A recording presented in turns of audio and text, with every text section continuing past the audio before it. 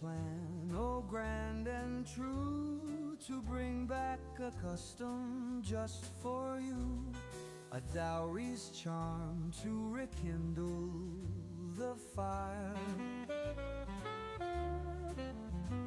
In a world where romance might expire, he'd gather gold with wit and flair, pledging his heart beyond compare. For in the shimmer of that old Looks like we're live, guys. Welcome in. Hopefully everything's going okay. I just got to get a few things set up and I'll bring up the chat. If you're watching this after the show, I'd skip forward about 10, maybe even 20 minutes to get to the action here. So I'm going to give it some time for the folks to come in. The good folks of the realm here. Looks like we got some folks in already. We got Michael saying, shout out to you, Michael. The honorary or the silver pill founder right here, Michael saying. JP. Hey JP, good to see you, man. How you been, Mr. Shah? Not bad, man. It's gonna be a chill stream today. I feel a little like I don't know, exhausted, maybe lower energy. But we're not gonna stop though. We're still gonna have a fun time for the next possibly 4 to 5 hours. Because we don't stop out here, even if we feel a little bit tired, you know what I'm saying? But things are going well, which I'm grateful for. Hope you're doing good too. Michael saying, I want to say Mr. saying. Mr. Pitt. Does it warm my heart to see you, sir? Another awesome Saturday night stream. We're here for it. We ain't stopping. We got a good show tonight. Don DeMarco. Roosh came out of hiding. I thought he was laying low. Okay, so just, you know what? Just to be, this is a stream from 9 years ago. So this is an old conversation. It's an old conversation. I just thought it was relevant for us today because they seem to be debating something that we still hear about today, and I think it's going to be a fun conversation for us to listen to. I do wish I would have made AI art of Paul Elam and Roosh V battling it out, which unfortunately I did not do because there's not really much visuals on this, guys. It's really just two people talking, so we're going to be doing a lot of listening. We're going to be doing a lot of listening over here. But if anybody wants to make AI art while we're talking and put it in the Discord of Paul Elam and, you know, having a freaking saber rattle over here with Roosh V, I'll definitely feature that on the screen. Marcus Gray. Hey, Marcus Gray. Distinguished gentlemen, we meet again. Yes, sir. From one gentleman to another. Salutations, my good sir. Salutations. Michael Sayan says, how those shirts coming? I know, yeah. You know what's funny? I was driving today. I was doing some errands. And I thought about the shirts, and I was like, man, I got a feeling the community is going to start looking at me sideways.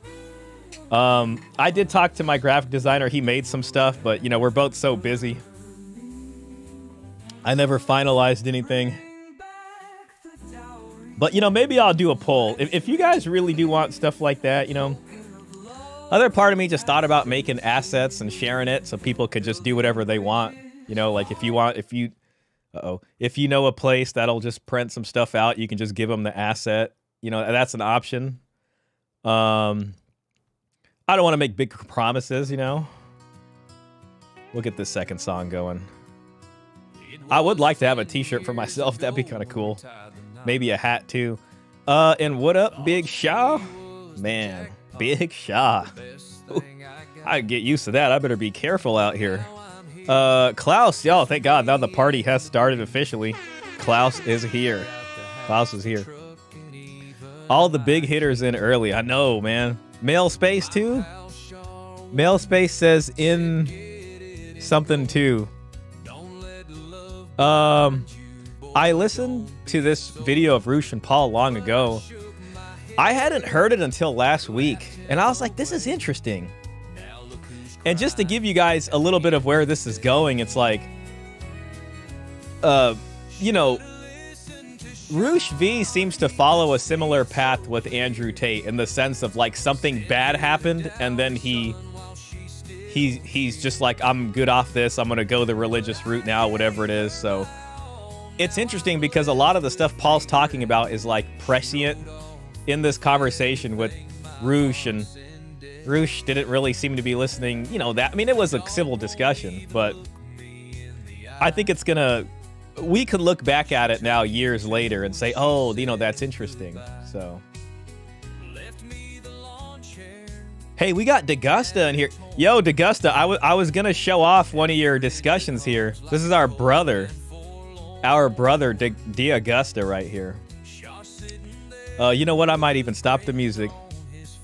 And do, oh gosh. Okay, we got 14 people.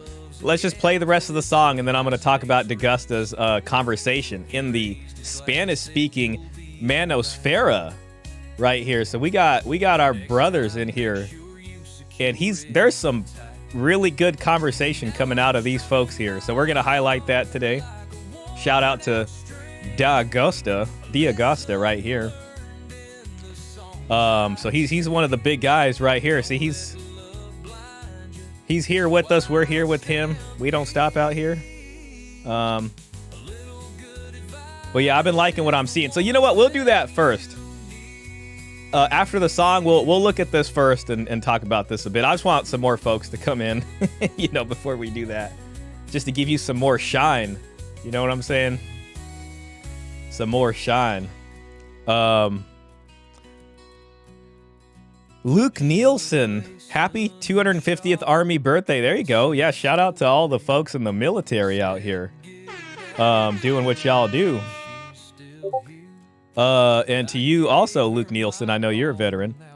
Happy 250th Army birthday to any vets, especially Army out there. There you go. Yeah, I know they're having the military parade over there today. And there's also a lot of protests. Y'all might, you know, I chose to stay inside aside from going to the grocery store, but I drove past one of the city blocks here had a some of these No King protesters or whatever they're calling themselves right now. And I was just like, oh, dang. And like traffic was piling up. And I was like, what's going out here? You know, I'm up and down these streets all the time. Something ain't right over here. And then when I went up there, I saw the folks. I was just like, okay, here we go. You know what I'm saying?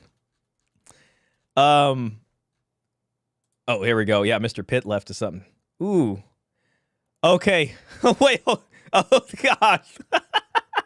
That one's good, Mr. Pitt. I'll show it later because I'm going to have to break up some of the discussion with visuals because it's a lot of, you know, it's just like a phone call conversation, basically. That's good. If you throw any of those in there, what I'll be able to do is periodically bring them up as we're listening to it. Good stuff, Mr. Pitt. D'Augusta says, so Paul Elam discussed something with Roosh. Missed that. I was checking the UN attack on gynocentric society and MRA. Was there another UN statement? I remember the last one. And again, this is an older discussion. With Paul Elam and Roosh. I just think it's relevant today because we have the ability to look back on it so many years later and think, you know, like, which one of these folks maybe had some better insight here, and we were able to kind of look back and see kind of how it turned out for either of the folks. So that's going to be a big thing for us. Hey, amazing. Heck yeah. I bet most of the guys here are vets. I think there's more than we think out here. Hey, Vivian, shout out to you. Vivian was actually hanging out with us earlier. I was on Elena Barre Fitness's channel today, and we had a discussion about she wanted to interview me with the guys at Resurgence. You guys know them, but this one was on Elena's channel, and you know, we just talked about the dowry and what women bring to the table, and had a fun conversation there. Vivian was there also. Shout out to you, Vivian, for being there. We appreciate that. So if you guys want to check out her channel. Going well, Vivian. I appreciate that. You know, I don't know, man. I woke up like in a stupor. Like I was like, oh my gosh, I don't know if I'm going to make it to the stream today. Cause I did all these things after I had a 2.5 hour discussion with the folks over there. And then I went to do some errands. Then I had this big old thing of sugarcane juice. And I came home and I fell asleep. And I woke up and I'm like, if I don't get up now, I'm not going to make it in time for the stream. And I was feeling woozy. But then I ate like a bunch of food and everything's good now. So I'm doing all right. Mr. Pitt says, left you something in the Discord channel. That's going to be beautiful. Thanks. This is Shaw. The parade was awesome. Yeah, I saw some images online. I didn't, I took that huge nap, so I didn't watch it. But I'll probably go back and look at some of that. I was reading that there hasn't really been a military parade for years. I think they said the last one was in the 90s or something. So that's interesting that they did that. Thanks again for your work, man. Let's blow this up. You're doing good with a capital G. Thank you, sir. We're about to... I like the way D'Augusta pronounces dowry. You hear it in that beautiful Spanish, dote. Dote. We're about to hear that. Thank you, Auto Translate from YouTube. $5 from iTrevor. Hey, man, it's good to see you. I appreciate that, man. Thank you. Hey, Shaw, sorry for missing last stream. Had a lot of things to work through. Things are better now. How are you doing, lad? I'm doing okay, man. I hope you're doing better. Sounds like you've been dealing with some stuff out there, but we don't give up. We just keep going. You know what I'm saying? So I'm doing okay. I can't complain. I'm going to Canada on July 4th. So you guys will probably be getting a Canada vlog sometime after that. Look out for that. I'll let y'all know how it's looking in Canada. I'll be your eyes on the ground there. But yeah, so looking forward to that. I actually got to buy a pair of cowboy boots. Like, I don't have any real cowboy boots. I got like a hat, I have a hat that I have not touched for a very long time. And in fact, I'm a little afraid of the hat. Because it basically has a rattlesnake on the hat. It's a long story. We don't need to get into it. But so I have some cowboy stuff, but I need to get some boots and I need to get one of those belts with the buckle. Because when I'm going to what's called the Calgary Stampede over there in Canada, and it's like a big Western thing, so you kind of got to be with it. If you know what I'm saying, you got to be with it. Luke Nielsen says Paul Elam has always been one of the best for men's advocacy. Absolutely. Shout out to Paul. I know that, firsthand. That is a name I think everyone in the manosphere is very, familiar with and respects.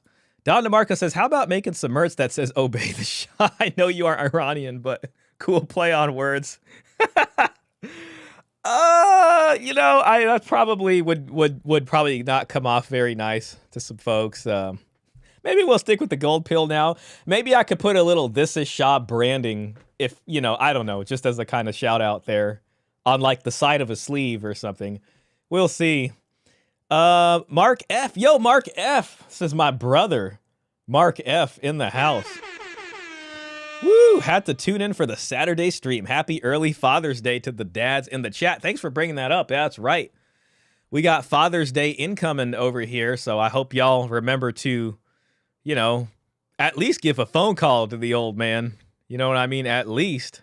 So tomorrow, wake up, do something nice for your father, show some appreciation. And, if he doesn't like talking a lot, maybe just at least sit with them for a little bit. Sometimes our old man, doesn't like to talk too much, but, you can hang out, maybe do something nice for him. So shout out to the fathers out there. Big shout out to the fathers. Vivian Venetia says, it was a long stream. Yeah. American military power has been seriously undermined by leftist infiltration. Oh, man. Well, things seem to be heating up out there, so we'll see where all this goes. Mailspace says, video was pretty much wisdom and self-control versus sexual hedonism. I think that's that's what appealed to me in the conversation, was that sort of, it seemed to be Roosh was, advocating for that. And you see this more recently in the manosphere, right? Sleep with 50 women, whatever it is. And abundance mentality is a big thing. Not that it can mean one thing or another in the sense of how people take it and what they do with it. I get that. But, just as a guy who worked at child support, like playing the game, I get that guys do that. But at the same time, it's like, you can be so overconfident in playing the game, and then you step on a landmine, and then all of a sudden your life has altered trajectory. in a way you probably did not desire. And then when something like that happens, people come running back to whatever, you know, traditionalism it is that they advocate or believe in. And it seems like Roosh kind of followed that pattern a bit.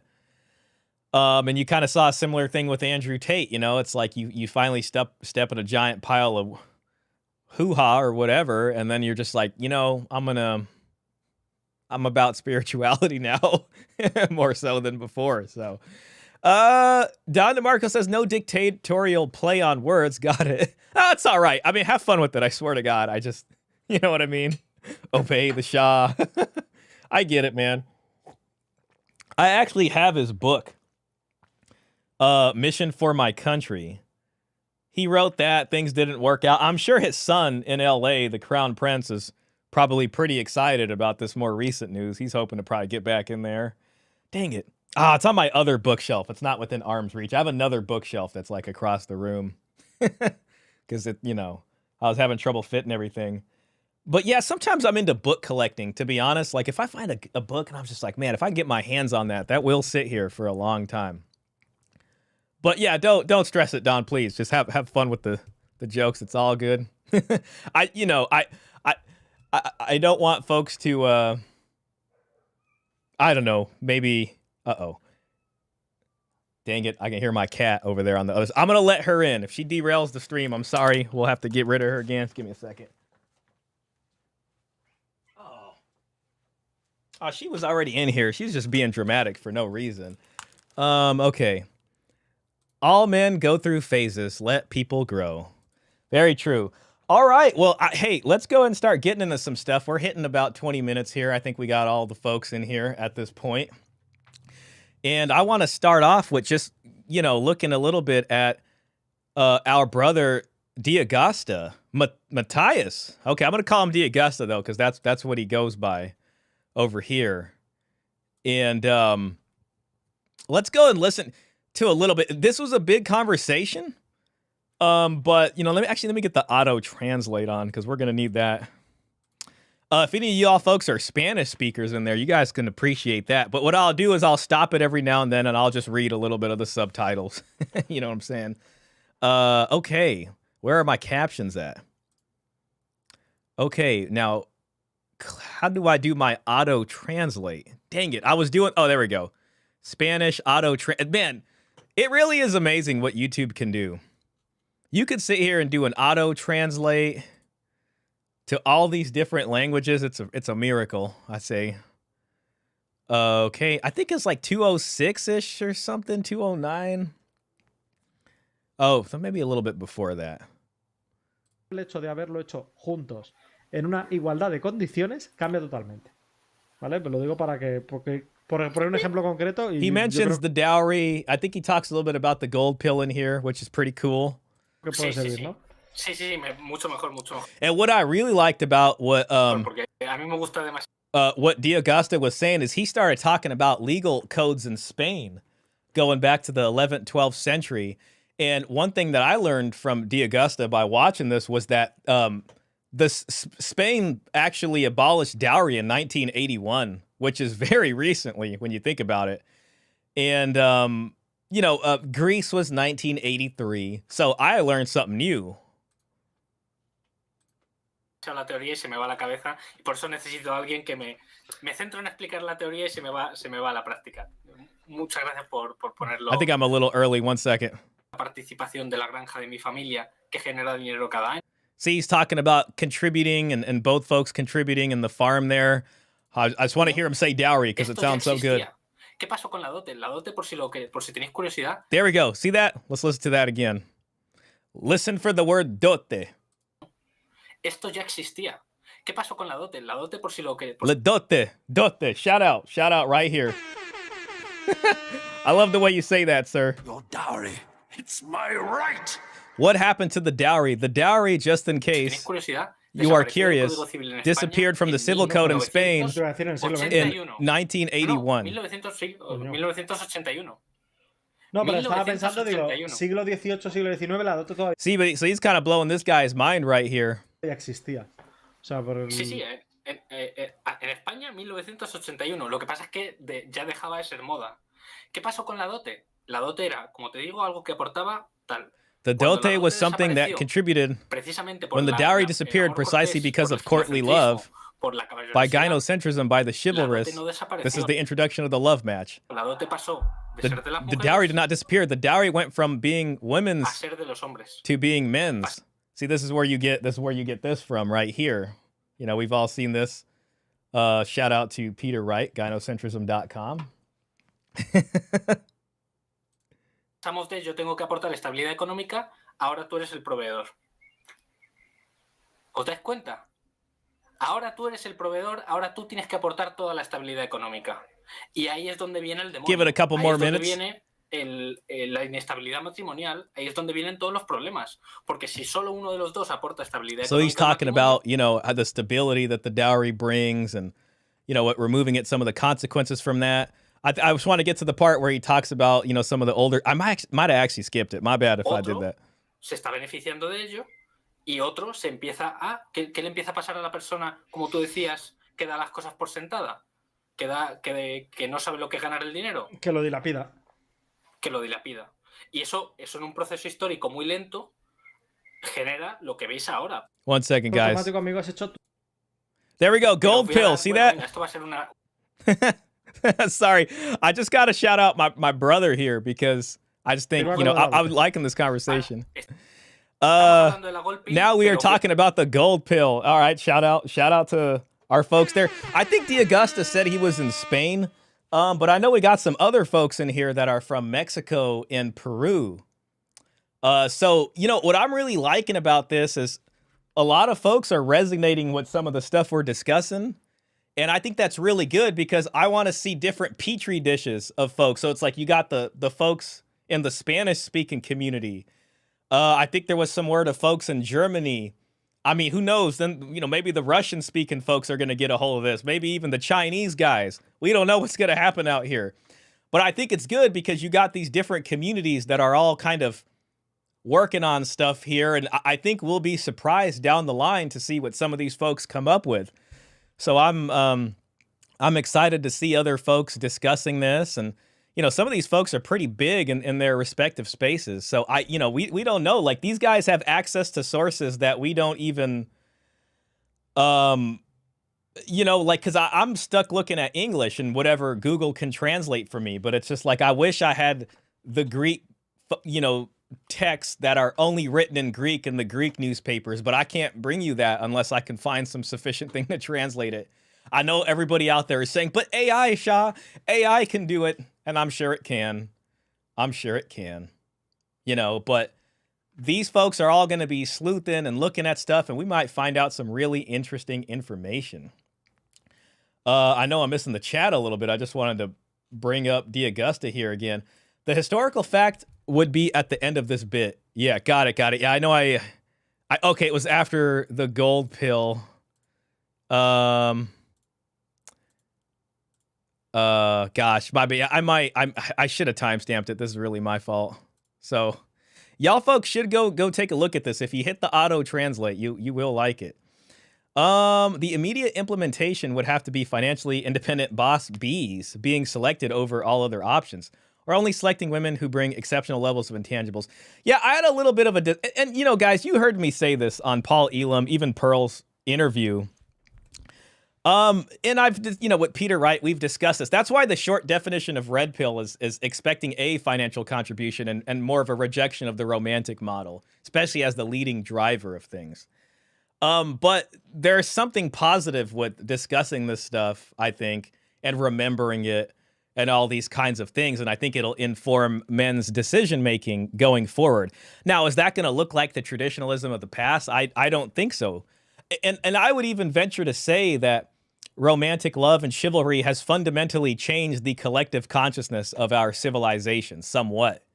And as we move on from that, there will still be these vestiges of the way our collective psyche has been fashioned in a sense. But what it looks like going forward is going to be something fundamentally different. So that's how I'm looking at it over here. There's also something I saw from DeAugusta. He posted up it was a Spanish excerpt of something, and I was impressed with that. And I had also wished that I could read what he had said there, but I couldn't. Dang it.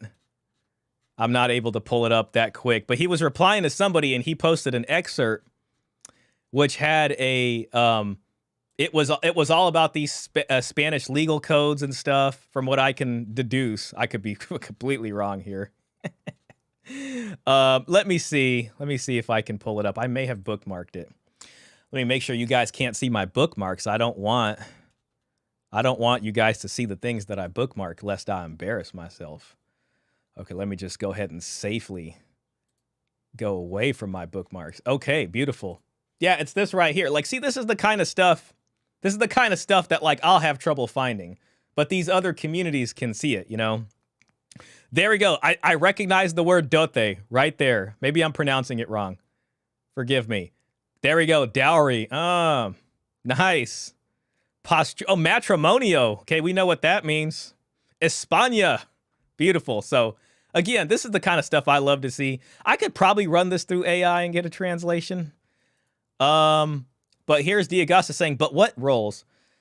Pagafantier isn't traditional. The traditional approach is the dowry. If women didn't contribute to the marriage, it was a shame for them and their families. From Rome to 1981 in Spain, passing through Alfonso X, the wise Alfonso. And then he gives the excerpt there. So that's a beautiful thing. I love to see it. So big shout out to him. And then I got one more thing to share with you guys before we get into our awesomeness today. And this was from a short with, you know, Pearl's been posting up some shorts of our discussion. And I went in there this weekend to go look at some of the comments.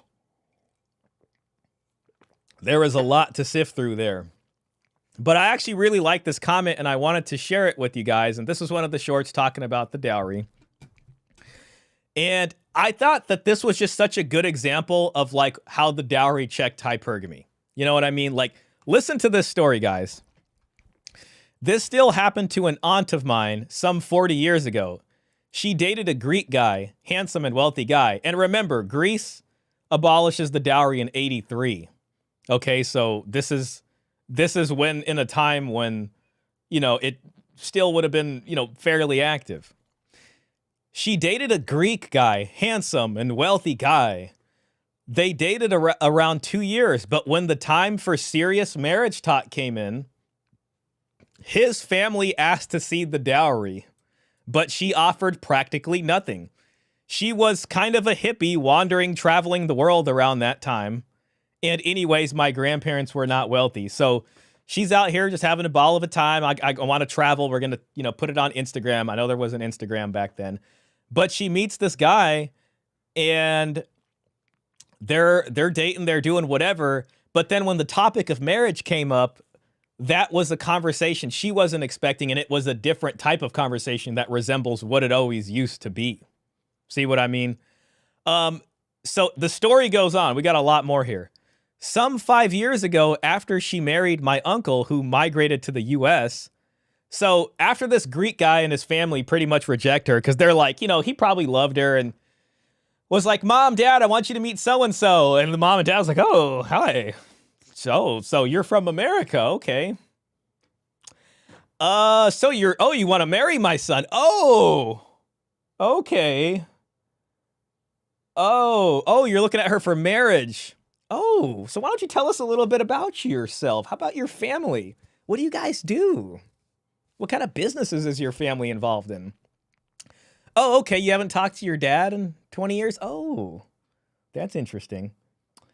Well, you know, now that we're talking about marriage, maybe let's have a little conversation about, you know, what your dowry looks like, and we can maybe get this rolling along. I hope the tea's good, by the way. That's a special tea. My grandma used to love that one, so I love drinking that. By the way, the dowry. So the dowry conversation comes up, and she's just like, what dowry? Anyways, some 5 years later, she married my uncle, who migrated to the U.S. and wasn't wealthy, but with hard work, he had a decent income. Let me just pull up the other. There's two little excerpts here. Here we go. Okay. He didn't ask for for a dowry or anything from her. They divorced some 20 years later, and my uncle was devastated. This would have been the Greek guy right here. If that wealthy Greek guy married that woman, this would have been his future. And his parents, a shout out to mom for this one. I'm going to shout out mom because you know it was mom who brought it up first. Mom was sitting there looking at this lady. She was like, oh, hell nah. It's like that one soccer player guy, Cristiano Ronaldo. You know, he's got someone that he's with, but he refuses to marry her. And a lot of that, I think, is at the insistence of his mom. Because his mom, I can't remember if Ronaldo's from Spain or Portugal. I think he's from Portugal. But she's just like, hell no. Have you seen this guy? You're going to marry him? Nope. You know what I'm saying? Anyways, so the uncle was devastated.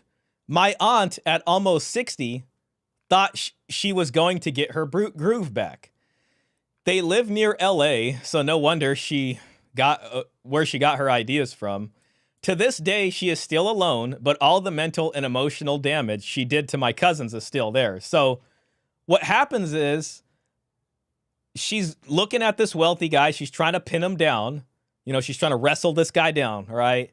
The family comes in there and pretty much stops that with this conversation of dowry. So we were looking at a hypergamous union. And they pretty much rejected the offer, so to speak. Then she finds this guy who worked hard, you know, all this kind of stuff. It sounds like he started off kind of at a lesser match, probably made her a stay-at-home mom's, what I'm guessing. 20 years later, they get divorced. It just blows up. It's terrible. And, you know, here she is. This is kind of the stuff that we see nowadays. But back then, you saw how that guy got saved. So I don't know. I just wanted to show that to you guys because I thought it was an interesting discussion. Let me just catch up on chat, guys. I know I missed a lot. I speak a little Russian. Privyat, privyat. Siski piski. Don DeMarco says, and also how financially solid are a woman's parents? Is her father still around who could arrange a dowry? I talked to my buddy in Samara a couple times a week. He's red-pilled. Interesting. I don't know where Samara is, but that sounds like it's a beautiful city. I mean, if I can judge a city by its name. Oh, that's in Russia. Okay. Nice. Shout out to the folks over there in Samara. Oh, yeah, and that's just the beginning of the problems. How many women do you think can bring any level of significant financial contribution to a marriage? What percentage of parents are providing daughters dowries today? Yeah, I mean, that's a problem. And then there's also the problem of, you know, if you have career women who've been making bad financial decisions. So that's an issue too. Believe it or not, that is what I was getting to. No one in their right mind would pick up a boss B. So where is the financial contribution going to come from outside of maintaining the current status quo? Yo, Coffee Enjoyer. Hey, man, shout out to you. Coffee Enjoyer is from Raymond Thoughts and Mine. Raymond Thoughts and Mine, we are working on getting another stream for y'all, another co-stream. So shout out to Raymond Thoughts and Mine. I wake up every morning, and when I open up the YouTube app, whether it's on my TV or cell phone, the first video I see is a video from Raymond Thoughts and Mind. And I wake up and I see that, and I'm just like, heck yeah. And then I click the freaking thing, and I'm like, I don't even hear it, but I hit the like button immediately, and I'm like, heck yeah. And then while I'm getting up and I'm getting ready, I got Raymond talking about whatever he's talking about. You know, I go in and I make breakfast, and it's pretty freaking sweet. We got 2 videos from Raymond today, actually. Maybe working women have the same implicit understanding of contributing to marriage, but the only way they have to do that is to work or own a business. Parents opted out of the duty to raise wives. Unfortunately, that is true. That's why I said I don't see a way for dowry per se, but the idea of being invested in the union is really a big deal. Yeah, I think one of the biggest benefits here is this is a good pushback on what tradcons are saying. So at the end of the day, tradcons have to contend with this, which I would love to see them do so. And you know, because I guess what I'm tired of seeing is I'm tired of seeing a lot of this like extra pressure being put on young men. And I'm trying to say like, hey, historically, that type of pressure, at least as far as the marriage and stuff was concerned, wasn't all the way on the young men. You know, there was at least a little boost given to start the family. And so, you know, it can at least give guys a pushback or a justification to say, hey, you're trying to attack our masculinity and say we're less of a man because we understand this is a bad situation and we don't want to walk into the meat grinder, so to speak. The tradcons, I think, will ultimately have to come up and say, okay, well, yeah, y'all got a point there. And then see what they say after that, you know. Maybe it'll be something good. Talut Bora, hello, brother. I'm ready for mass time. Hey, shout out to you, man. Great to see you again. I was just mentioning you and the other brother, Taluk, I think. But rarely the other way, even when the rules are neutral, the implementation is usually always in the favor of the female. The best women can do is hold little to no debt, have some financial literacy, be good with children, and try to understand and respect men. Yeah, you know, and again, you know, I do want to believe that there are good women out there. So, good luck, fellas. Coffee Enjoyer says, just casually slip the dowry into conversation there. Exactly. Sorry, guys, I might skip some of these. The dowry, it's his right. Yeah, exactly. That's what his mom said. The Greek guy's mom was like, Your dowry, it's my right. The groove is more funk by that age. Yeah. Self-centeredness is socialized into girls' princess programming. Talk about Dusty Hyman. Speaking of Ask an Older Man, I like Ask the Older Man. I watch his stuff sometimes. I haven't seen a video on his in like a couple weeks, but every now and then I'll pop in there. So that's always pretty sweet. He says, Paul Aiken said recently the #1 popular procedure these days is in Islamic Dubai is hymen repair. Wow. Well, we learned something new here, folks. There is a plastic surgery of a kind called hymen repair. You know, let me actually look that up without showing it on screen here. Hymen repair. Oh my God. Yep. I'm seeing corroboration here. Wow. Look at this, guys. Look at this. All right. Hymen restoration surgery. Okay. Also known as hymenoplasty is a cosmetic procedure that repairs or reconstructs the hymen. Ah, interesting. Let me see if I can get the cost of that surgery. Wow. They will come up with anything. Oh my gosh. The technology, folks. The technology. The cost of hymen repair surgery typically ranges from $1,500 to $5,000 or more. Okay, well, I guess that's not the most expensive thing I've ever seen. Well, shout out to you guys for bringing that information to me, and I learned something today. I really learned something today. And leave it to Dubai to be the place to come up with that. Are you being legit, Luke? He was being legit. We have just confirmed. Born again virgin. There you go. Yeah, that's your secular born again virgin right there with the hymen repair. As legit as I can be with hearsay, Paul. Hey, Jason. Shout out to you, Jason. What are the subtle signs a girl's been pretty promiscuous? Like hints she's still mentally comparing you to past guys or carrying that alpha widow energy? That's a good question. I'm sure a lot of folks in here can discuss that. We talked a little bit about that this morning with Elena Barre's fitness. And, you know, one of the things that we had a discussion about was, you know, we talk about cosplay and all this kind of stuff. So folks will kind of cosplay there at like 29 or 30 that they're a trad wife or whatever it is. But there's only so long they can keep up appearances, especially if they still have some of this on their hearts or whatever. And a lot of stuff I read or hear about, it seems like you tend to find that about that as time goes on. Maybe an old friend comes and visits your wife that she hasn't seen since her older, college days or whatever. And they let something slip out and you're like, huh. And then all of a sudden you find out certain things and you're just like, damn, okay. So I think on a long enough time, some of that stuff comes out, but you're asking about what would something be to kind of spot that early.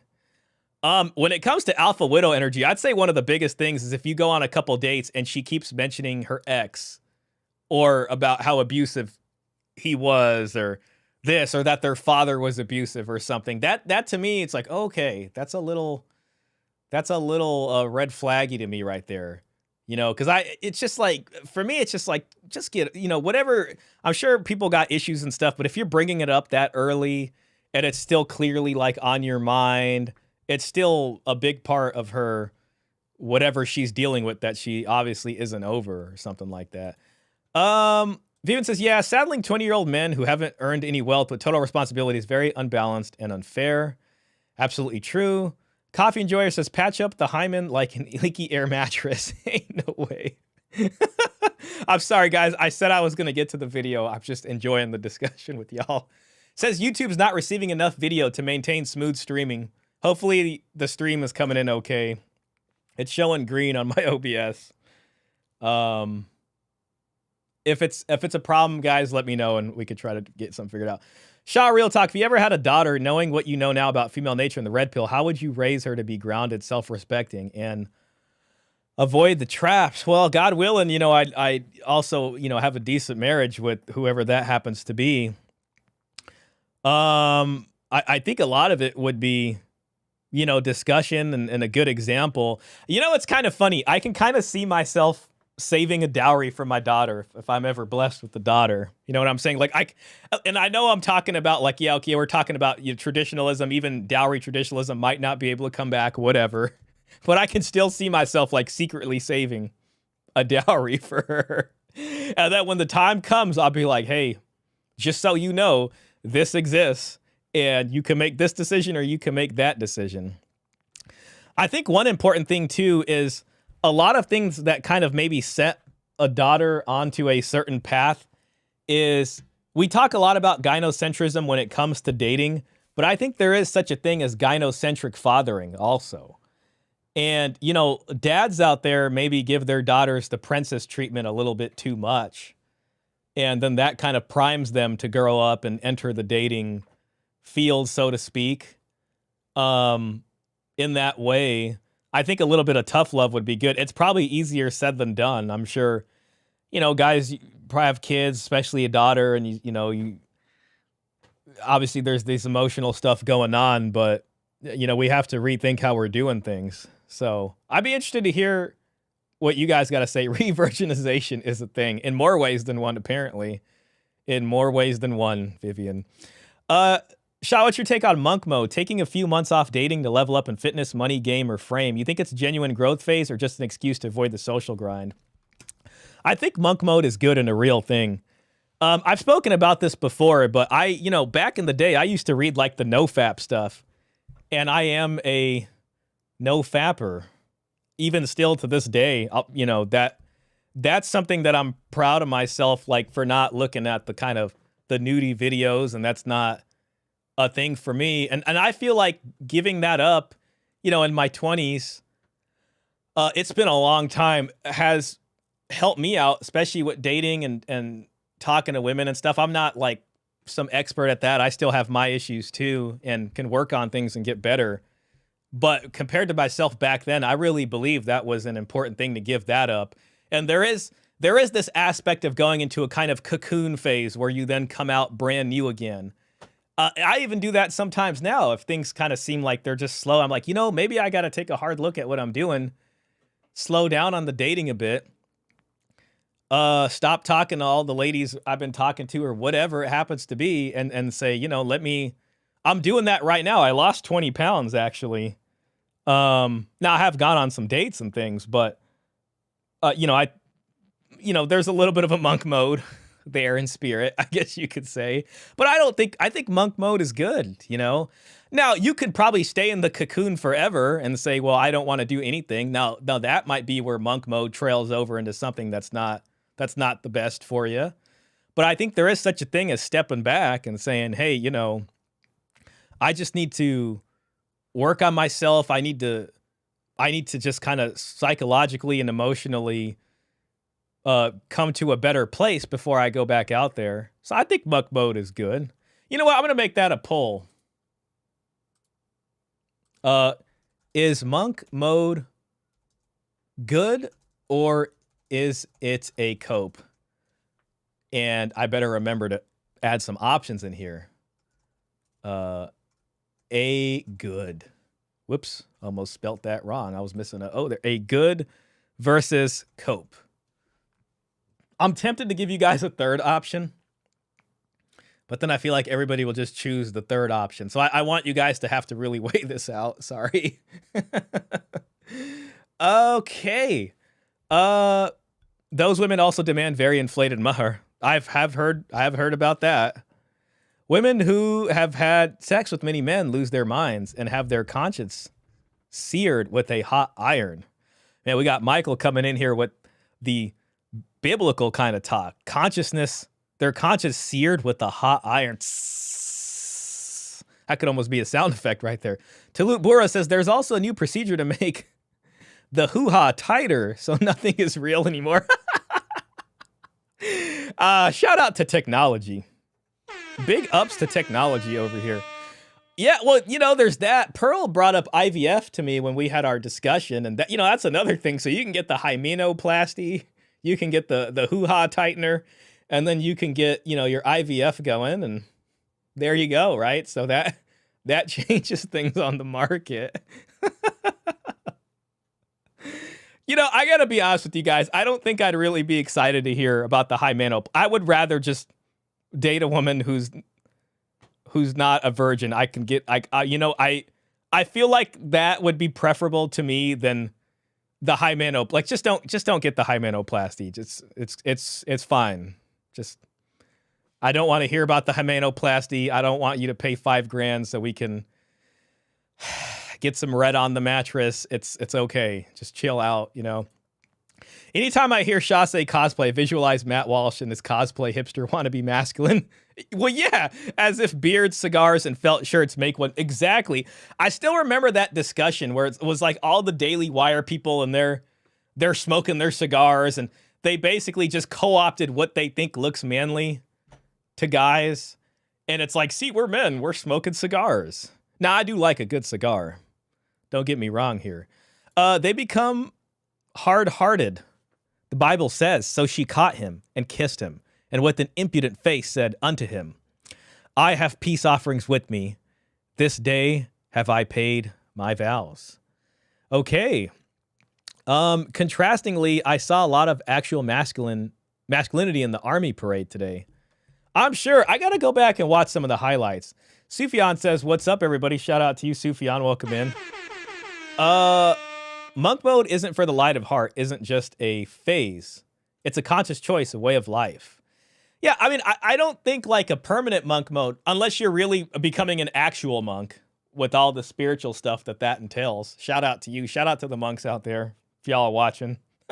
I don't imagine many monks would be watching this channel, but if you are, thank you. I think there's a good thing to that, you know, like the monk thing helps you see things from kind of outside of politics, so to speak. And if you can bring yourself outside of there, even just for a little bit, to then look back in, that was some really good times in my life when I look back and think about it. You know, I was learning a lot. I was understanding a lot. It was a beautiful thing. I think if you go to monk mode, what you should do is keep a dream journal and write your dreams down, especially, and meditate on them. Because as you are dealing with these desires and sort of going through that internal battle, I think you will see things revealed about yourself and learn about yourself in a way you haven't before. My dad didn't do the princess thing with me, and I was an outlier among the other girls I went to school with. Working was a non-negotiable, not a feminist thing. It was just a part of life. That's a lot of folks. You know, that's just, depending on your situation, you know, we got to work. What are we going to do? The movie Damsel features a dragon that demands 3 women be sacrificed from each royal generation. They paid a high bride price. Watch this with my daughter and explain the bride price. I'll have to watch that. It sounds like a good movie. Sounds pretty new, 2024. I'll be honest, I'm pretty biased against new movies. Like, if I see a new movie, I'm kind of just thinking this instantly. But every now and then I'll watch one. You know, every now and then. And I'm usually disappointed, just to be honest with you. Do you think too large of a dowry could incentivize a guy to marry a woman for the wrong reasons? Yeah, I think so. Actually, you know what? Let me bring up a paper from ancient Athens. We're going to talk about ancient Athens here. And they would actually, because that's still a mismatch. A guy marrying a woman with a dowry that's way out of where he is economically is still a mismatch. And that would actually give the wife a lot of power over the husband. And they even recognized that back then. I hope what I'm trying to do is, I emailed it to myself. That's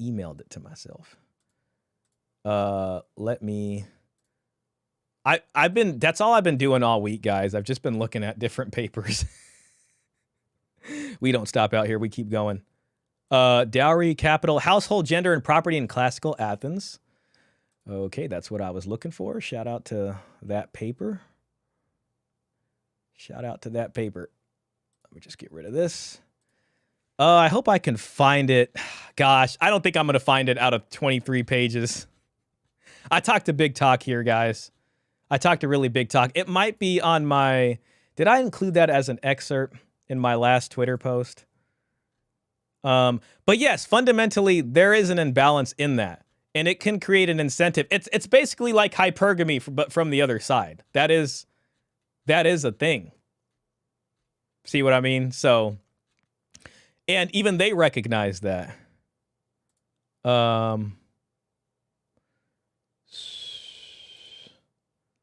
We had some funny stuff here. Oh, gosh. Dang it, I don't think it's in this either. Oh, wait, is this it? Oh, here we go. What we actually have it here. Big shout out to actually having it here. You know, I might be able to just bring it on the actual. If I can't find it on the actual, I know where this is in the paper. Oh, great. Of course, I had to X out the paper. Oh, but I did download it. Whew. Boy, would I have been embarrassed. Okay. Plato. Control F, Plato. Shout out to Plato. And I'm not talking about the clay. Okay. Oh, gosh. The Republic. The ideal city in speech. Come on, y'all. Ah, here we go. Excellent. Excellent indeed. All right. The operation of this system can be vividly in household, or excuse me, can be seen vividly in households where the female partner had a particularly large financial stake. It was for this reason that Plato wanted to abolish dowries altogether in his ideal state. Now, I don't know if I necessarily agree with that. I have Plato's Republic right here, and his ideal state did a lot of things differently. So let's just put that out there. For there would be less arrogance among women and less slavery and subservience and lack of freedom among married men on account of money, kremata in Greek. Here he acknowledges the covert power from within the household that a dowry gave to a wife. Hence, too, the warnings that abound in the literary sources not to marry wealthy epikleroi, or women with large dowries, and the perils that lay in wait for the man who took a rich wife are dramatically expounded. It should be emphasized that such difficulties were particularly great should a man marry a wife whose dowry outstripped his own patrimony. Clearly, the larger her financial stake in the household, the louder her voice could be in household decision-making. So that's from Xenophon Oikonomikos. And so that's an interesting discussion there. It's basically like a kind of opposite hypergamy, but from the man's side. And it does make sense. And really her family at that point would be looking at it and saying, okay, that's her dowry. This guy doesn't really have a patrimony to match, which would be inheritance and probably plus his income or whatever that is. So yes, Mr. Pitt, just to answer your question there, it could incentivize them to do that for wrong reasons, but it could also lead to an imbalance in the relationship in that way. So that's where the negotiation comes in. And you do have these kind of dowry hunters. Your dowry, it's my right. Or people who are kind of in it for the wrong reason, so to speak. Vivian asks, how is choking the chicken all the time a bad thing? Maybe we'll save that for another episode. I might skip some of these guys. I do want to end the poll so we can get straight to the fun here. We're an hour in, and I've been kind of moving this on for a bit. So sorry, guys. Sorry about that. So we got 18 votes here, and it says monk mode is a good or a cope, and 88% said a cope. I guess just to answer Vivian's question as quick as possible, it's the difference between hitting the easy button all the time and like walking across the valley, so to speak, to get the dopamine rush.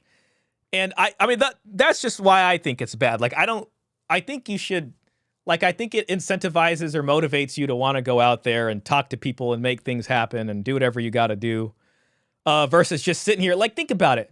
Like, if you think about yourself choking the chicken in the third person, it's like you sitting here, you know, now I keep these Kleenex boxes here because I got to wipe my nose, but it's like you with the Kleenex box and you're just looking at lights on a screen. None of it's real. It's just bad on so many levels. You know what I mean? So now I don't want to demonize the guys that do that. That's not what I'm doing here. I'm just telling you my opinion of monk mode. That's all this is, guys. Please. Sufiyat says hymen repair is a massive underground practice in Persian Gulf countries. A family friend, a gynecologist in Qatar, was deported after being accused of it. He said women asked for it weekly. Wow. Well, there you go. That lets you know what's kind of going on over there as far as fun time, huh? So I've just, you know. Diego says, hey, I've been trying to donate for a few minutes, but it doesn't work for me. I got translations for you on X, and yeah, the UN made a post 6 hours ago. They seem afraid. Oh, wow. If you don't mind putting the old the link in the chat to that UN post, maybe I can try to find it.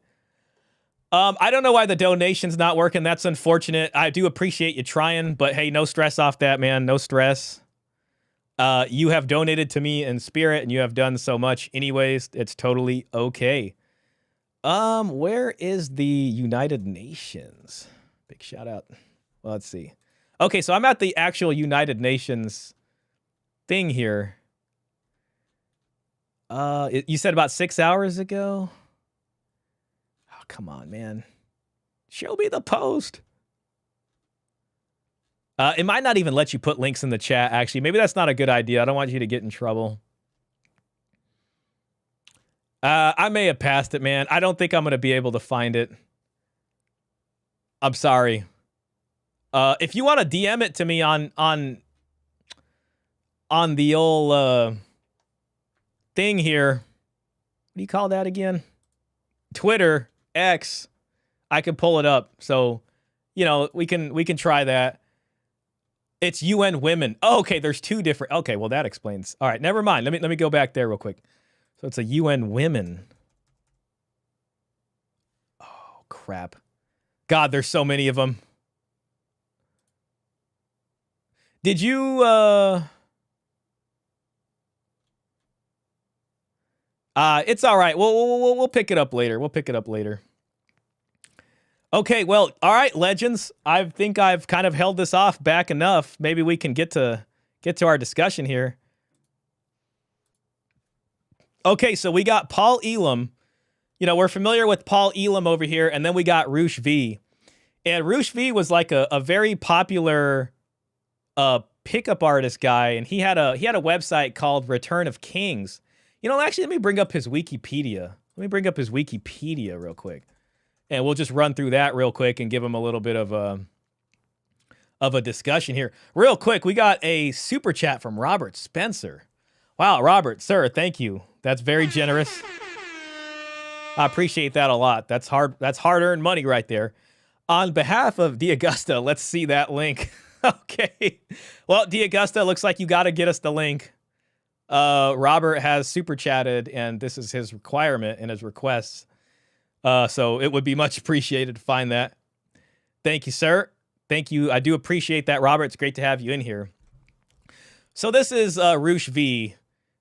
And, you know, this is a name a lot of people probably remember, and he had the Return of Kings website. And that was a little bit before my time, too. You know, like I remember some of the other forums, but the main one where I kind of learned about this stuff was on the subreddit, the Red Pill subreddit, and you know, you had a lot of these different sites that were a kind of primordial soup that sort of led to the Red Pill we know today. And he had one called Return of Kings. And he started getting big. Like, he started getting big very fast, not unlike Andrew Tate. And he ran into some issues with some false accusations type things, basically. But this is him. So, you know, he was big in the space. He was big in the space. And he kind of got into the politics of the stuff, you know, not even beyond pickup artistry stuff. So he started doing all kinds of talks and all these kinds of things. And it led to, you know, he kind of became the face of, I guess we could say, toxic masculinity back then. And I don't want to misrepresent him, but a lot of things that happened, they may have attributed, you know, some of the things to him or some of the things he was talking about, and they came after him, basically. Now, I don't know what's true and not true here. I do have another article that discusses basically what happened, but pickup artist Roosh V says women shouldn't be blamed for grape, then blames women for grape, and then also some women came out, I think, and we'll read this after. We'll read this after the discussion. I don't want to get too embroiled in this, but this is all stuff I think that happened after this conversation, basically. So this is in 2016, or it looks like it's around the same time. This may have even been streamed after the fact. I don't know if they just added this 9 years ago and it was there before, but this is kind of what we got here. So real quick, again, so sorry guys, I know I'm kind of missing some of the chats here. I'll try to go back over those later. But just to read some of this, I'm going to give the description. After years of mutual sniping, occasional public pissing matches, it is time for a civil direct conversation between prominent members of two oft conflated but very different communities. And so you got to remember, like, you know, Paul Elam and MGTOW and MRAs or MHRAs, they're doing one thing. Then you got the pickup artists doing another thing over here. And that kind of all gets lumped into the manosphere, and people just look at everybody as like, this is just one sort of group that seems to all be on the same page. But that really wasn't the case, right? There's a lot of different folks doing different things. So sometimes you'd have discussions between folks in the manosphere that, you know, some may have accused people of not helping men, or it's not good advice, or this is good advice, or whatever the heck it happens to be. So back then there was some back and forth between Paul and Roosh over here. Despite the fact that the mainstream media works diligently to lump PUAs, game practitioners, MGTOW, and MHRAs into one seething monolithic mass, they are actually groups with very different social and political ideals, as well as mostly incompatible goals. To put it simply, we don't like each other very much. Roosh V, founder of the Return of Kings website and intellectual father of the concept of Neomasculinity, recently issued a challenge to allow him to appear on a Voice for Men hangout to answer to some statements that have been made about him, and to do so in what he calls a civil discussion. So, you know, they have a discussion, and this is what we're going to listen to. Real quick, we got a super chat here from Raymond Thoughts in Mind. He has blessed us. He has blessed us with his presence here, sir. It is a absolute honor. Toxic male reporting for duty. Well, welcome in, sir. It's definitely a party now that the toxicity has entered the chat. Yeah, I don't look at you like that, you know, Raymond. I don't think you're a toxic guy. I think you're an honest man. And not even just like, I do think you're also tactfully honest. You communicate well. I was just talking about how I wake up every morning and the first thing I see when I bring up my YouTube app is the daily video from Raymond Thoughts in Mind. And the first thing I do is I listen to that every morning. And, you know, I don't feel like it's making me any toxic or anything like that. I appreciate, you know, your discussions and things.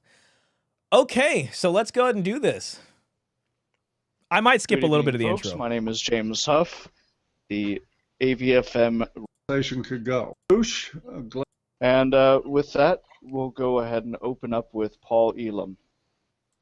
Absolutely. Okay, hi everybody. Thank you, James. Good evening, Roosh. Glad to have you here.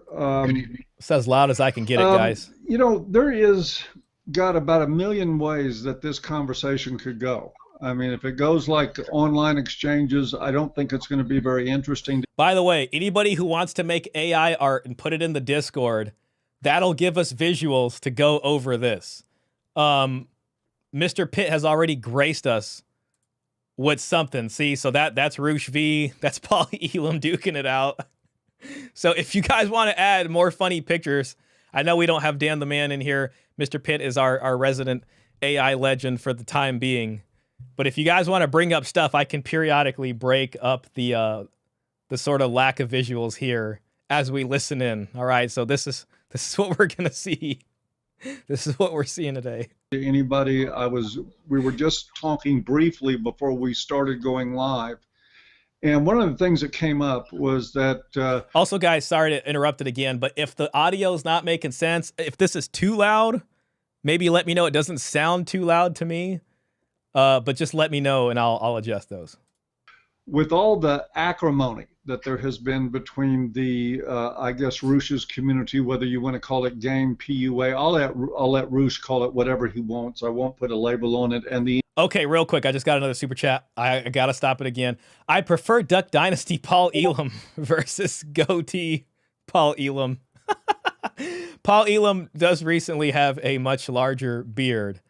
But you know, again, this is years ago right here. It's a different time, you know. Duck Dynasty, that's the first time I heard that. Shout out to the Duck Dynasty folks out here. I used to watch that show. That's a good show. I don't know if they're still making new episodes. Audio good. Thank you so much for the donation. MRA community, there needs to be a time for some sort of civil discourse about the similarities that we have and the differences. Ruth came into a Twitter feed and issued a bit of a challenge for us to allow him to come on and speak his mind, and I wanted to accommodate that. So for me, this talk is about, you know, where are we different? Where are we the same? Where are our points irreconcilable? See, this is good, and it is a civil discussion. I did listen to it before, and I respect that they're doing this. Also, anybody who wants to make AI pictures of both of these guys in like different armor, that would be really cool. I don't know why I like those ones. We got a $10 super chat here from Giovanni English. Shout out to you, Mr. Giovanni. Thank you, sir, for the generosity. Owen or no?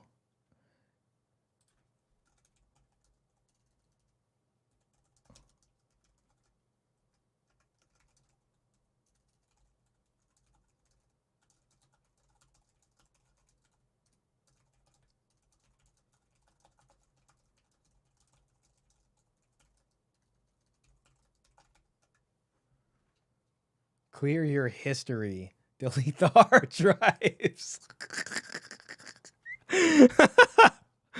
Man, they did. Okay. Okay, I'm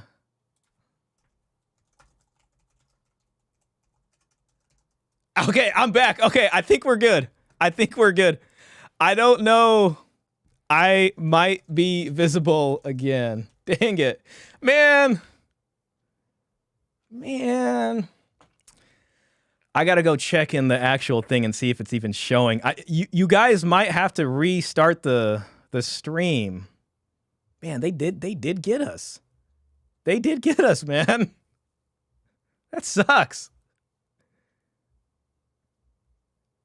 Okay, hold on a second. Wait, I think I'm back, guys. Okay, we're back. Oh my gosh. Man, I pay like $130 a month for internet, and I swear I pay for the fast plan. We got everything. This just doesn't make sense, man. I don't know. I think the No King protests are going on out there. And I was telling everybody, I was like, I'm going to stay inside Saturday. I don't, except for my grocery shopping, because I needed to get some ribeye. But, man, this probably messed up the Twitter stream. We're probably down on Twitter. Sorry to the Twitter guys. I mean, you know, YouTube's where it's at right now anyways. And now you know how Andrew Tate feels. Exactly. I know, my God. Is this what it was like? Stream is fine. We back. All right, we're good. I got a copyright strike. Be careful. Oh, man. I know. This is very suspicious. YouTube is really messing with people now. We good. I never stream anyone's videos anymore. Gosh. Save the CRT. I know. I will not let them take the CRT from me. That is the one thing I actually care about. That I got that in a ghetto 7-Eleven parking lot for $40, and I am not letting it go. I also got a GunCon controller from eBay and some games. All right, well, we're back. I'm going to try to get this back on track, guys. I'm sorry. I'm sweating. Bro, I am sweating right now. You can see me sweating. I'm just like, great. Like, you can see me sweating, man.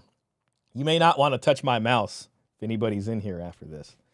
Man, they had me sweating over here, dude. Oh, my gosh. That's crazy. All right. Anyways, I'm sorry. Looks like we're back on, guys. Hopefully it doesn't happen again. Thanks, everybody, for staying in. Thanks, everybody. They're trying to shut you down. I know the system is out to get you. I know. Why would they even be out to get us? We're not even that bad. I mean, come on. We're not even that bad. Are we that bad? We don't even curse on this channel. Come on. All right. Anyways, we're back. We're going to be seeing a discussion between, the game and the pickup guys and the MGTOW and all these other folks. So, all right, let's move it. What is the amount of worth of the acrimony that's there? Are we compatible as at least, some sort of modified allies, or are we just two communities that don't see eye to eye on enough to ever get along with each other? And I really don't pretend to have the answer to all those questions. So I wanted to start it out by offering Roosh an opportunity to talk about why he asked to come on, what was on his mind. And I think it's okay to react to this stream. I will say, because usually, like with the Jubilee videos, what happens is they give me they usually give me this yellow thing that says, you're not supposed to be doing this, and then it gives you a warning before it takes the stream down. So I'm always watching, and it didn't give me that. So hopefully we're okay there. Anything else that comes up in the middle of this, and give him free reign to say what he wants, the way he wants to say it. Just a heads up, ditch plastic water bottles. They leach microplastics, mess with your body. I switched to a high quality steel one. Worked for us South Asians back home. Still, I know the little steel cups, and you're completely right. It is bad. It really is. So I got no excuse there, and you are correct, sir. And that affects sperm count and all that. Sure. And the first thing I wanted to say is that I've been very hard on men's rights for years now. I remember just a couple years ago, I wrote an article saying that the men's rights movement is dead. And I said some other harsh things as well. And maybe I think one of the reasons is because I kind of viewed you as a competitor in one way, taking men away maybe from the branch that I try to teach, a branch of self-improvement and realizing one's masculinity. And then so this is the self-improvement discussion, guys. And it's really not that different today, right? Like, that's a lot of what the kind of red pillar content creators that we all know focus on a lot, which is the self-improvement game. And sometimes it can become a self-improvement grift. You know what I'm saying? And we don't think self-improvement's bad, but a lot of times it kind of comes off as there's this sort of one-size-fits-all answer. And my discussions have always kind of focused that the self-improvement is good for maximizing short-term options. But when it comes to long-term leveraging, which is what Paul focuses on, especially with guys who have been through divorce versus the front-end sort of pickup guys who are like, telling them how to get laid, there seems to be this disconnect. So guys like Paul Elam are like, wait, hold your horses a bit and think about this. The pickup artist guys kind of come off as like, hey, as long as, you lift and you do all this stuff, and as long as you're getting chicks, then, just go from there. But there is this short-term versus long-term issue. So that kind of comes up. So self-improvement still doesn't help men's sort of collective issues with the long-term sort of thing that's on the table with how we do marriage today and all these kinds of things. Real quick, we got another... I'm unsubbing because you talked about microplastic. Wait, Raymond, no. No, Raymond. Well, how about this? We'll save that for our conspiracy co-stream. Raymond and I are going to do a stream on the gold pill, and we're going to do another stream, hopefully, on conspiracy topics again, because we had so much fun with the last ones. Maybe we'll add microplastics in there. How about that? Vivian asks a question. She says, is promiscuity really self-improvement for men? Wouldn't male chastity have to be non-negotiable for qualifying to marrying a woman with the dowry? That's a good question. I kind of see those two things as separate. I mean, a woman with the dowry can also be a woman who's, not chaste in that way. I don't know. It all depends on what you're parlaying with out here. But a good question nonetheless. Okay, moving back in, y'all. Dr. Magnum. Uh-oh. I lift and I do jiu-jitsu, but get no chicks. No. Well, shout out to you for being honest about that.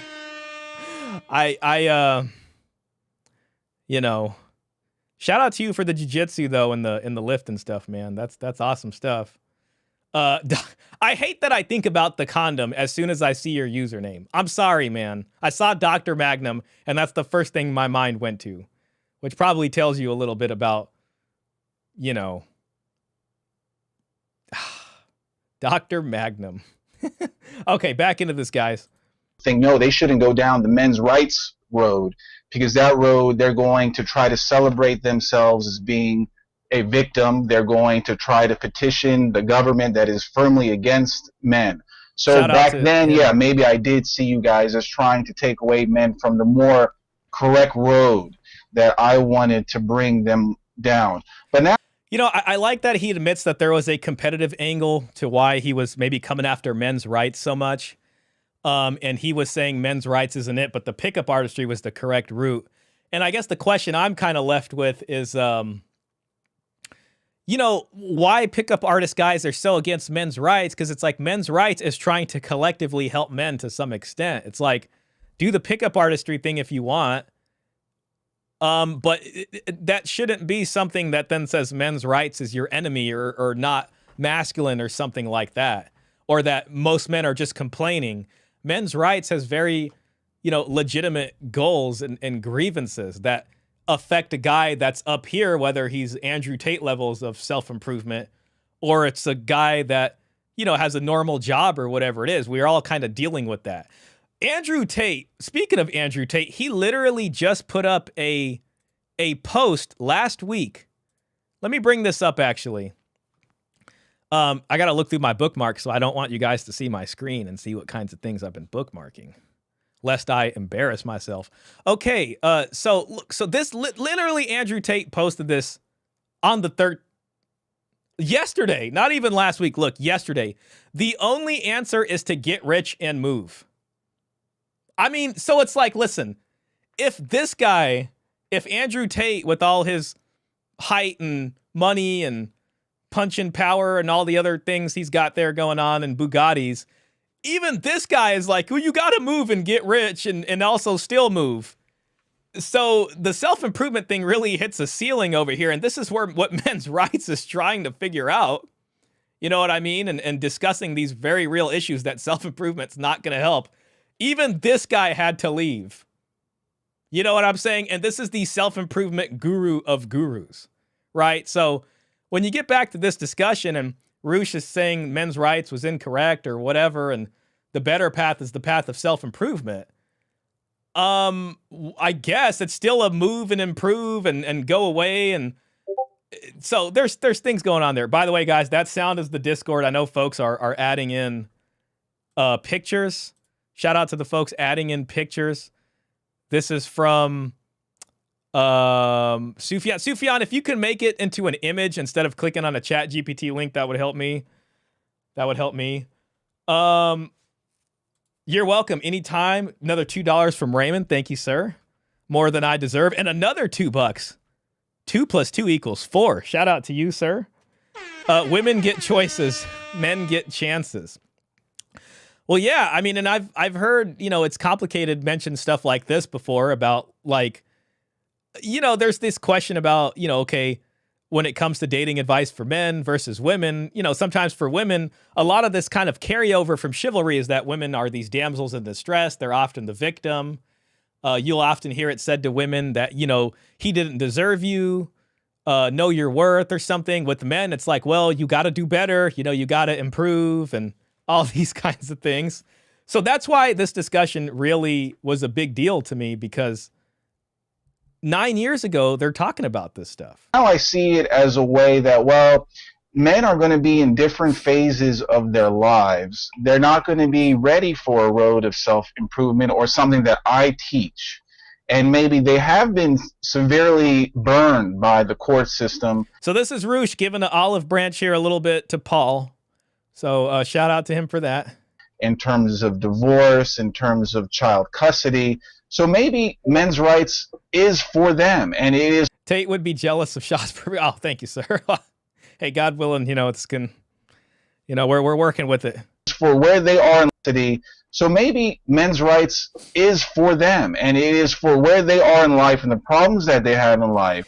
It's not just for them. It's also for guys like Roosh too, you know, and what ends up happening to Roosh is that the system kind of comes after him. Sounds like a kind of Me Too situation with him, at least back then. And it's like the men's rights guys are trying to help you also. They need to be served by Paul Elam. They need to be served by Karen Strawn or whoever else is providing the programs and the advice that helps them.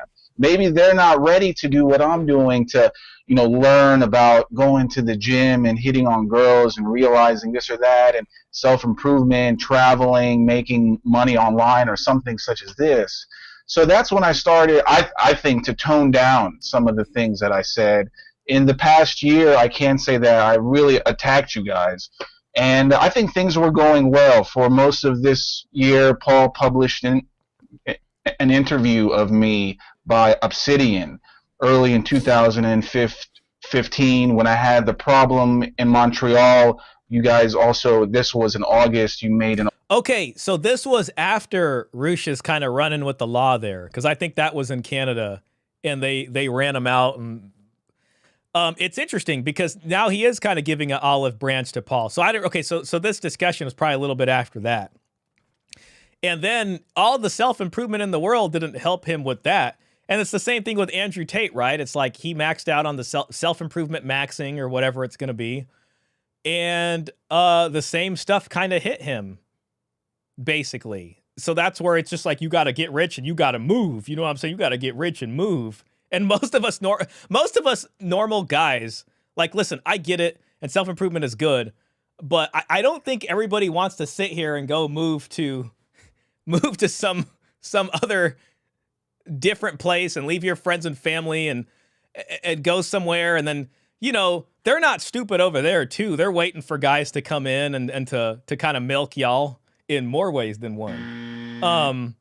So how many people can realistically do that and have it make sense, you know? Article about me, helping me out, and I appreciated that. But then some... Shout out, Raymond. All I hear is gym money, travel, over and over. Exactly. Move, improve. Happened in later this year where it must have been something that I wrote, and Paul got angry at it and kind of came at me. And since then, for the past, I would say 3 or 4 months, we definitely haven't been on the same page. Fair enough. What do you say, Roosh? Because if in the scenario you just painted, it's interesting because I have more or less a reverse scenario in my head.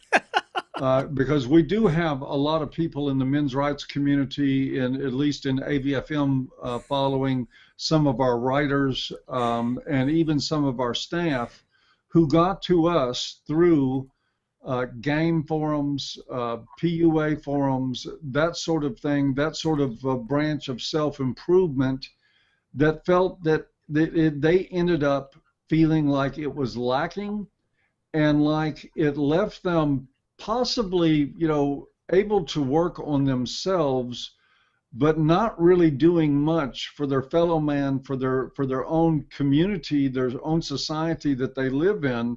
And so it was more or less the communities, the type of communities that you have at Return of Kings and at other places, they inevitably viewed that as a stepping stone to actually move up to a level of self improvement that they valued more than, say, working out or scoring or being a more complete practitioner or skilled practitioner of game. You know, this is an interesting thing too, because anybody who, I'm getting another yellow warning sign about the stream. Guys, if it goes down again, we'll just have to do what we did last time. But, you know, early on in the red pill community, there was a lot of these maxims like enjoy the decline, you know, clown world. And that's kind of where I think the emphasis on the short-term stuff came in. Because at that point, it was really like, well, it's all going downhill. The feminists, the gynocentrists have basically taken over. Okay, you know what I mean? And, you know, beyond that, what happens after that is that they stop caring about, you know, doing stuff for the collective good because, you know, and I get it, men feel abandoned. So Paul, I think, is talking a little bit more about at least trying to help out collectively here for men and whatever that happens to be in this different aspect that's often ignored. So is it possible that neither one of these communities are actually stepping stones, but they just might have an appeal to people, to something better, as it were, but they might just have an appeal to something that's not being fulfilled where they're at? And what I think it comes down to is what are the needs that men currently have in their specific lives, and where are they mentally, emotionally, and the way, of course, you're going to say that you believe men's rights provides the solutions, and I'm going to say that neomasculinity, which is what I do, it's not only game, what I teach provides it. But I just come to understand that you can't, every man, there's maybe, say, I'm just throwing a number out, 4 or 5 different types of men, and each type is going to fit in a certain type of peg, square, circle, or so on. So sometimes I look at men and I see, you know what, this guy would be better served by men's rights. Or I look at another man whose personality, whose stage in life is different, he's going to be better served by MGTOW. Of course, I like to think most men would be served by me, but I know not all will. So in terms of game, I do agree that years ago I did push mostly getting laid as the main thing.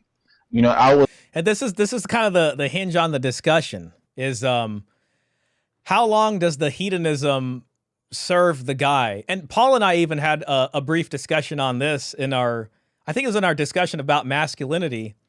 Paul called it the hedonism wall. And Roosh is even referring to phases in a man's life, so to speak. And, you know, at a certain point of, I guess, just pursuing getting laid or whatever it is, there is this kind of hedonism wall, as Paul calls it, that men end up, I guess, running into. And then the question is like, okay, well, what happens, you know, after that? And, you know, I basically, it's funny because I will oftentimes, I had a back and forth with Rolo one time, and he actually did respond to me, and I brought this up before. Unfortunately, a lot of the stuff has disappeared. I did have it on a video, so I have the original. I have the original tweets because I made a video about this. But I had said red pill only provides ways for. This is in 2023. Red pill only provides ways for men to increase short-term options. That's what self-improvement does. Self-improvement gets, okay, in intersexual dynamics, it's like, okay, let's figure out how to get the chicks attracted to us, and then you take advantage of that position. But unfortunately, there isn't a solution for a long-term option without the man exposing himself to the system in that way. I always felt this because I worked at child support for so long, I kept seeing that. So that's where my opinion on that originates from. Only worth it to get married if she makes as much or more than you. Smoother divorce. And then that's because that's what I would see from all these divorce orders I was reading was that, okay, if she had similar income, it was a hell of a lot less painful. Rolo did, oh gosh. I can't remember where his response was to me. It was somewhere in there. he deigned to respond to me one time. I can't find it, but it is in that video. It is in that video.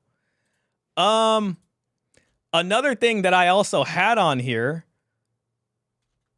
was a video by him. I put, "Hi, Red Pill isn't fighting to change family laws, just help men thrive in current climate. Marriage isn't recommended. Here's Rollo at 402 saying we are still trying to figure that out." And I love this. I love this clip from Rollo. Was that? I wish I can find it on here. I might not have it again. I got to go in and look at exactly where it's at. Is it really 402? If marriage isn't... Oh, here it is. Yeah, here it is right here. This is from Rollo's stream. And this is the guy, you know, these are the red pill folks. And he's basically admitting, yeah, we haven't figured out the long-term option. Thank you very much.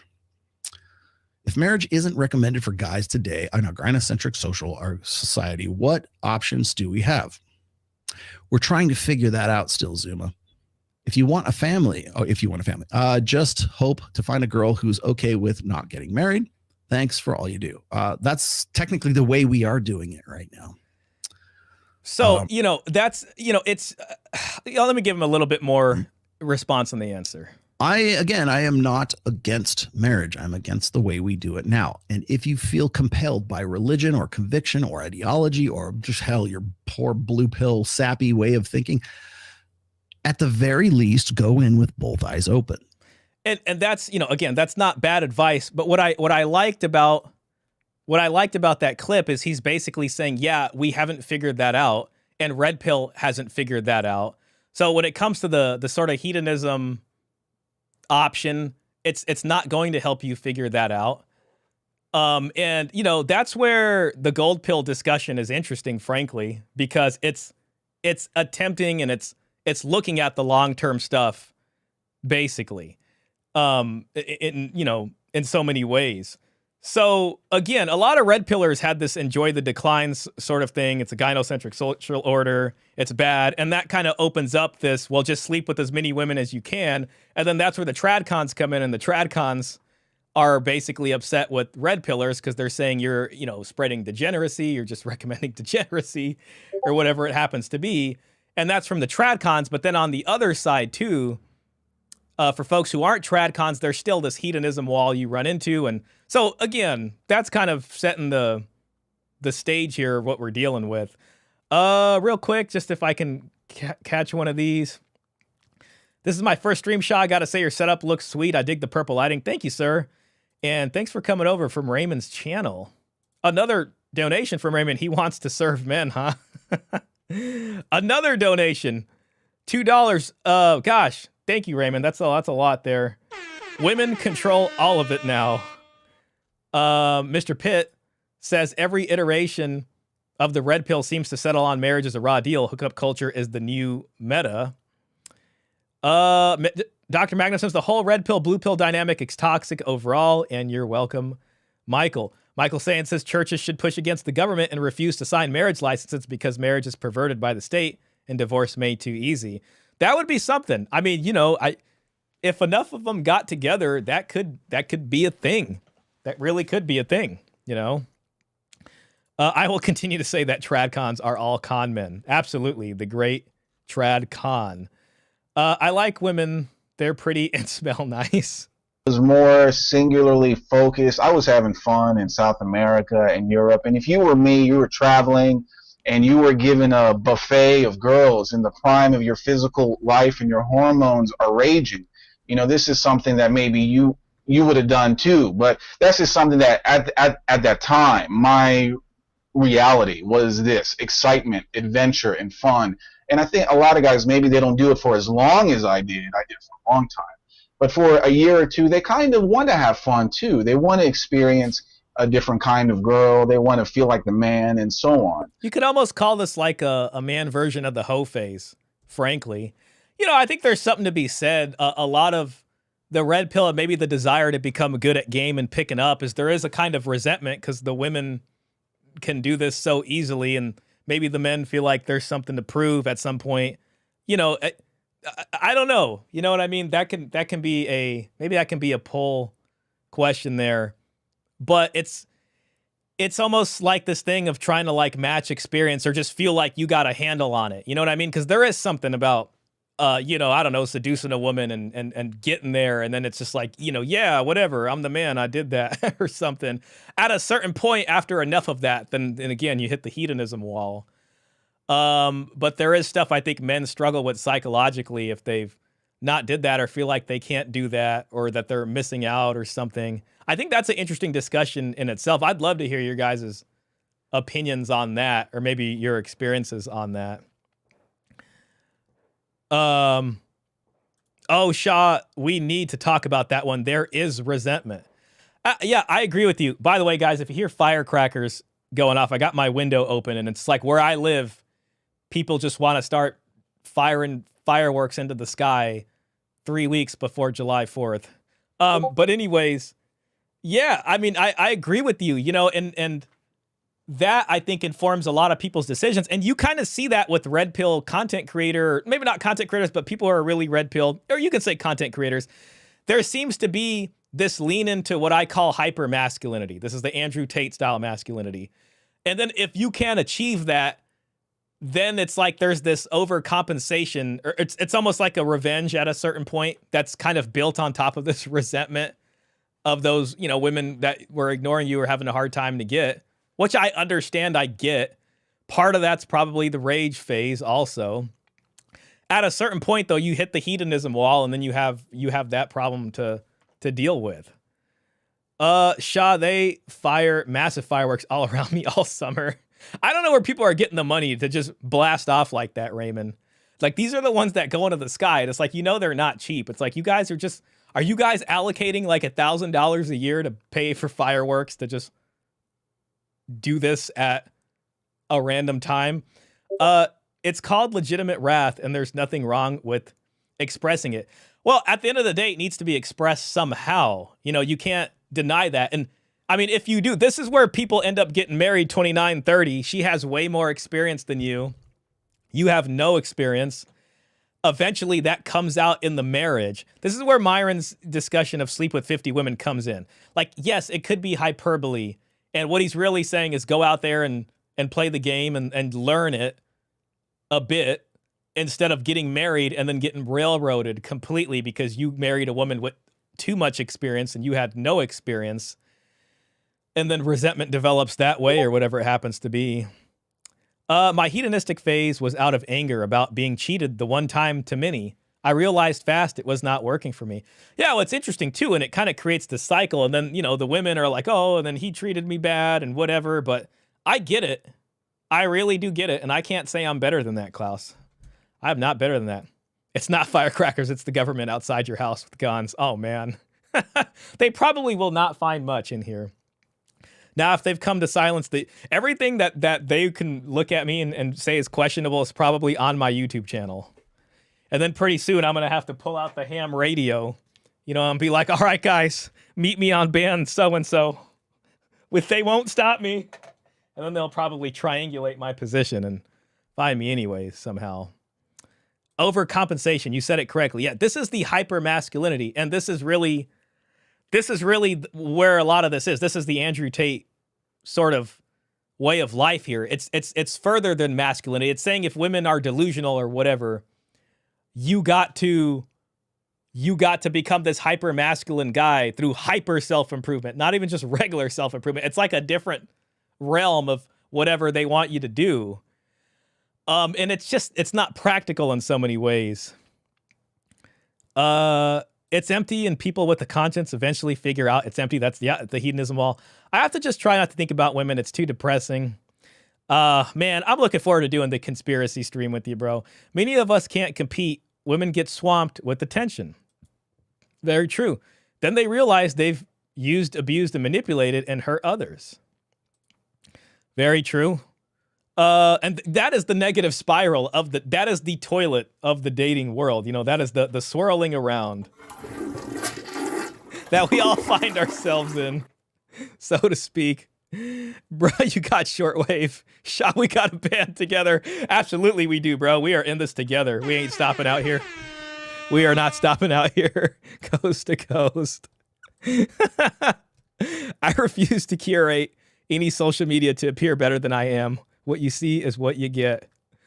Hey, with a name like Dr. Magnum, I'm sure the ladies are very curious about you. So what I just came to the realization. Shout out to you, Dr. Magnum, man. I appreciate is you. that you're not going to do that forever. You're not going to chase women and date forever. So it is a stage, but I still believe it's an important stage. So that kind of echoes like Myron a little bit. Well, before you get married, sleep with 50 women. So he's arguing for, it seems he's coming around and he's like, okay, you know, everybody should indulge in this hedonism, or I guess what the tradcons would call degenerate behavior. And listen, I myself will say a guy is lucky if he gets heartbroken early on in a low leverage situation. So you're not married, you guys don't have kids, you don't own property together, and you get screwed over. I would say that guy is lucky. Once you come out of that, you've learned a lot. You know, the discussion here is how deep into hedonism is it worth it to go if it is in fact necessary? As a guy who worked at child support, the part I think these guys miss, or at least back then, is that playing this hedonism game, you are avoiding landmines out here. Like, to some extent, really. It's like, Coach Greg Adams will say it just takes one to make you pay for all the previous ones. And he's very much correct about that. Because, you know, whatever it happens to be, you know, you thought birth control or whatever, or there's a STD scare or something, or God forbid, some sort of accusation or a false accusation or something like that. And that's where going too far into hedonism can lead a guy. And then Paul Elam on the men's right side, who's talking to guys post-divorce, post-false accusation, is trying to warn younger men and say, hey, think about this before you go too deep into what the pickup artist guys are pretty much telling you to do. So again, what Paul is saying is very relevant. So, you know, to answer what you said, I'm not sure. I don't think there is one movement or cause that can serve every man out there. You know, so could it be that your movement is one step above mine, or mine is above yours? It could be, but what I see they're kind of lateral. It's not so much going up or down, but steps off to the side.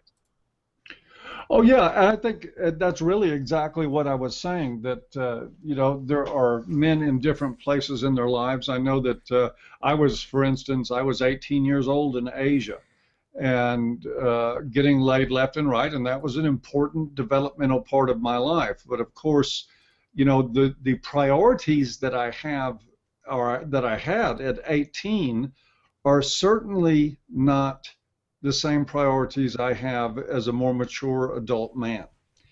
And this is one of the, I think, the points of contention. The other point with this that I think has raised a lot of concern, at least in my community, is that we're not a community of guys that have been unsuccessful with women. A lot of men end up in the men's rights community because they have been very successful with the wrong women. And that rather than learn any discretion about what women they allowed into their circle, they focused their attention on numbers, on quantity versus quality, and many of them ended up paying the price for that. That's how. See, that's an important point. I would probably say, like, yeah, I don't know how big that is now. You still hear guys mention it, but they'll be like, "What's your lay count?" or whatever, and mine's 1,000, or something crazy like that. 137, 508.5. You know what I mean? It's just like, okay. Shaw's got that Magnum envy. All right, my guys, I gotta go. Take it easy, Luke. I know you probably dipped out already. Thanks for being here. Shaw, you're onto something. The basic red pill guys do carry resentment. Truth is, the top 5% aren't talking about masculinity like we are. They're just living it. Well, I mean, they're living a whole nother life of crazy sensory stimuli. That I could even argue is not normal masculinity. This is like getting everything you want, like a drone in the freaking ant colony or something. I don't know. Whatever. I don't know what to compare that to, but they're getting the craziest, like, sensory overload up there, which in my way, that does maybe deviate you from masculinity in a sense. You know, again, the definition on that could be debated, but they're getting it and, you know, doing their thing.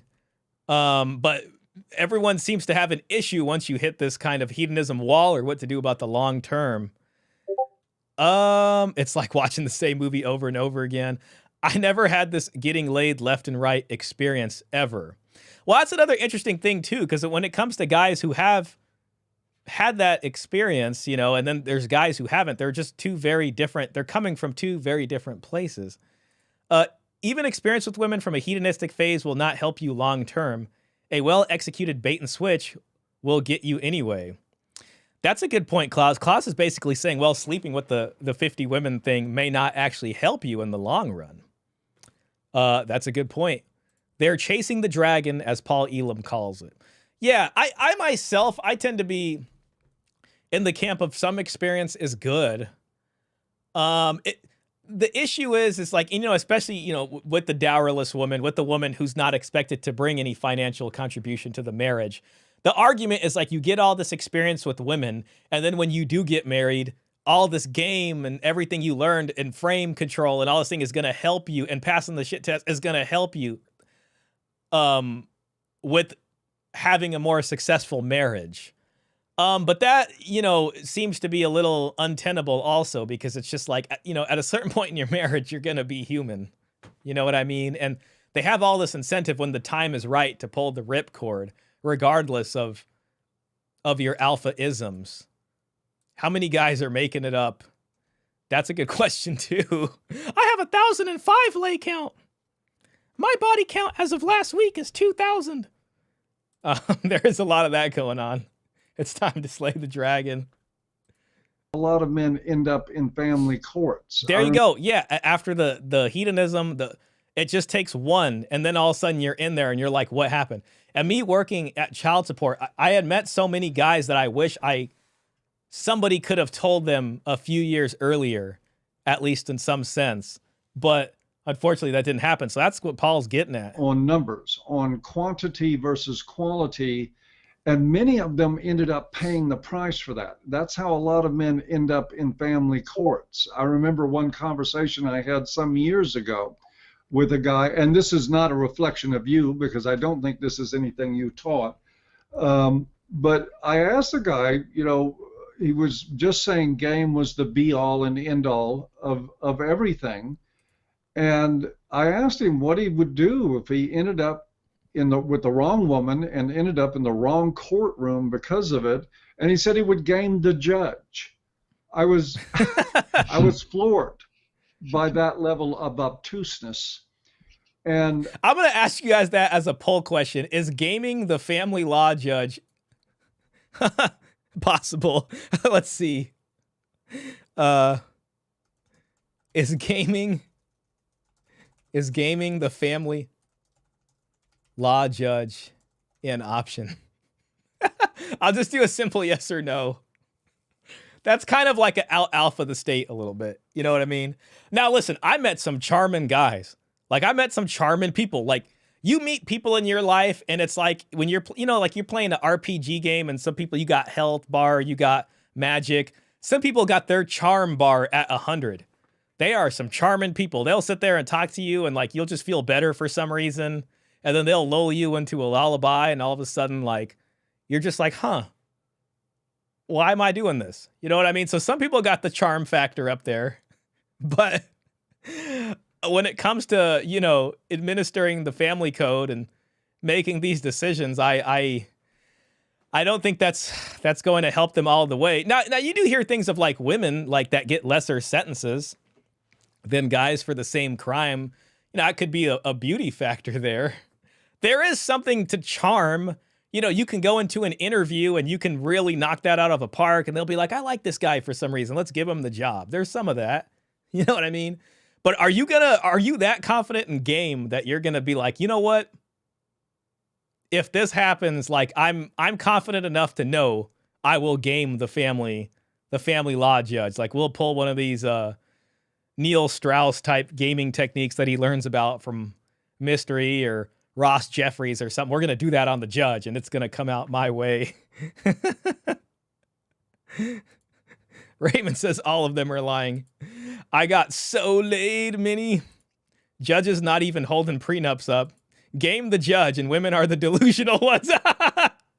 Exactly. Exactly. Giovanni says gaming the family court judge is crazy. Yeah, I wouldn't want to. There is a huge aspect of like being a like just this gambling mentality. That is a gamble right there. I mean, you're gambling. You're gambling on that basically. That is my God, I don't even know what to say to that. I met some dudes with Riz who owe a ton of child support. Exactly. Yeah, I mean, I've met some charming guys, and it's just like, sorry, man. Like, this is what the calculator says. Like, what do you make? You know what I'm saying? The women do it consistently and screw the guys. They got male judges. Good luck gaming the judge in Spain. They learn feminist law theory. It's mandatory for them. Yeah, I don't know.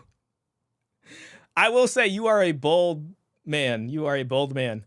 Another $2 from Raymond. Shout out Raymond. Thank you, sir. Shaw, let's make a red pill version of Monopoly. That would be hilarious, except instead of like real estate or whatever, it's women until one person just ends up with all of them or something. Klaus says, I've been gaming the HR dragon. I'm still employed, so maybe to some degree. Well, this is good, Klaus. I mean, if you practice gaming the HR lady, I mean, it's all, you know, it all builds in on itself. And then the final dragon to slay will be the family law judge.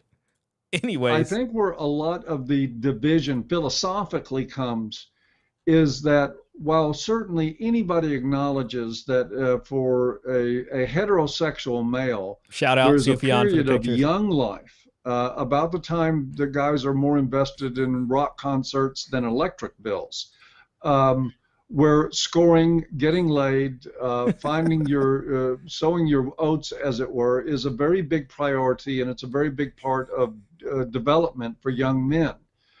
But these are things also with consequences, and what I've found lacking so much in at least a lot of the PUA game forums that I've been into, and I want to get into the neo-masculinity thing in a moment, is that there is a mentality, even if it's not the mainstay of the literature on there, when I read through the comments, when I read through the priorities of the young men who come there, it's all about scoring. And that's one great thing, but a lot of times these guys that are focused on scoring end up 5 years later, I get an email in my box saying, oh my God, can you please help me? I'm fucked. And that's a very real part of this. And let me ask you this, though. Before that man gets... And I agree with that, too. I mean, I think you could just get so overconfident in this, and then again, you step in a landmine, a big old pile of poo, and then all that stuff, all this stuff about game just goes out the window. You know what I mean? And you're just like, dang, how did this happen?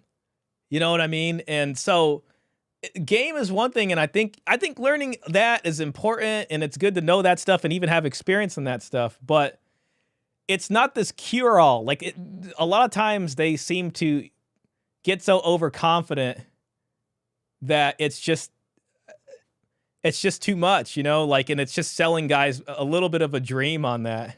Raymond says, hey, I see my thumbnail. Dude, I watch your videos every morning. Different labor laws over here, not so easy at my age. Screwed with a false accusation, divorce. Are you able to serve that man when he still is looking to experience women adventure and he wants to gain experience? Do you have the solution or the advice to give to that man before he gets burned? I have the possibilities. One of the things, the work that I've done with Dr. Tara Palmatier and the book that we wrote together is a book about understanding, recognizing cluster B personality disorders. Well, listen to that again. I just want to say goodnight to Raymond. Raymond Thoughts of Mine says it's almost midnight, guys. Hey, I appreciate you coming in, man, and thank you again for the donations. So if you got to get to sleep, man, I'm not mad at you. I know you're a busy man. Marcus Gray says, try to run game on the IRS and you'll end up in jail. Yeah, good luck. Yeah, and the book that we wrote together is a book about understanding, recognizing cluster B personality disorders, the women that are most likely to clean you out in a divorce, the women that are most likely to level a false accusation against you, and teaching young men, older men too, because a lot of men don't learn this, they'll go to the grave ignorant of the type of personality that is most likely to be a danger to them. Now, can you shove this down the throat of an 18-year-old guy who gets hard every time the wind blows? No, absolutely not. I'm not naive enough to think that I can present that as a solution, because, quite frankly, a lot of young men won't listen to it. But the information is there that you can screen these women out, a lot of them, by focusing on having standards and values that you employ in your life, not just putting notches on your belt. Okay, so you're giving advice to keep men out of harm's way, which is important.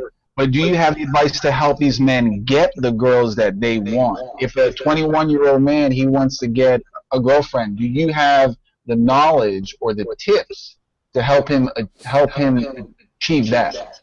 Yes, we also write about that in a lot of our articles. And again, they're not the same as what you find in the sort of calculated, here's how you act, here's what you do, here's what you say. It's more focused. But that's what men need. You know, that's what men need. Unless you kind of show them how to do it, like you're teaching a kid how to ride a bike. Because, I mean, I know you guys aren't really known for sharing how to get laid tips or how to be good with girls, how to kiss, how to go on dates. I haven't seen that. Well, you know, I'll give Roosh a little bit of credit here, only in the sense of, like, there is this, and this is what I think the Red Pill did very well, and why it really gained steam, is because they did uncover a lot of what creates and what diminishes attraction. Things like shit tests, I think, are very interesting and important stuff. And it's like, you know, there were a lot of guys who used some of these techniques and things, and it did help them. And they were able to, I don't know, report back and say, you know, I this is how I did things, and you know, I did do some of this stuff, and it did help. So it did take off for a reason, and I do think there is some legitimate stuff there. Now, I'm sure, you know, Paul, there were articles and stuff that did discuss that a bit. But then, you know, pickup can just get so out of freaking control here for guys, where it's like this one, this one, this one, and this one or something until you step in the landmine. Well, because we're not known for something does not mean the information is not there. I've been writing for years on the idea that one basic fundamental female psychology that I doubt very seriously if you will disagree with, women are attracted to strength and power. They are. It's a known fact. There's no getting away from that. For young men who choose to take the path, there are strength and power in their own values, in their own standards. One of the ways that I've heard it expressed from a pickup artist in the past was the difference that makes the difference is indifference. The difference that makes the difference is indifference. You know, this reminds me of a question that John from It's Complicated has asked me, and you know, I think it was one of his episodes too. But he asked me a question of what's the difference between manipulation and seduction, and that's always been a tough question for me. Because, you know, a lot of times I would say the pickup stuff does come off a little bit as manipulation. I think what Paul's talking about, you know, power and indifference and all this kind of stuff, that can go into seduction. But then there is this level of like manipulation also, when it's just like breaking things down like this and doing this or doing that. And okay, you're going to be my wingman, and let's go talk to the group, and we're going to focus on the group, and we're going to avoid her for now. And then I need you to keep talking to the group while I separate. I don't know. You know what I mean? It's like, I'm going to make that as a poll also. That's not really a poll question, but I do wonder what you guys think would give answers. Like, what would you guys say about that? What is the difference between manipulation and seduction? I'll just put it in the chat. What is the difference between manipulation and Seduction. And the last poll, by the way, guys, is gaming the family law judge an option? 76% of you guys say no, and 23% of you guys say yes. Shout out to the 23% who are that bold. I really hope that, God forbid, if it ever is, are you in that situation that, you know, you pull it off? That being indifferent to women actually attracts them. And Can you imagine running pickup game on the family law judge? I've actually practiced that in my own life at one point, and it worked very well.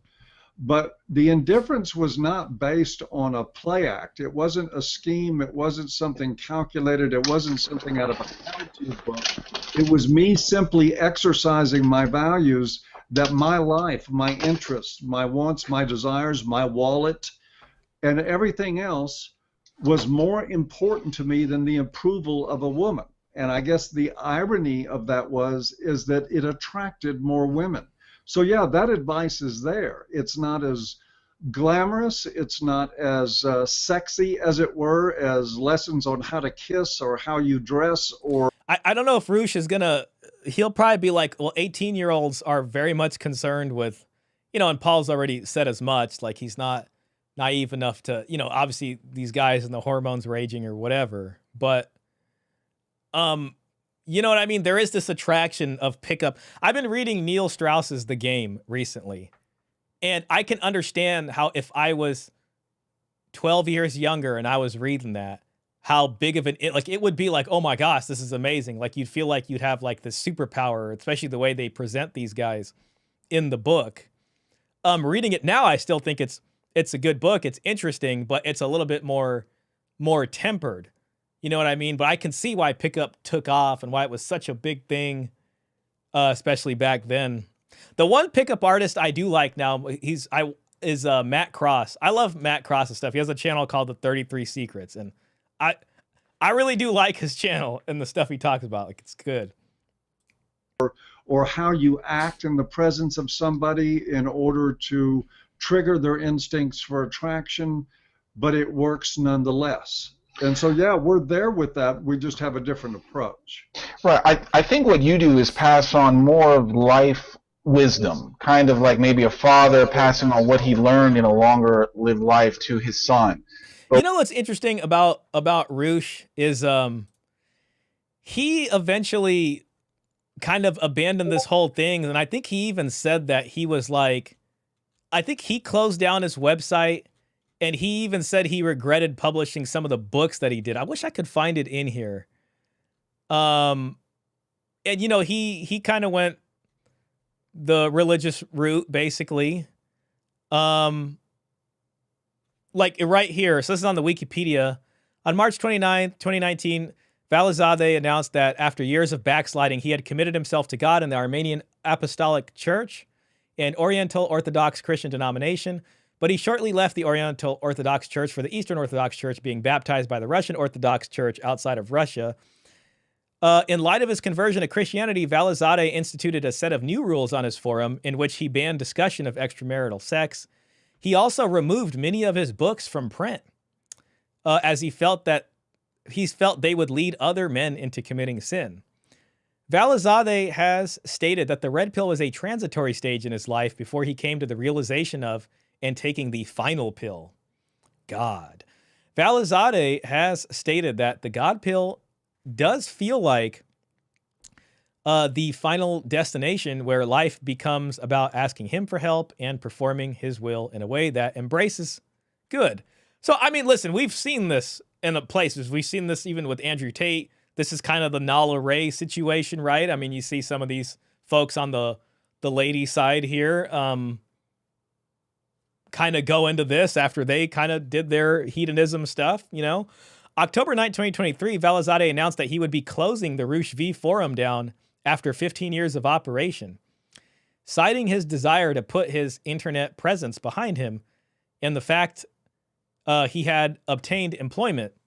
Return of Kings had been closed down a year prior on December 21st, 2022, citing Valizadeh's religious views. So it's just interesting hearing him in this discussion, and you can see he's kind of still wrestling with this even then.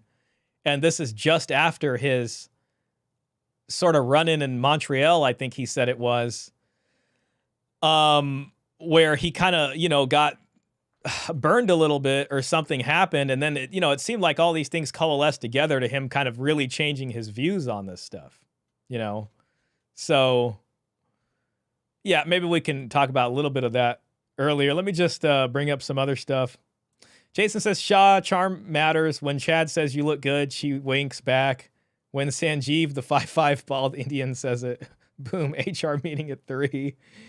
The problem with apples is they can spoil down the line. I've seen several divorces where the wife got a new female friend who had a very bad influence.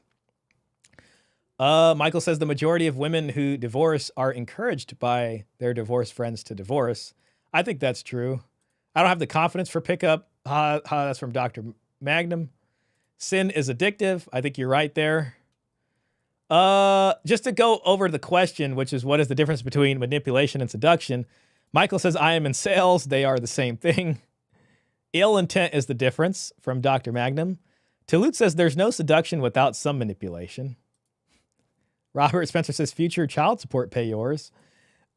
Seduction is a form of manipulation, but there is manipulation that is a lot worse than seduction. So it looks like it's a question of degree here. D'Augusta says when you seduce, you're kind of transparent and you don't mind it. When you're manipulating, hiding it's key. That's a very great answer there. I actually think that's true. It's like hiding intent, but seduction, it's not like you're hiding it. Like, yeah, I could see that. I don't know. I could see what you're saying there. Robert Spencer says, Me Too killed the PUA movement. That's a fantastic point. Really, yeah, and that's what it is. It was like a collective landmine for this. Klaus says, seduction usually has no bad intentions, at least I would hope. I think you're right there. Wasn't he accused of being pro-grape or something? Yeah, that's where his controversy... maybe we can go over that after this, then we'll get back into the discussion. I'd say seduction has a pure goal, while manipulation has an egocentric agenda focused on personal gain and control, often disregarding the other person's feelings. I think that's a good way to put it, and it's true, because like even if you have a girlfriend or probably even a wife, it's like there is this element of still needing to seduce and all this kind of stuff. It's not like, there is some level of appreciation there, I'd say, from your, girlfriend or whatever, because you got to, you want to get the food heated up a little bit before you eat it. You know what I'm saying? Mr. Pitt says the difference between manipulation and seduction is outcome independence. Manipulators seek a specific behavior and get very upset when it doesn't manifest. Interesting. Seducers may try to lure you in, but they understand that you can't win them all, and failure is par for the course. I think that's true. Seduction is doing something for good feelings. Manipulation is doing something to escape your bad feelings. That's from Michael saying that makes a lot of sense there. Let me see if we can find a little bit about the controversy that happened to Roosh. I'm not exactly sure what it was. I think it was either his views on some of this stuff, or they tried to do something. I think he ran into some legal trouble.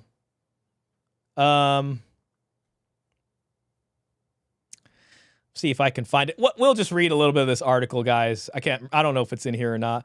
Infamous pickup artist Dowry Roosh V Valizadeh told reporters on Saturday that the media lied by calling him a pro-grape advocate.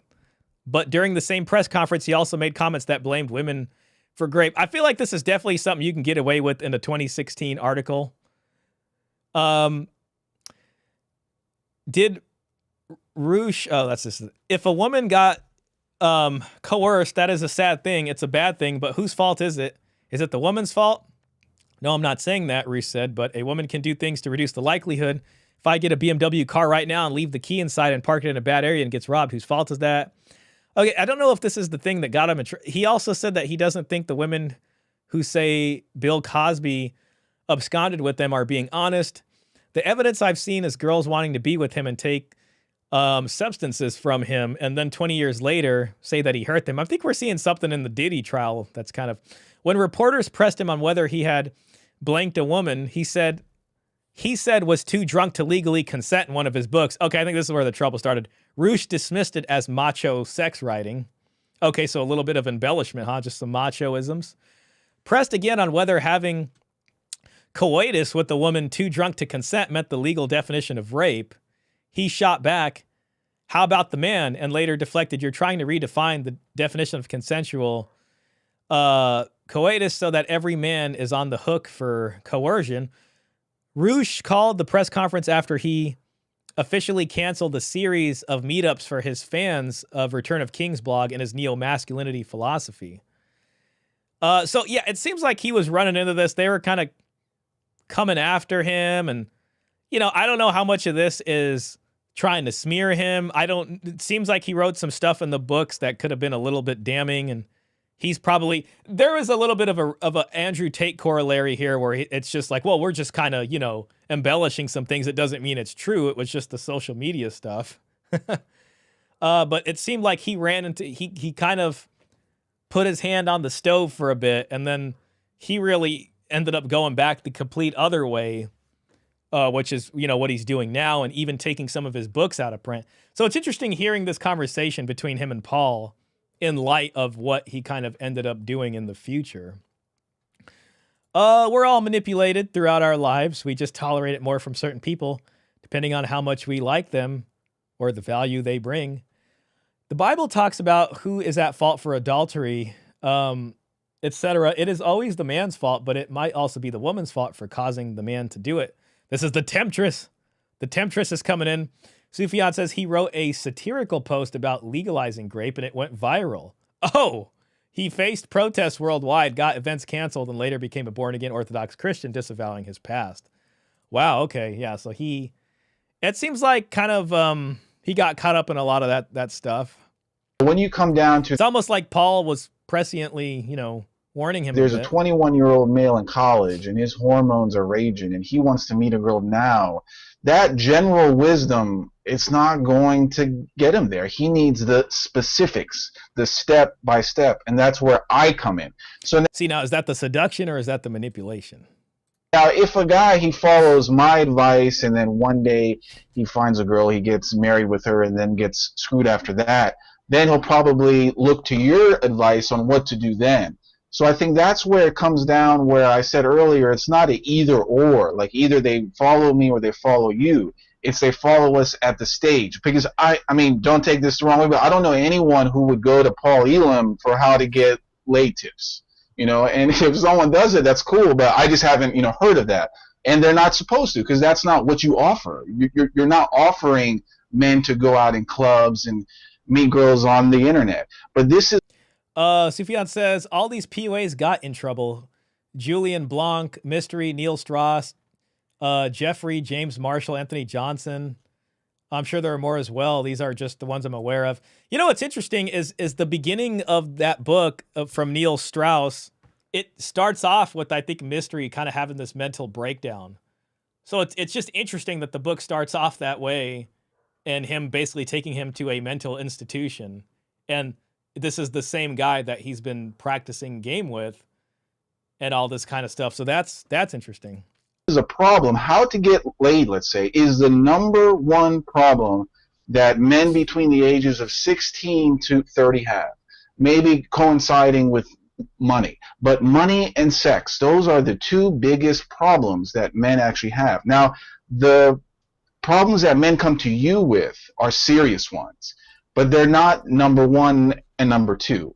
So my net is a little bit larger, and I think your advice is more focused on a man who's been through a specific type of road, and the man who comes to me, it's more of an open type of road. Well, I've got to disagree with that. Let me tell you why. One, the people that I work with individually, this subject does come up. There is advice asked about that, and I get emails on the subject all the time about interactions with women. And the way you described it, and I'll use the term loosely, but a sort of a Machiavellian set of techniques designed to go after specific women at specific times. And you mentioned that what I had to offer was more of a fatherly wisdom type thing, and that's absolutely correct, because the fatherly wisdom informs me that succumbing to your hormones at 21 is where young men get in trouble. Rather than going with the problem and how do I take this instinctive drive to, I've got to get this woman. My penis tells me that this is the one I want to bed and I want to go after. No regard to her character, no regard to whether or not she's potentially dangerous, no regard to her personality, no regard to anything about her as a human being, but just following the dictates of my dick. Well, pardon the alliteration. Then you end up with young men that end up in trouble, because I get guys in trouble that aren't in 50, that aren't 60, and they're not even 40 or 30. They're in their early 20s. They're already booted out of college. They've already been having leveled accusations against them, and it's because they showed no discrimination whatsoever about who they were pursuing. And so, yes, that is part of the wisdom, but that doesn't rule out scoring. What it does is say, look, I'm going to have a conversation with my penis, and my penis is not going to decide how or who I get laid. I'm going to get laid. I'm going to get laid a different way. I'm going to get laid with indifference. I'm going to get laid because the indifference is real, and I'm going to get laid because I hold by a set of values, which means I don't just invite any skank into my bed because she has 36 double Ds. That is the problem, and I think that's the basic divide between your approach and mine, is that I see inherent dangers in what you teach, and to me, that is a disservice to young men. Well, let me ask you this. Do you think men should learn the hard way through experience or not? I think that the people should learn with as little pain as possible. That's an interesting question, and that's kind of how I feel, in the sense, like, Paul is saying he thinks they should learn with as little pain as possible. I feel like my kind of version of that is, you're lucky if you get your heart broken with as little invested into that relationship as possible, and if you can learn that, then I think that is a positive to some extent. Real quick, the PUA community fell apart because so many of the leaders were discovered to have been paying actresses and ladies of the night to build clout. Well, God, yeah, that's a whole nother angle right there. I think you're right about that to some extent. This kind of goes into what Raymond and Dr. Magnum was saying about how many of them are lying. Jason, I see your question here. Maybe we can answer that towards the end of the stream, because I feel like it'll put me on a little bit of a tangent. Recognize that some amount of pain is inevitable in learning. We learn through mistakes. We're flawed human beings. But do I think that a guy needs to lose his college career, or end up in jail, or end up losing his home, or losing his children, or his income, or live out of his car for 18 years while he's trying to support children? You see that with college, like NFL players and stuff, like they might have had some careers ahead of them, and then, there was a false accusation and they get kicked out of the school. And then, some years later they beat the accusation, but by then their chance at joining the NFL or whatever has been destroyed. I really like how Paul's describing this. End up in jail, or end up losing his home, or losing his children, or his income, or live out of his car for 18 years while he's trying to support children that might not even be his, in order to learn a lesson? No, I don't think that's... But then I would say, for men who are not married, for just college guys trying to have fun, is false rape and false sexual harassment actually happening? Yes, but what percentage of men will be hit by that? The question about what percentage...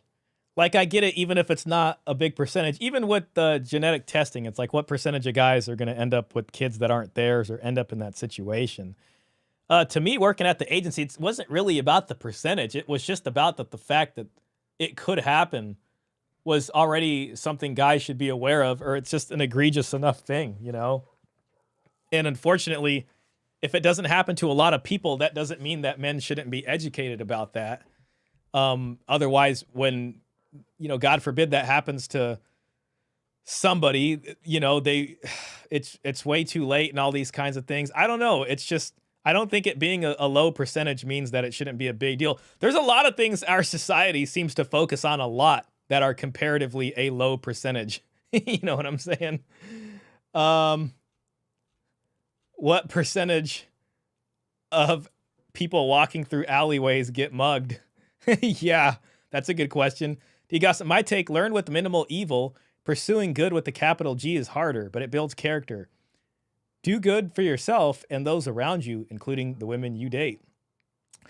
Yeah, that's a tough part. And that's where I'm conflicted too, because in some sense, it's like if the culture is this and you're in the swamp, you do got to learn how to survive in the swamp, so to speak. And it seems like, I don't know, sometimes it seems like even people who take the traditional route just seem to have this kind of phase that they already went through also.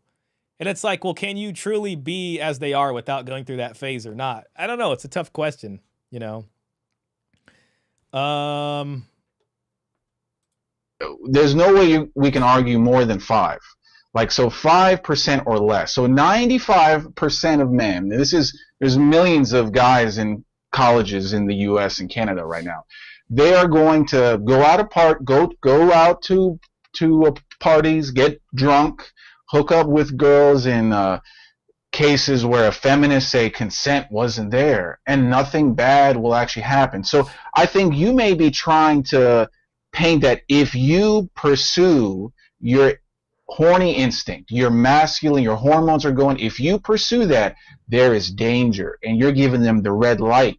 But what man who is just needs sex? Men need it, especially when they are young, when they're 20, 21, or even up to 30. They need it, even though we know that they don't. But they will feel it, and you can tell them you have to avoid the woman with the double Ds. You have to avoid the woman who looks like she's bad. But they don't care, because the male instinct, the masculine instinct is just that deep and strong. So you're giving advice, you're kind of telling men to avoid this and be careful, when the problem, you know, for most men, they're going to roll the dice anyway. So how can... That's where the gamble comes in. And I mean, okay, to give him some credit, I think what he's basically saying is that, well, you know, sex is a need. And on a long enough timeline, especially since people aren't getting married younger anymore, this is going to kind of boil over and manifest itself somehow into these people's lives. So you can't bet on them not, I guess, walking into this hedonism somewhat in order to satisfy that need. And, you know, there's debate over whether or not it's a need, but I think with a lot of people on a long enough timeline, it kind of shows that it is a need to some extent, you know. So, okay, on the one hand, I get what he's saying there. On the other hand, I don't think Paul is saying, you know, avoid this all the way, but Paul is saying temper it a bit, you know, at least. Travis Bauer lost a lot from Trevor Bauer, I think, lost a lot from a single demonstrably false essay accusation. I actually saw there was an update on his case. So, you know, they found he wasn't guilty, and I think she owes him like $300,000 or something. I don't think he's back on the Dodgers yet, but they should bring him back on there. Trevor Bauer, let's see this update case. Okay, Reuters. Here it is. Trevor Bauer. Oh, man. Hold on 1 second. Let me just do something. Oh, do I got to subscribe also? All right, you know what? Let me just, okay, ABC7 Los Angeles. Heck yeah. Oh, yeah. Trevor Bauer awarded nearly $310,000 in default judgment against accuser in sexual assault case. So, yeah, this happened on the 4th, so it looks like pretty recent. Pretty recent here. Former Dodgers pitcher Trevor Bauer has been awarded nearly $310,000. And you know what sucks is it's just like that's probably not that much money to him considering how much of a contract he had with the Dodgers. Now, I don't know what he's making now. I know he's still playing baseball. Maybe they'll offer him a position back on the Dodgers because it all, you know, wasn't right, but there's no guarantee of that. Former pitcher Trevor Bauer has been awarded nearly $310,000 in a default judgment against the San Diego woman who accused him of sexual assault for breaching the terms of an agreement they reached in 2023 and to settle their dueling lawsuits. Bauer's Los Angeles Superior Court contended that Lindsay Hall went afoul of their settlement agreement by falsely stating 22 times, mostly on the internet, that she received money from Bauer as part of the accord. On Monday, Judge Daniel Crowley ordered Hill to pay Bauer $309,830. In his suit brought last October 10th, Bauer contended that Hill was liable for $10,000 for each breach of settlement agreement. Bauer's attorneys filed court paperwork seeking $273,000. Then it climbed to $307,000, $200,000 in damages, and $68,000 in attorney's fees, $4,200 in legal costs, $14,285 in interest. The right-handed Bauer signed a 3-year agreement with the Dodgers in 2021 and was released by the team in 2023 after the assault allegations and a 194-game suspension by Major League Baseball. He now plays for the Yokohama DENA Bay Stars in Japan. Okay, yeah, so he's playing with Japan right now. So we'll see if they rescind that at the Dodgers there. Mr. Pitt says all men pay. Shout out to Coach Greg Adams. Very true.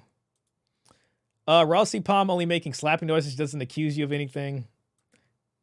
They achieve the goals that they want in a way that minimizes the harm that they will actually be faced with. Because yes, I've also written a lot about just you have to watch out for false rape accusations. I wrote one article that said men in college should now consider using a secret camera.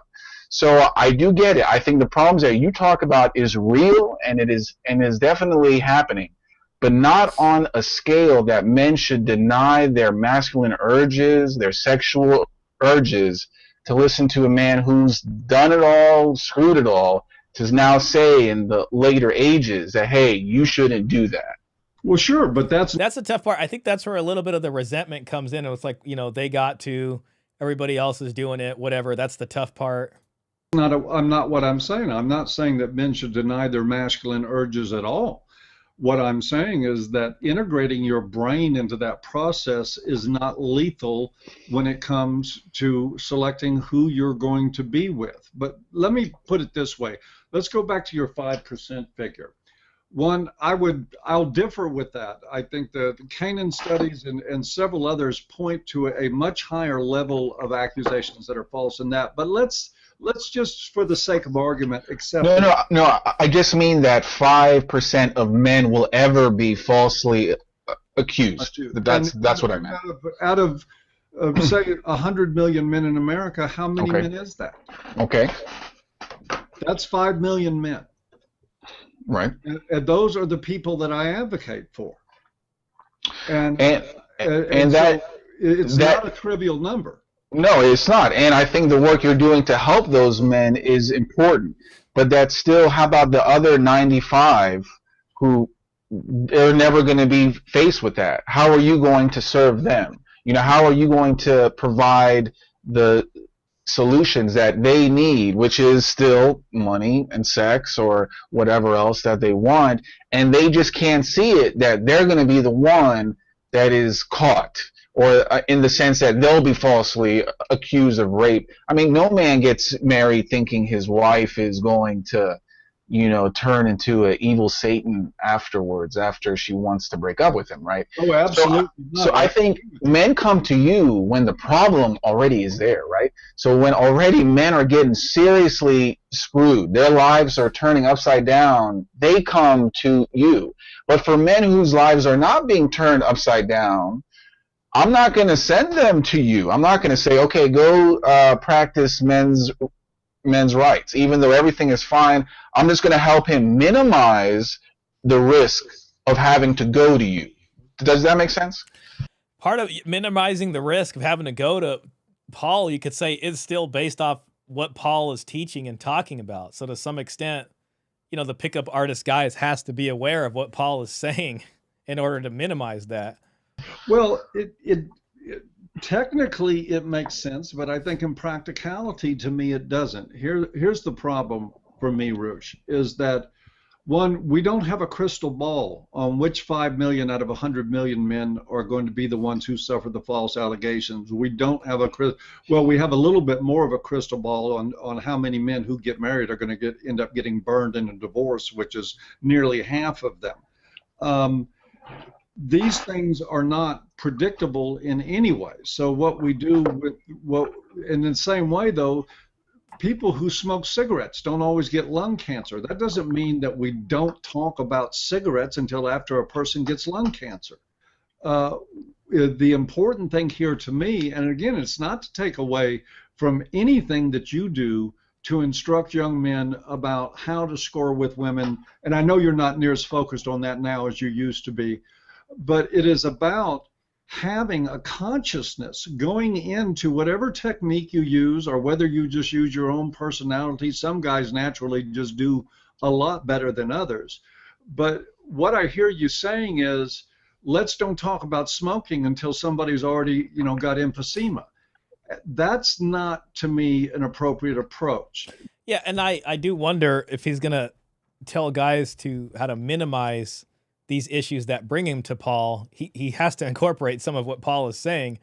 What Roosh V doesn't realize is that the 5% he's describing are the top 5% that can't obtain enough sexual opportunities to be falsely accused in the first place. Wow, that is a very astute observation. I'm very impressed right now, Mr. Pitt. That's very, very true. You know what I mean? If it's 5%, for most guys, the likelihood of you being in that 5% goes up the more opportunities that you get. Trevor Bauer was a great example. He's a guy that's up there, and he was getting opportunities thrown his way, and he, that probably wasn't the first time he did something like that, but he did that, and it kind of blew up in his face. He stepped on the landmine, so to speak. And like you say, all men pay. I don't know. I really like the way you described that there, Mr. Pitt. So it's like the closer you are to that top 5%, the higher it goes. And this is what Coach calls the high value target. You will have more predatory stuff coming after you in that way. And this is where experience and stuff and having some control and some temperance over these things is supposed to help you somewhat to avoid that. Shout out to you, man. That was a great comment. The appropriate approach is to let people know that smoking causes emphysema. My approach is to let men know of all ages, and of course it's up to them whether they take it, and you're absolutely right. A guy that's 21 years old is not going to listen to an old fart like me 9 times out of 10, no matter what I say, because we have a generation of men, young men that have been betrayed by older men. They're not going to listen to them. Mm-hmm. Well, there's another thing there too. That young 21-year-old guy, he can still get screwed over, like the football guys or something that get kicked out of their university. So it can still happen. I guess comparatively, compared to guys with a lot more than them, they have less to lose in a situation. But, then you get things that, Kavanaugh, and this happened back in 1982, and something happened, and we're all revisiting some really old memory from a long time ago, now that he's looking to become a Supreme Court justice. Most part, but the fact is some will listen. And the message is, yeah, get laid, enjoy your dick, enjoy your sexuality, enjoy women.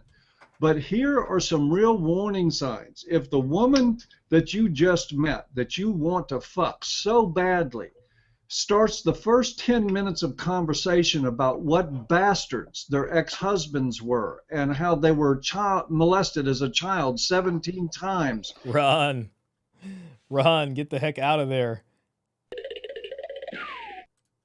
And how their boss tried to fuck them, and every bit of inappropriate self-disclosure, you have a great big glaring sign of danger in that individual right there. And what I don't see in the pickup community or the game community is any real concerted effort to say, hey, wait a minute, those are red flags. You can score with this woman, because women like that are easy to score with. It doesn't take an artist to get laid out of a woman like that. No. But you end up with men in trouble over this, and some of it can be avoided if guys have something go off in their head and say, something I heard Roosh or Elam or somebody else say, if I start hearing this shit, go the other way and find somebody else to stick my dick in. Now I have written a lot about some warning signs that a girl puts out, some red flags that if a girl is unstable. We recently last week posted an article on ROK, don't date a girl who takes these 10 prescription drugs. So we do that too. But at the same time, you're it seems like you're coming from the standpoint of don't do this, scolding, don't do that. When I'm saying you can, but know what the side effects are. Take this drug, but be careful. It almost seems like if now maybe I am trying to merge you into the MGTOW, which kind of really, if you run game, you are a beggar. You are gynocentric. They really don't want anyone to do what they're not doing, which is... That's an interesting conversation about like MGTOW, at least what he's bringing up. And he's saying, well, it's like the MGTOW guys are kind of saying, if you're doing that, you're still overpaying.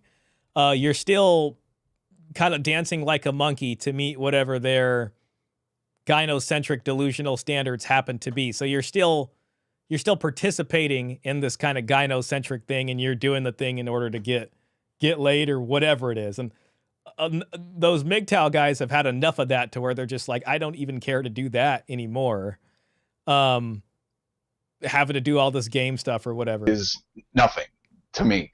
So, I mean, okay, how about this? How about we found a way, Paul, where we can achieve the sex life that we want. Yeah, we have to approach a bit. Yeah, we'll get flaked on this date or not, but we are having sex with girls that we like. We're having fun.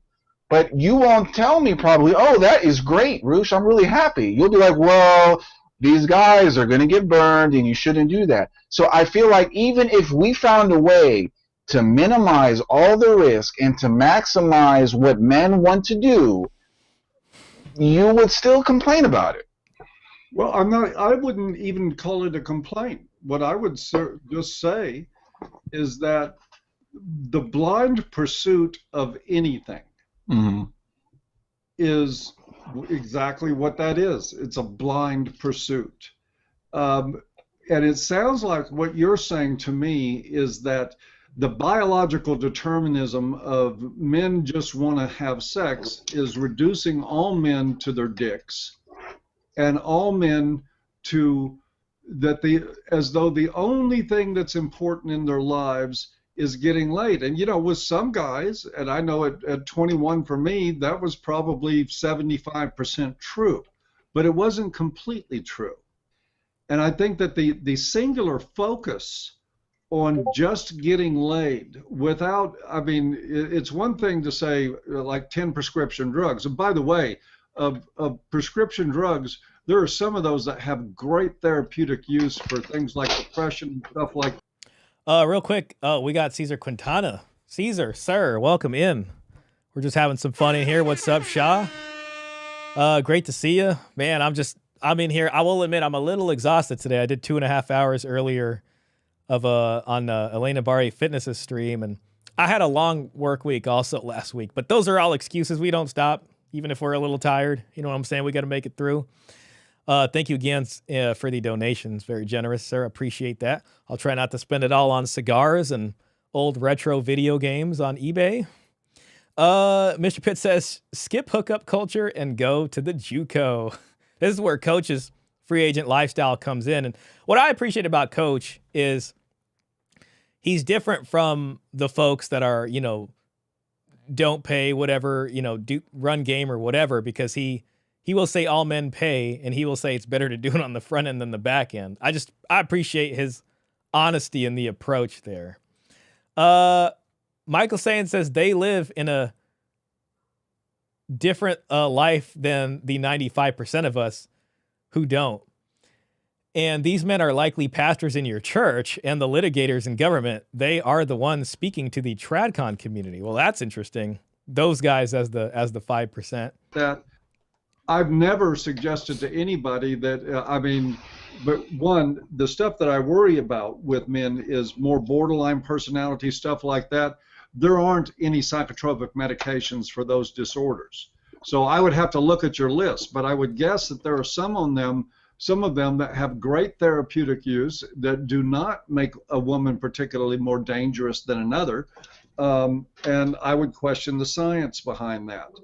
But sure. I still think the difference that we have on this whole thing is a perception both of men and women. And that's where I would like to use the opportunity, if you're ready, sir, to talk about neomasculinity a little bit. Neomasculinity was something that Roosh V created. I'm not entirely certain what it is, but it seemed to be something that he made. I wish I could find like a quick definition of it. Let me just see if I can find that. I feel like Wikipedia is not the right place to do that. Just give me a second here. Legends, masculinity. I'll let this play while I'm looking for it. Sure. But can I just add one more thing? The one thing I wanted to ask or to mention is, what is the nature of man? Why is he here? And we don't know this exactly. I don't think anyone can really say it. But what I can say is that you come from a never-ending line of men who successfully had sex. We'll go back to that in a second. Here is the Roosh.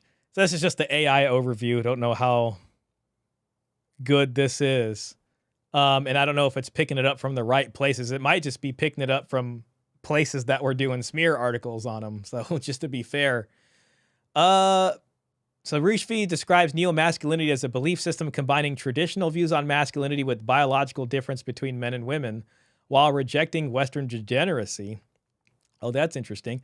Emphasis on traditional gender roles. Men are expected to be leaders and providers. Okay. While women are seen as having roles tied to their biological genetics. Belief that feminism has harmed society. Focus on biological differences. Roosh V is associated with the manosphere, promotes neomasculinity. That's pretty much as far as, let's see if I can find anything that, I can't find anything from him. I know a lot of his stuff isn't on there anymore. Roosh V. Yeah, I mean, that's the best we got there so far. So he's going to talk about this whole thing of bloodline and this and that. I don't think anyone can really say it. But what I can say is that you come from a never-ending line of men who successfully had sex and reproduced. And me too. That means that you come from generation going all the way back to the first man of men who had sex, wanted it, and got it. So therefore, for a healthy man whose testosterone is at a level that is normal, I would say at least 5 years of his life, at least maybe from 17 to 25 or something, he is obsessed. He is obsessed with sex. He, at his physical prime, he thinks about it once every minute. And I think what you're saying is men shouldn't be reduced to their dicks. I also don't want to be reduced to it too. But we can't deny the reality. And the reality is a big part of why human men are actually here is because of sex, is their urge to reproduce. That's interesting what he's saying. The question is how does that urge interface with civilization?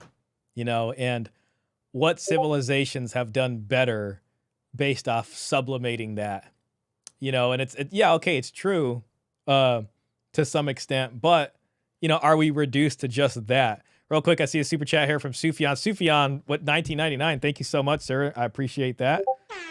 Shout out to you. Speaking of ancient wisdom, this old video is great historical context. Thanks for creating this content. I got to go get going. See y'all later. Thanks for creating this content, Shaw. I got to see y'all later.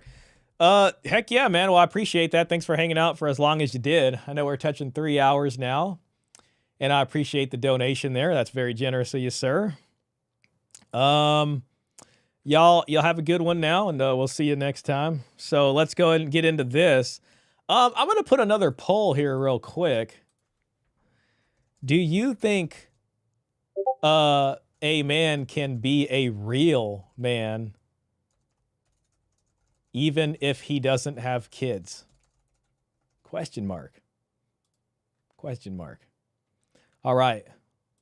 And when you say, I don't want men to be seen as that, I want them to be seen as intelligent and compassionate and able to build things. Yeah, I do too. but that doesn't change the fact that where we come from and who we are. So if we have a misinterpretation of what male nature is, especially when a man is young, definitely younger than you and even younger than, I would say the male nature is one thing, but completely giving in to one's natural base desires could lead again into a bunch of bad situations for a guy.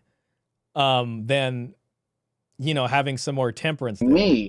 Then we may lead them, hopefully not, but we may lead them down the wrong road. So the reason why I think game is still important and sex is still important is because I just got out of that.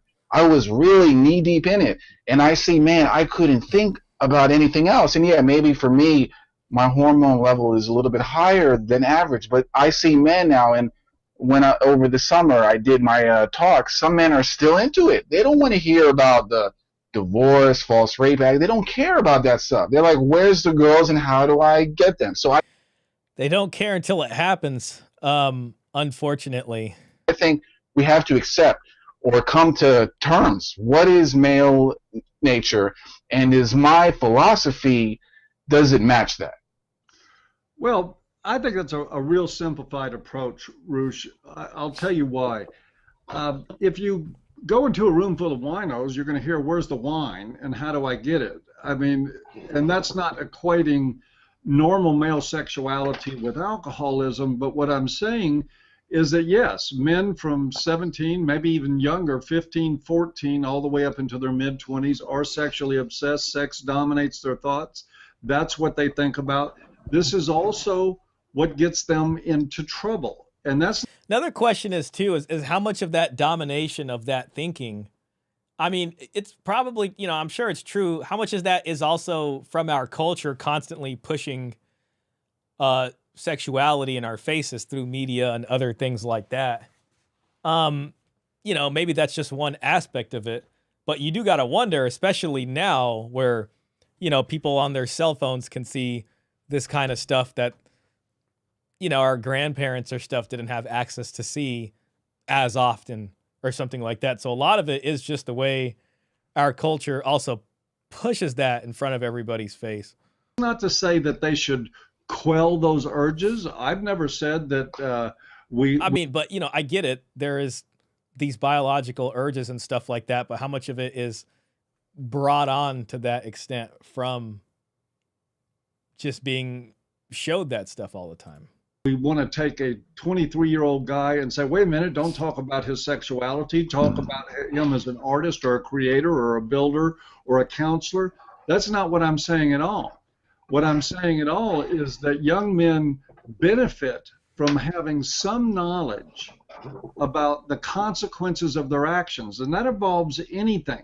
That sure, you can get a room full of guys, 17 to 25, and you're absolutely right. You're going to get a room full of guys that are going to say, screw all this other stuff, just tell me how to get laid because that's all I'm interested in. But just because that is the primary biological drive doesn't mean that feeding into that blindly is a healthy thing for those young men. It just doesn't. Yeah, but then I would want to say, what is my nature as a man? And should I live according to that nature or not? This is basic Stoic thought. And they kind of, if you read the books by like Seneca and Marcus Aurelius, they say the best life is to live according to your nature. So what you're telling men is your nature, you shouldn't. Your instinct right now is wrong. It's, you know, I get that we have certain things in our nature that need to be expressed or fulfilled somehow, but a lot of civilization is foregoing short-term gratification for, you know, long-term positive outcomes. So, yes, I mean, you can give into your nature, and I understand some extent or sometimes, but values in society or whatever it happens to be is meant to kind of temper some of that. Now, I can understand the red pill argument of enjoy the decline. The values have been ripped apart. It's all going down. The ship is sinking anyways. So do that. But to base it off just going after your nature, I mean, I think fulfilling those natural drives is something, but there is this challenge of expressing that in a way that makes sense or isn't just for short term, wins here. It's for a long term, positive outcome. It's going to hurt you. You must avoid that. You must, instead of thinking about sex and wanting it with the beautiful girl, think of sports or I don't know, or something else. And I don't know. I think that a man should live according to his nature while minimizing harm. Can you okay, there you go. Eradicate all risk? Can you eradicate all harm that happens to a person's life, whether it's legally, physically? No way. But one thing I can tell you is that you can tell men constantly, this is what I learned in life, this is what you should do, and they will ignore you. Most men, most human beings don't want to be told how to live and what to do. They know what they want, they think it's right, and they want you to tell them how to do it. So when you're trying to stop men from, say, meeting girls going out, I don't think that is going to work. I think you are already catering to men whose nature says they don't want that. They don't want to go out. They're not as they don't, so if we go to a men's rights meetup and we meet the men there and go to a meetup that I do, I think you're definitely going to see a difference in how the men act and how they are and how they look. There's nothing wrong with that. But just to apply a universal thing that all men should benefit from what I say, I think that also denies an individual difference in the nature that men have. I gotta really disagree with you there. One, quite honestly, Roosh, to say that I've implied that men shouldn't pursue their biological urges, just not true. Didn't say anything of the sort, never implied it, never thought it in my life. I mean, it would be silly to take an approach to tell men to ignore their biological urges. But what I hear you saying is that you're in business not to tell men anything they might need to know that would benefit them. You're in business to tell guys what they want to hear. And that's I'm in business to teach men what I know based on going down the same road and having the same instincts and needs. I mean, I am teaching men what I do, what I like to do, or have recently. So I'm not, it's not that all men want to learn how to cook, and I've never cooked, but I'm going to teach them that. I'm only teaching them what I've lived for years and years. It's just crazy what kind of ends up happening in the direction he goes later on. Real quick, let me just read some of these. Michael's saying what the grave is biblically acceptable in some situations. I don't think that's going to go over well with a lot of folks. You could force women to marry you in the Bible. You could force slaves to marry you in coverture law, common law. Rape was legal in marriage. Robert Spencer says, I don't know how to answer that poll. Was it a real man? Then yes. Well, 100% of you guys said yes with 9 votes. What is my nature as a man? Per Roosh, I am a walking pee-pee. Michael Sayin says, men want sex more than women. If a couple has sex when both want it, the man will always be wanting. That is why the Bible says the woman is required to perform. They're probably going to ask you for the quote on that one. Michael Sayin says the sexual differences between men and women would suggest monogamy is not normal, but it would promote polygyny. I could definitely see it not being natural. If you're looking at it from a bioevolutionary standpoint or something. Also, guys, thanks for the AI images. You guys are doing amazing with those. Those are really cool. We got about 30 minutes to this. We might wrap this up a little bit sooner. I also have a Reddit post that I do want to share, and it kind of regards inheritance, so that'll be a fun discussion. I was saving it for a standalone, but I'll probably do the standalone on it anyways. And I know I've told you guys about standalone videos for like a month now without actually having making one, but hopefully tomorrow I can get that going. So we'll move over into a Reddit post next. I also did save a bunch of videos this week. Depending on where we're at on time, I might look at that. And depending on energy levels for me, I'm thinking this will probably be a 4-hour this time. But if I could stretch it to 4.5 with another video, maybe we'll do that. I might do a poll. Okay, but the stipulation was there that you talked about what your audience wanted to hear. And I can go through a dozen or more examples that we have open display right now, from feminism to left-wing pinheads that are just saturated with audiences and speakers telling people what they want to hear and nothing else. I don't think that's challenging. I don't think that is thought-provoking.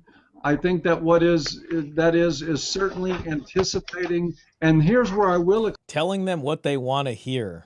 That's an interesting point right there. And, you know, telling people what they want to hear tends to be more popular. You know what I mean? So when you think about certain people's rhetoric and stuff, why is it that certain things kind of rise to the top in terms of views and popularity versus where maybe people are delivering a little bit of stuff you may not want to hear that doesn't get there? You can't separate out biology and culture with humans. Those two items are inextricably linked. Roosh peeing during the stream, streaming during the stream. Equate it again. If I'm talking to a room full of alcoholics who have no interest in getting sober, I'm going to be a smash hit with a lecture on bathtub gin. Paul always had this way of like coming up with amazing examples or for things. He does a great job with that. I love that. Saying, and I'm not going to get into the ad hom that goes back and forth between these two camps sometimes by saying you're a feminist. You're obviously not. But the mentality behind this is the same thing I see with feminism. It is, don't ever explore anything that challenges the paradigm, challenges the worldview, or improves things. I mean, feminists have gotten so bad that if you even talk to them about self-protection, they call it blaming the victim. And what you're saying is, when you've got a room full of guys 17 to 25, don't talk about anything else other than getting pussy. Don't talk about the consequences. Don't talk about what possibly might happen to them. No, I do talk about that, though. False fraternity.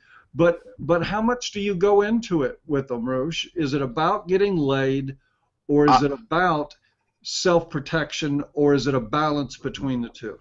I think for a modern Western man's psychological well-being, he must experience sexual activity. I think, and he must do it. It doesn't have to sleep with a lot of girls, but at least get one girl to experience this really basic form of human bonding, right? You know, I'll say I don't disagree with what he's saying there. I mean, I think it's a fundamental part of life, and it does affect people psychologically, especially with people who have had no luck in that department. I mean, you can see it. It affects them. It bothers them, and you know, getting a girlfriend or at least somebody in their lives can be a big positive for them. So I'm not telling a man to enter situations that are dangerous, that are going to hurt him. But at the same time, you have to give him the tools on how to do it and say that it's not wrong for you to do it.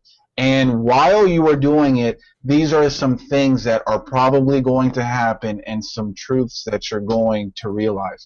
What I see is a difference between me and you is that you're coming from the road, like you want to tell man what the wisdom is and how to stay completely safe, how to avoid all of the risk. But me, I kind of want men to learn it on their own. I give them tools to live life in a way that they want according to their nature, so the truths, they will see it. And when someone learns on their own what a danger is, I think that's a lesson that's going to stay with them. Because like I said earlier, most men, they don't want to be told what. If they end up with their life destroyed, you consider that a good lesson? You know, I don't think that sleeping with the wrong girl is always going to lead to a man being in jail. No, you know, maybe it leads to a but sexually you said you wanted men to learn on their own, and I'm asking you, if learning on your own means that you lose everything, you consider that a good way to learn? Is there ever going to be a way where we completely safeguard 100% of men from getting hurt in life? I don't think so, but you know, there's one thing to taking risks and saying, okay, yeah, I'm gonna go do things with my life, but bad things can happen. But there's another thing where the situation's so bad, it's just foolish to basically do that thing. And that's kind of like a tradcon thing. Well, it's like, well, you know, there is risk to that, and a man takes risk. That's fine, but when does some risk go into becoming foolish? My bad. I realized I just did that poll incorrectly. I'll have to redo that. So at a certain point, it's just becoming foolish to do certain things. You know, so it's kind of like a feminist who... Yeah, we'll give it another 10 minutes on the video, I'd say. I think we've kind of hashed out a lot of what they're discussing, and then we'll move to the Reddit post. How about that? Says no women at all should be raped, and that's a noble thing, but we know there's bad men out there that will do it. So it's how to minimize the risk as much as you possibly can. I'm on the minimization of risk. That's my spiel. I'm not talking about life is rough and it's better to just learn on your own and let's stick with your biological impulses and get them fulfilled. I'm talking about let's try to get those urges fulfilled without putting your neck on a chopping block. So what you're saying on this... But there's no way you can say for certainty if you enter that relationship with this girl, your life will be ruined in the end. There's no way you can say that. You can say... No, that's not... But again, you're mischaracterizing what I'm saying. What we know in every relationship is that there are risks to be taken, that there's no such thing as moving ahead without risk. We also know, for people who are astute, who are observers of human behavior, that high-risk individuals broadcast who they are in advance. You can see it if you learn to read it very, very easily. But what I hear you saying over and over again here is, oh, well, they'll learn. It's better to learn lessons on your own. And that just strikes me, and I'm not trying to level this as an accusation, but this strikes me as pretty damned insensitive, Roosh, to the idea that young men can benefit from learning how not to step in potholes from guys who have been there. Got to give it to Paul there. Got to give it to him. Problem with Roosh here is he is saying some sex is okay, but not telling men to sleep with women whenever you want it. That doesn't make sense. It's all or nothing. There is no healthy middle. Shadrach says, I have a respect for both of these gentlemen. Shout out to you, Shadrach. Jason says, Shaw, Red Pill says don't get legally married. It's a contract she's now incentivized to break. What do men really gain nowadays besides tax breaks? Well, I mean, marriage, the way we've been doing it, a lot of the stuff you do get from... that you traditionally got from marriage, you can get outside of marriage. Things like legal paternity of the children. You can get that by signing an acknowledgement of paternity at the hospital. So when it comes to custody, that's really more about cohabitation than it is about you guys being married or not. You know, with no-fault divorce, you don't get any of the protections that at-fault divorce gave you. So there's that. So yeah, it's further neutered from that.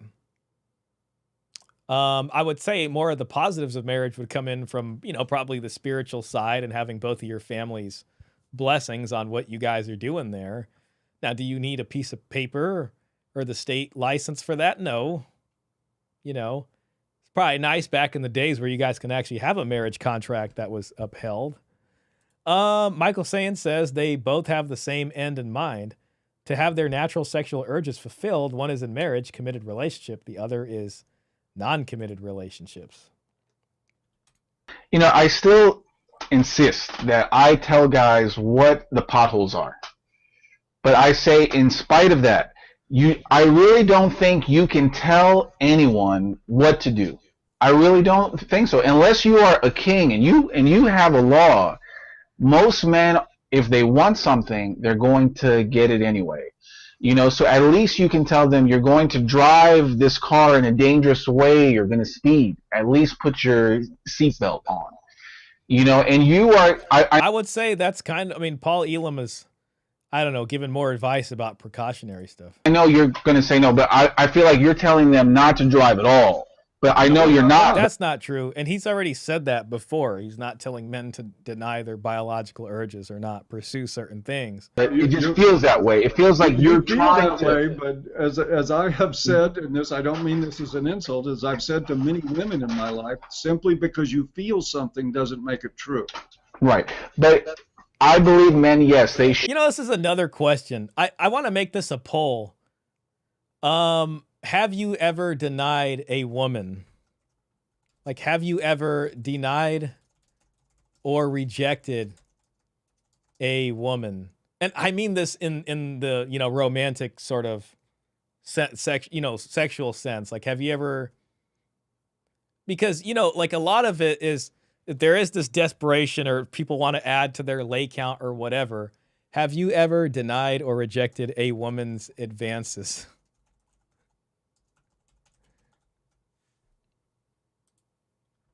Because, you know, there is a certain thing where you see stuff and you're just like, you know, this is probably better if we don't go further here. Should take a risk that could have an outcome which hurts them. As I'm a 36-year-old man, I've taken a lot of risks, big ones. Some of them have definitely hurt me.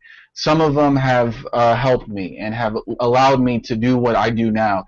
It goes both ways, and I think a life well lived is one that includes taking calculated risks that don't constrain what you want. And you know, I do see your I could see Paul's fitting into the calculated risk category better than Roosh. Point of view. So there is that level of understanding. I get it. I know what you're trying to say, but I still think men have to learn the hard way a lot of things. I hope men don't have their lives, the men who read me and follow my game advice don't get falsely accused of rape. And thank God I haven't gotten any emails from men who say this. But at the same time, sex is a risky thing.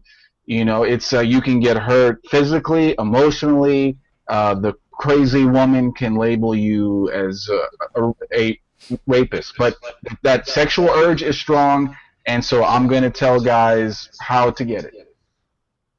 Fair enough. Now, we're going to be short of time here. We've only got about 13 minutes left. I know you didn't get an hour available for us. I wish it was more.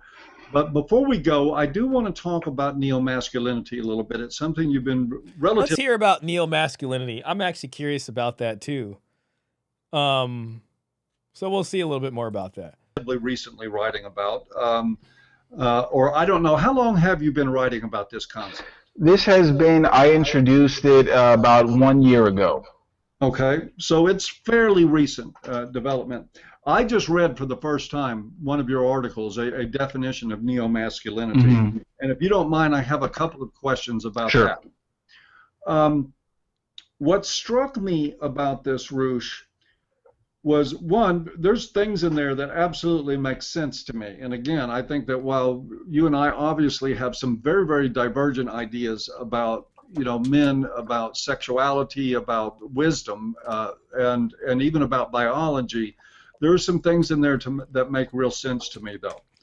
However, where I think I got the most distance from you in your philosophically speaking was in reading your definition of neomasculinity. One, and I'm just going to point this out, it's not even a point worth debating, I was appreciative of the fact that you mentioned the necessity for equal treatment under the law for people. I wish I knew a little bit more about his neomasculinity. I think I encountered that once, like a long time ago, but it seems like it's just not out there to read anymore. Shadrach says many times. Drunk women, underage women. Oh my God, I've denied plenty of them. Oh yes, of course, there are a lot of women out there that one shouldn't be involved in any kind of relationship. Unfortunately, 99% of women a man should not be involved with in a relationship today. Russia, let's see. Russia unilateral no-fault divorce was argued in court as not a legal marriage because it's not a legal contract. Contracts must be legally enforced, otherwise it is not a marriage. Yeah, I could see the reasoning there. I mean, that is an interesting question. Is a marriage without a contract even a marriage at all? And for so long, that's what marriages were. They did involve this very real contract. So if it's not there, then how could you even call that a marriage? Great point. And the poll here, 88% of the folks said they have, 87% have said that they have denied a woman's advances. Yeah, I don't know why. I just wanted to ask that because, you know, oftentimes they make it seem like, you know, it's like women are the choosers, but there is some choosing going on the man side. You know what I mean? Where a lot of times it's just like, no, I'd rather not. You know what I mean? Now, when I say that, there will be people from your community and others that say that I'm advocating politics, which is not something that's I've ever done. I've never lobbied a politician. I've never endorsed a politician, never called people to vote for a measure, anything of that sort at all. Everything that we do at AVFM is more or less what you do. It's about changing consciousness, changing the way people think, or at least offering them opportunities to think outside the box about a lot of things. But what I got from that article, the point that I really wanted to get at, is that it seemed to me, from your perspective on, say, escalating consequences for non-compliant women, Okay. that you're talking about men forming relationships with children, not with grown adults. I'm telling men, I think women should be guided and led by a man who cares for their interests.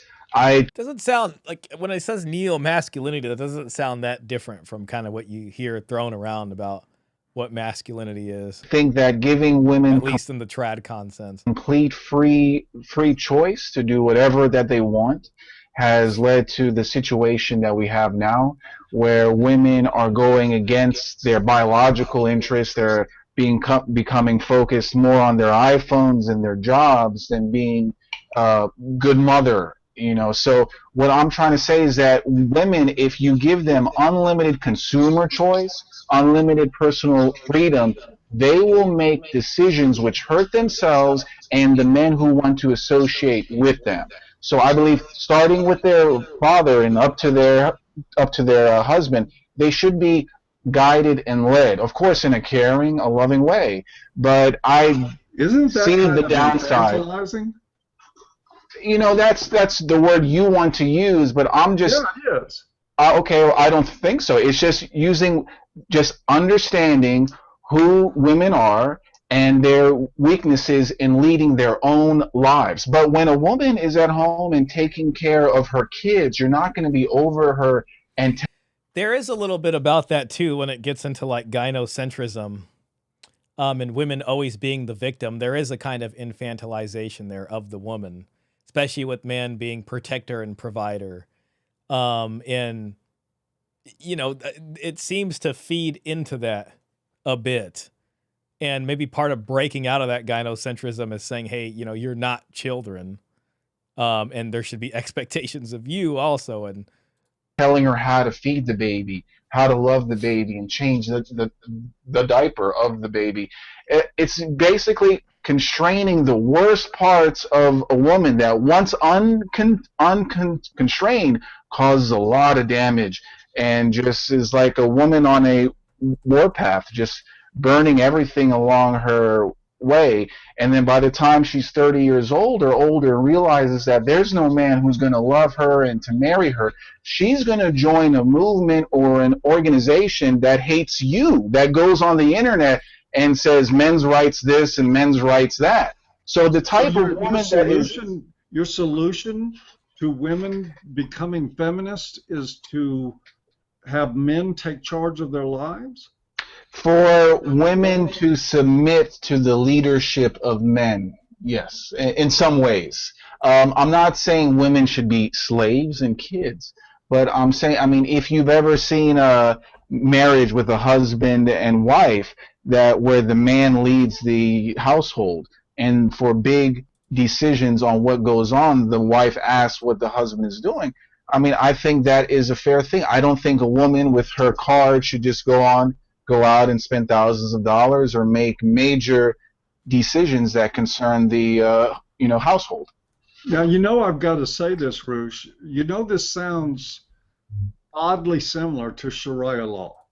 A lot of people say that, but really it is more of a Victorian thing where it sounds like coverture is what he's going to bring up that we've seen in Europe.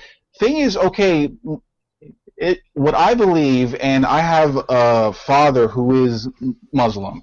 He doesn't go to mosque, but my stepmom does too. They've been married a long time. They kind of do what I just talked about. That's the model.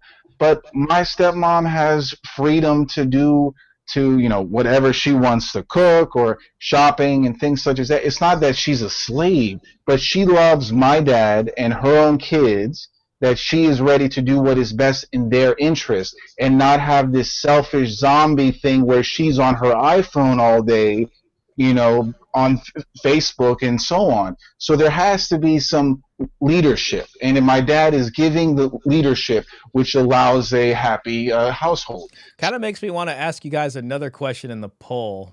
I'll probably wrap this one up soon. It's almost done. Do you think women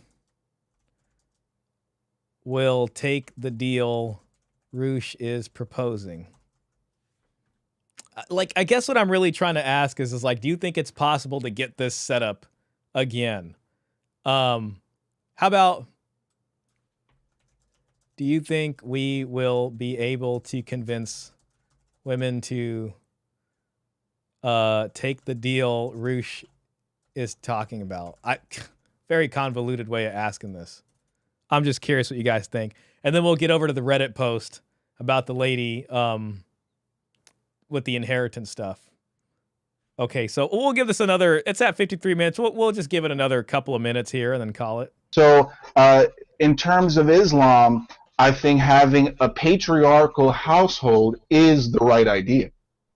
Okay, well, let me ask you this. I mean, and again, this is one of these ones that I just have to ask. If what you're advocating here is Victorian principles, how on earth does that fit in with being a player?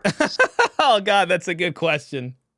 That's a fantastic question right there, just in the sense of okay, if this is what you're talking about, how does guys being good at pickup get them anywhere close to getting this kind of thing going? Real quick, I want to acknowledge Cesar Quintana's super chat. Thank you, sir. Caesar says, I don't know, Shaw. I kind of think women are actually like children, to be honest. Didn't one of those German philosophers you say something like that? Nietzsche? Maybe he did. Let me look that up. I do mention him a lot. I'm guessing that's probably who it is. Say women are like children. I'm sure one of these guys did. Come on. Where's your AI overview when you need it? Now, Nietzsche did have a very tough life as regards to his relations with women. Some have even postulated that he was a virgin. Well, then others say he got syphilis, which I don't know if those two things work. I was hoping to find quotes. Let's see. Quotes. Give us the quotes. Nope, internal server error. Come on, man. Huh.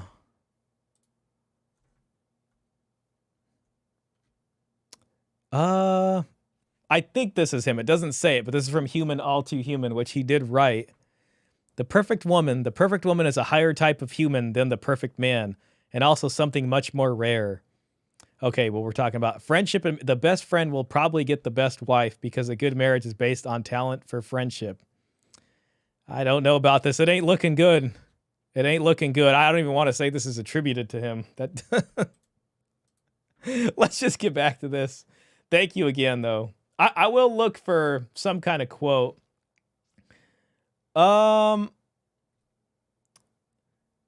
Most nations chose the the age on the woman's ability to have children, so her period is the same for Jews and Muslims.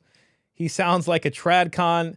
Well, he definitely went the way of the trad con because, you know, not long after this, he kind of disavows his previous works and, you know, goes hard in on the religious stuff. Non-Muslims want Islam without the Islam, and it doesn't work. That's true. Paul is eloquently savage, very much so. Caesar says, and it wasn't just Sharia law. The Roman Catechism from the 1600s say that a wife cannot leave the house without her husband's explicit permission. I mean, I think even going back through Rome and these ancient times, it was like that in a lot of places. Michael says, the Bible says it depends on the woman's breast development in the Songs of Solomon. Interesting. A bunch of grapes. Okay, let's just hit this for a little bit more, then we'll move over to the Reddit post. What we have to understand is that men go through stages, and during these stages, he's going to want to experience a certain thing. Now, there used to be times when a man for 1 year wanted to, before he got married, he would have his fun. There would be a type of woman in the town that's available for the man. Maybe he sleeps with 2 or 3 girls and gets it out of his system, as they called it back then, sowing his royal oats. And then he would settle down and be a committed husband for as long as he can. But the point I'm trying to say is that we can't, it's not one box that men are in for their entirety of their own lives, that they go through stages and the seasons of man. So what I'm trying to see is what type of man do we have to cater to each season in a way that doesn't hurt him, that minimizes the great harm, but also allows him to enter a stable household, to marry a woman who understands what it's like to be a good mother and wife. Now, this type of job, that's a tough task. I'll be honest, it's not easy. There you go. It's not easy to devise from the ground up how you're going to work this, how you're going to account for male sexual nature. And there is also a lot of guessing and checking going on, right? That's kind of where we're all at as we're dealing with these changes.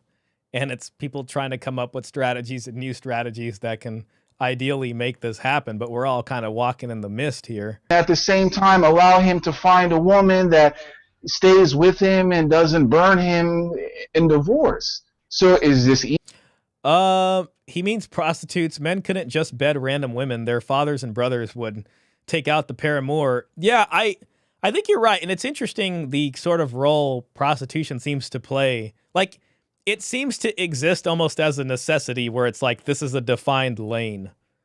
And if you're over here in this lane and it's clear that you're in this lane, then so be it. But what we got right now is this kind of gray area of like this sort of mix, and people can just be back and forth, and, you know, you might not know who did what and all these kinds of things. So that makes it really confusing.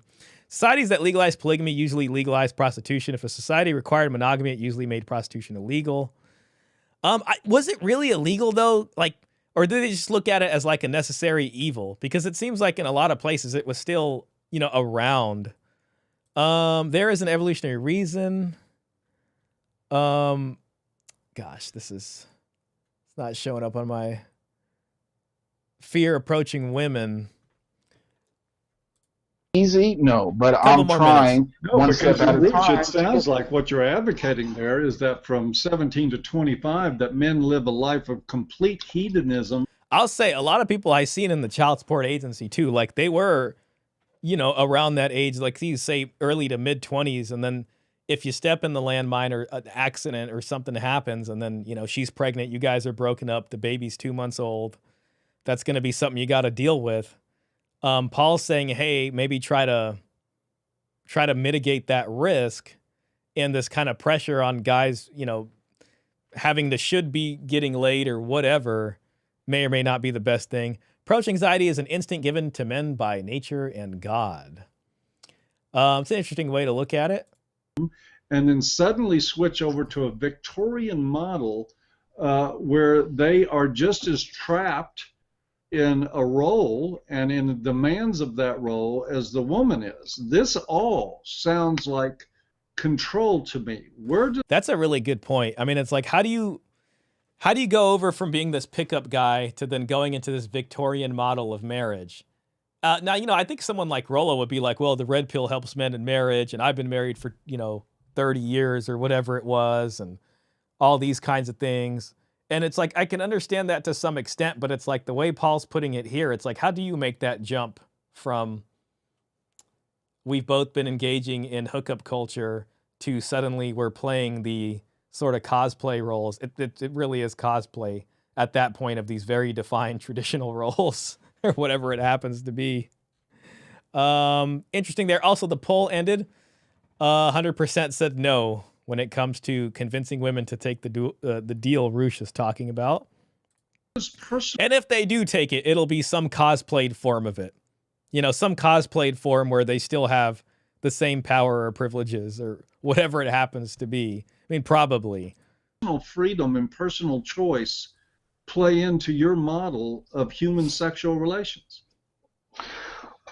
At the same time, we have to understand that there were rules that were given either by the church or by the... There were rules, but, so much of it had to do with the type of economy, I guess, that we're living in and technology and possibilities.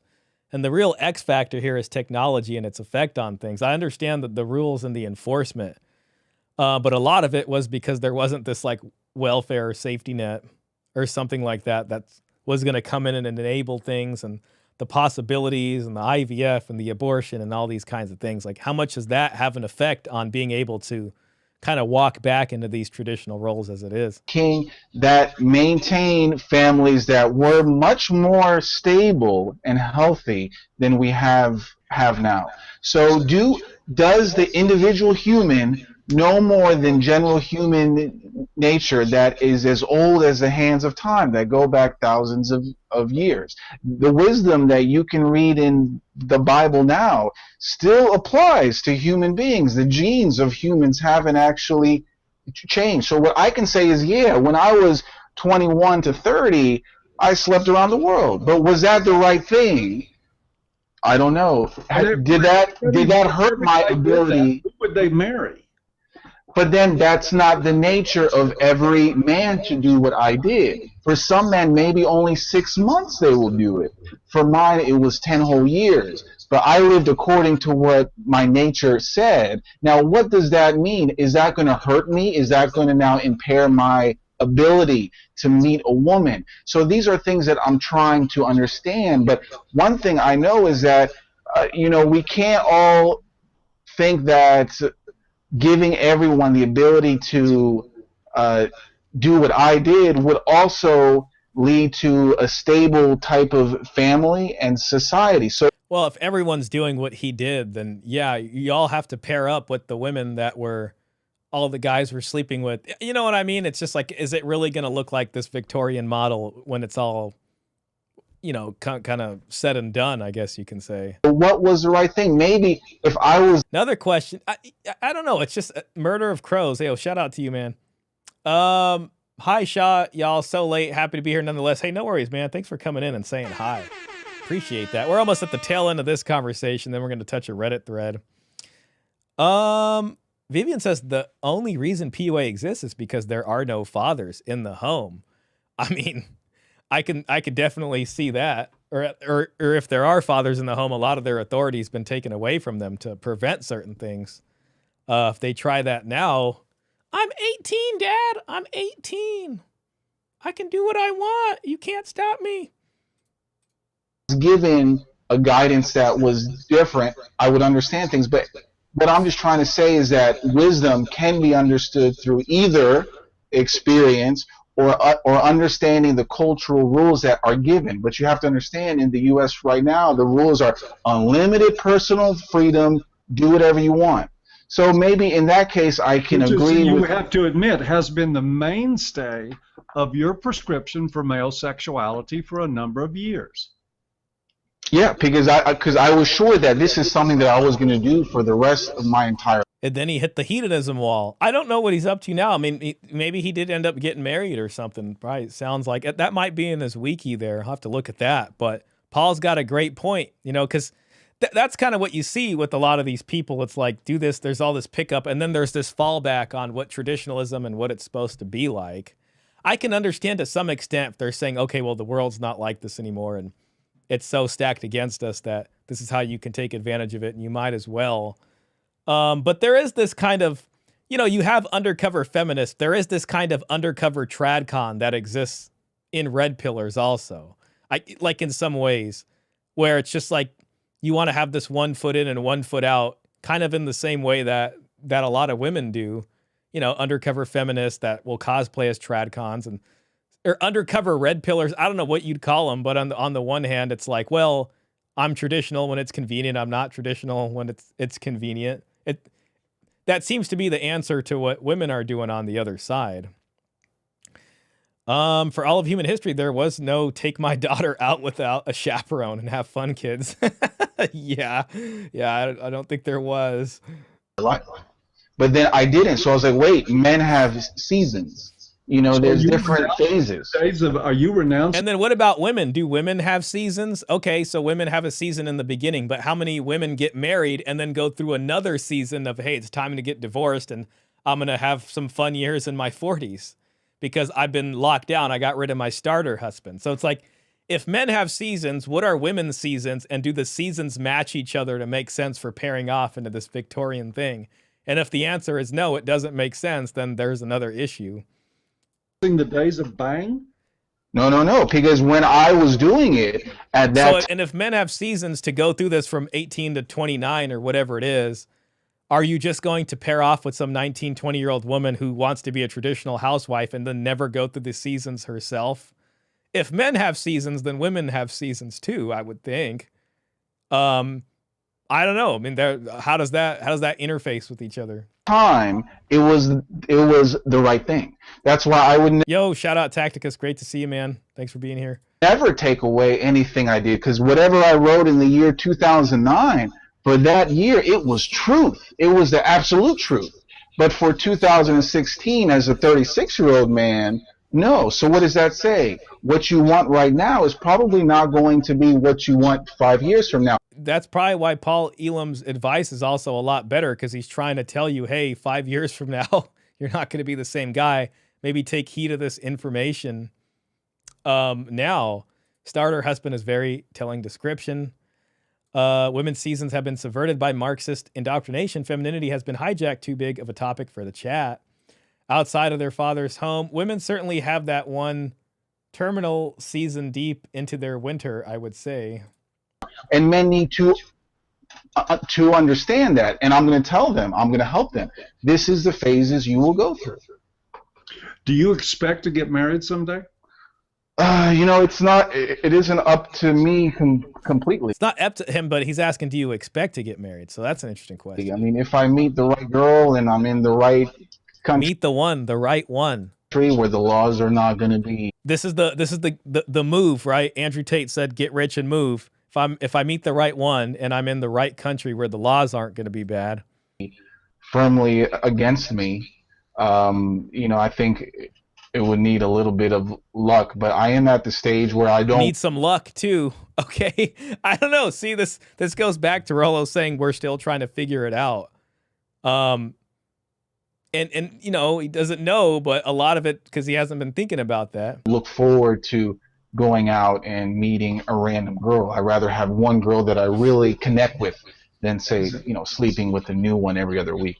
Let me get in one last question. I know Sure. we're really just about out of time here, but I would like to ask you one other thing, Roosh. What do you say, for instance, to guys like me who say, you know what, fuck this. I'm going to live like I want to live. I'm not interested in a woman that has to be told what to do or supervise. I'm not interested in controlling anybody. I agree with that too. It's just, it's not worth it. I get, you know, to do that and to sit there and I don't know, like, okay, I can understand the argument for male leadership to one extent, but on the other hand, what Paul's saying makes a lot of sense. It's just like, I'm not going to deal with that with someone who's kind of infantilized and you got to sit there and do everything. I'm a lot more interested, and I am somebody that's in a 14-year relationship where we treat each other pretty much as equals, and it's working out just fine for me. What do you say to guys to say, man, you want me to what? You want me to find a woman and give her escalating system of punishment until she complies with my will? It's so crazy too, because it's like on the Roosh thing, it's like, you know, everybody's sleeping around with everybody, and then you got to find this needle in a haystack. Caesar, Caesar says, I'm a TradCon undercover red pill sleeper. The undercover TradCon agent red pillar. Well, hey, you know what? That's okay. That's okay, Caesar. We do appreciate that. At least you're open and honest about it. That's the important thing. Shout out to the undercover TradCon red pill sleepers in the chat. I didn't say that, but well, that's exactly what your article bordered on. Oh, that's your interpretation. But what I would say to him is live according to what you want. But the thing is, what men who do that, they come back at me, attack me. Well, and then if his advice is to the men's going to be live according to what you want, then women do the same thing. They're saying, I want to live according to what I want. So I don't know. It seems like the advice would either be good or bad for either, whoever you give it to. They say, oh, you're doing it wrong. They're not content with living that life. They want to attack me instead. So I usually, because I don't attack men who, I don't single out a men's rights activist, like you're wrong and I disagree with you. They're always coming after me, and people in the MGTOW too. I don't attack people anymore. I'm kind of calm, I think. I've gotten older. But people are just constantly coming after me. So, and I mean, you got angry at me too. And, so I think it's more people coming. That goes back a ways, Roosh. The first time I ever even had anything to say about you was after I watched one of your videos where you said you'd give everybody in the men's rights movement an F for not doing anything. And that was the only thing I'd ever seen from you at that. I mean, I'd obviously heard about you, but in terms of shots across the bow, I responded to the first one. Okay. But one thing I'd say we've made it pretty far. I'd say we take a look at the comments and then go over that Reddit post, and then maybe if I got energy and time, we'll see if we can find another video. I've been adding a lot of stuff to the list, so there might be a short one. May not be worth it, so to speak. But let's go ahead and see. Let's go ahead and see kind of some of the comments here. We'll just read a couple of them. Wow, Paul is so far ahead of Roosh in terms of wisdom and spiritual evolution. Paul's remarks on being of service to others and Roosh's inability to grasp the importance of this is very telling. This Roosh character is pretty two-dimensional. Of course, having great sex is awesome, yet devoting one's entire life to the pursuit of trying to get laid at the expense of developing any other interests is not creepy, but dull. A nation can rise no higher than the moral state of its women. What Paul is saying about the strength and power in having your own values and indifference to women is so true and such sound, eternal advice. When I found that in a man, I settled down with him straight away and became a different, better woman because of it, and our children's home is stable and loving because of what he was and is. Halfway through, I see that Roosh is not really listening to Paul. Roosh is saying that Paul wants men to deny their base instincts of getting laid, while Paul is saying that men should take a step back and find out if effing said girl will really be worth it. Yeah, from what I can see, that's the big glaring difference between the two. I definitely veer towards Paul's perspective that men can and should control our sexual urges and not be dominated by them. This conversation demonstrates why Paul is superior to Roosh. Roosh just wants to take advantage of men and have no self-confidence by catering to their most basic impulses. Paul lends a helping hand to men, and he doesn't ignore gay men such as myself. Roosh, those single men are most vulnerable to getting a woman pregnant, then they own you. Great job. I think there's room for both, and I certainly see the overlap myself. In a nutshell, pay attention to red flags in a woman, in a man. Paul has a broader, safer, and more well-rounded approach to life. Roosh seemed as if he didn't absorb a dang thing.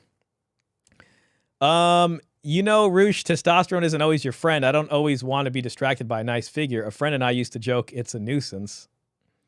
There is a difference between chasing your sexual impulses and demonizing those impulses. I don't think either Paul or Roosh are demonizing male sexual desire. Feminists do that just fine. If male sexual desire is a highway, Paul is trying to get men to see the warning signs of curves and dead end ahead, while Roosh seems more likely to tell guys to hit the gas pedal as hard as possible. Paul is trying to reduce the carnage, while Roosh seems concerned. Less concerned if there are injuries along the way. As a father, I'd rather my son learns Paul's lessons first rather than run the risk that Roosh promotes in his worldview. Sure, a few pointers here and there on how to approach a woman is a good tool to have, as well as having your body and confidence, but that's only a small part of life, unless you plan on never pair bonding and never having kids. I'd like to have some grandkids someday, and if my son wants to be a dad like me, I'll be passing on Paul's advice. First and foremost, the long game is not a game. So that's interesting there. I think what we'll do now, you know, one thing I do want to look up, is Roosh V married? Maybe he's married now, you know? Let's just look that up. Maybe the Wikipedia has it. I'm not really seeing anything from more recently. Yeah, it's looking like we're probably not going to get the answer to that, folks. 2019 to present. Okay, yeah, it doesn't mention that he's married. I don't know. You know, maybe he did. Maybe he did to some extent. Okay. Well, let me just check in on the chat, and then we'll move into that Reddit thread. Thanks, guys, for making it this far. Sorry if I seem a little low energy today. I don't know what it is. I'm just kind of a little down on energy, but it's all right. You know, we're moving along here. So thanks again for putting up with that today. And we had the stream crash out once. It's been a different kind of stream today. Needle in a needle stack, more likely. I forgot how whiny a lot of these POA guys acted when they were asked to participate in these kinds of convos. LFA video, I do got a couple of those. Let me see if I can just pull up my saved playlist here. If I could find something that's like 20 minutes. Okay, YouTube list number 2. I've been adding stuff in here throughout. Yo, Trav. I just haven't. I hate how it starts the freaking first video right off the bat. Oh my gosh. My buddy wanted me to react to this video, and it's from this guy that is like, a happy Men's Mental Health Month, do better. All right, let's put that in a new tab, and we'll see the last LFA video I have. There's a ton of videos, man. Like, I'm really far back on the stuff I'm supposed to be reacting to. You know, the Dowry stuff. Oh, here we go. Here's LFA. It's kind of crazy when you think about it, because... Hold on one second. Okay, here's LFA. Dating is completely cooked. We're cooked. And that was just 2 weeks ago, so it's not looking good. I mean, we have been keeping up with them, but judging by that title, that is not promising, because I thought he was kind of turning around, you know? He was turning around for a bit. The other video that my buddy wants me to react to is this one. Happy Men's Mental Health Month, do better, which does sound pretty interesting. So, I mean, maybe we can do one of these. They're both around. I mean, this one's a little bit longer, 27 minutes. So I say we just get to the Reddit post. Oh my God, did I just lose the Reddit post again? Oh, let me just pull it. Oh, nope, here it is. Okay, so, yeah, I mean, so, Ask an Older Man. I don't have anything from him, but I'd say one of those 2 videos might be the one. Maybe we'll do a poll on that after the Reddit thread and just see which one y'all want.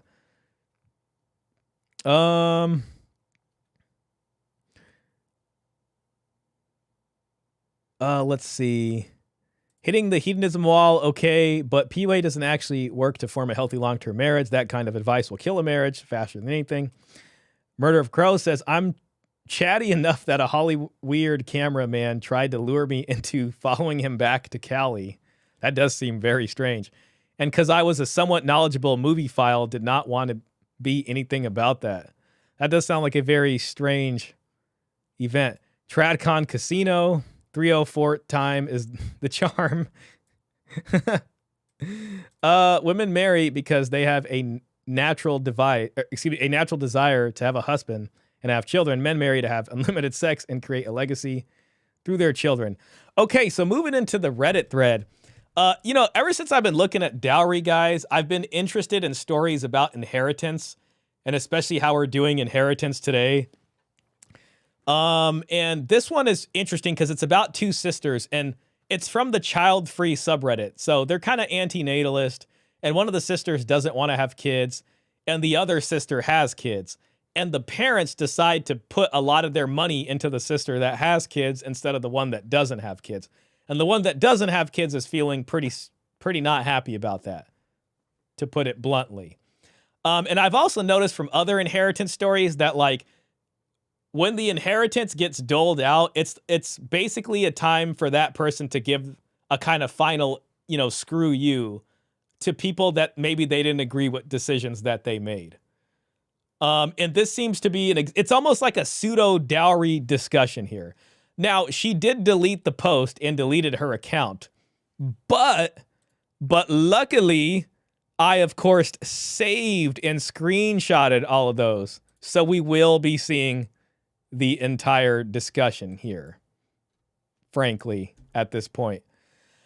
Okay, so this is from, gosh, hold on one second. I think I got these backwards. Darn it. Oh no, yeah, that is it. Okay, yeah, so the title of this is My Parents Just Gave My... Oh, I'm not even showing you guys a screen, my bad. So the title of this is My Parents Just Gave My Sister $300,000 so the grandkids can grow up on acreage. And she is not happy about this. She is not happy. Okay. So here is she deleted her post. Of course, as soon as I saw this, I'm like, oh my gosh, I might have to talk about this. So I saved it. So let me just go ahead and start reading this. Anyway, my parents had 2 houses, but sold one recently.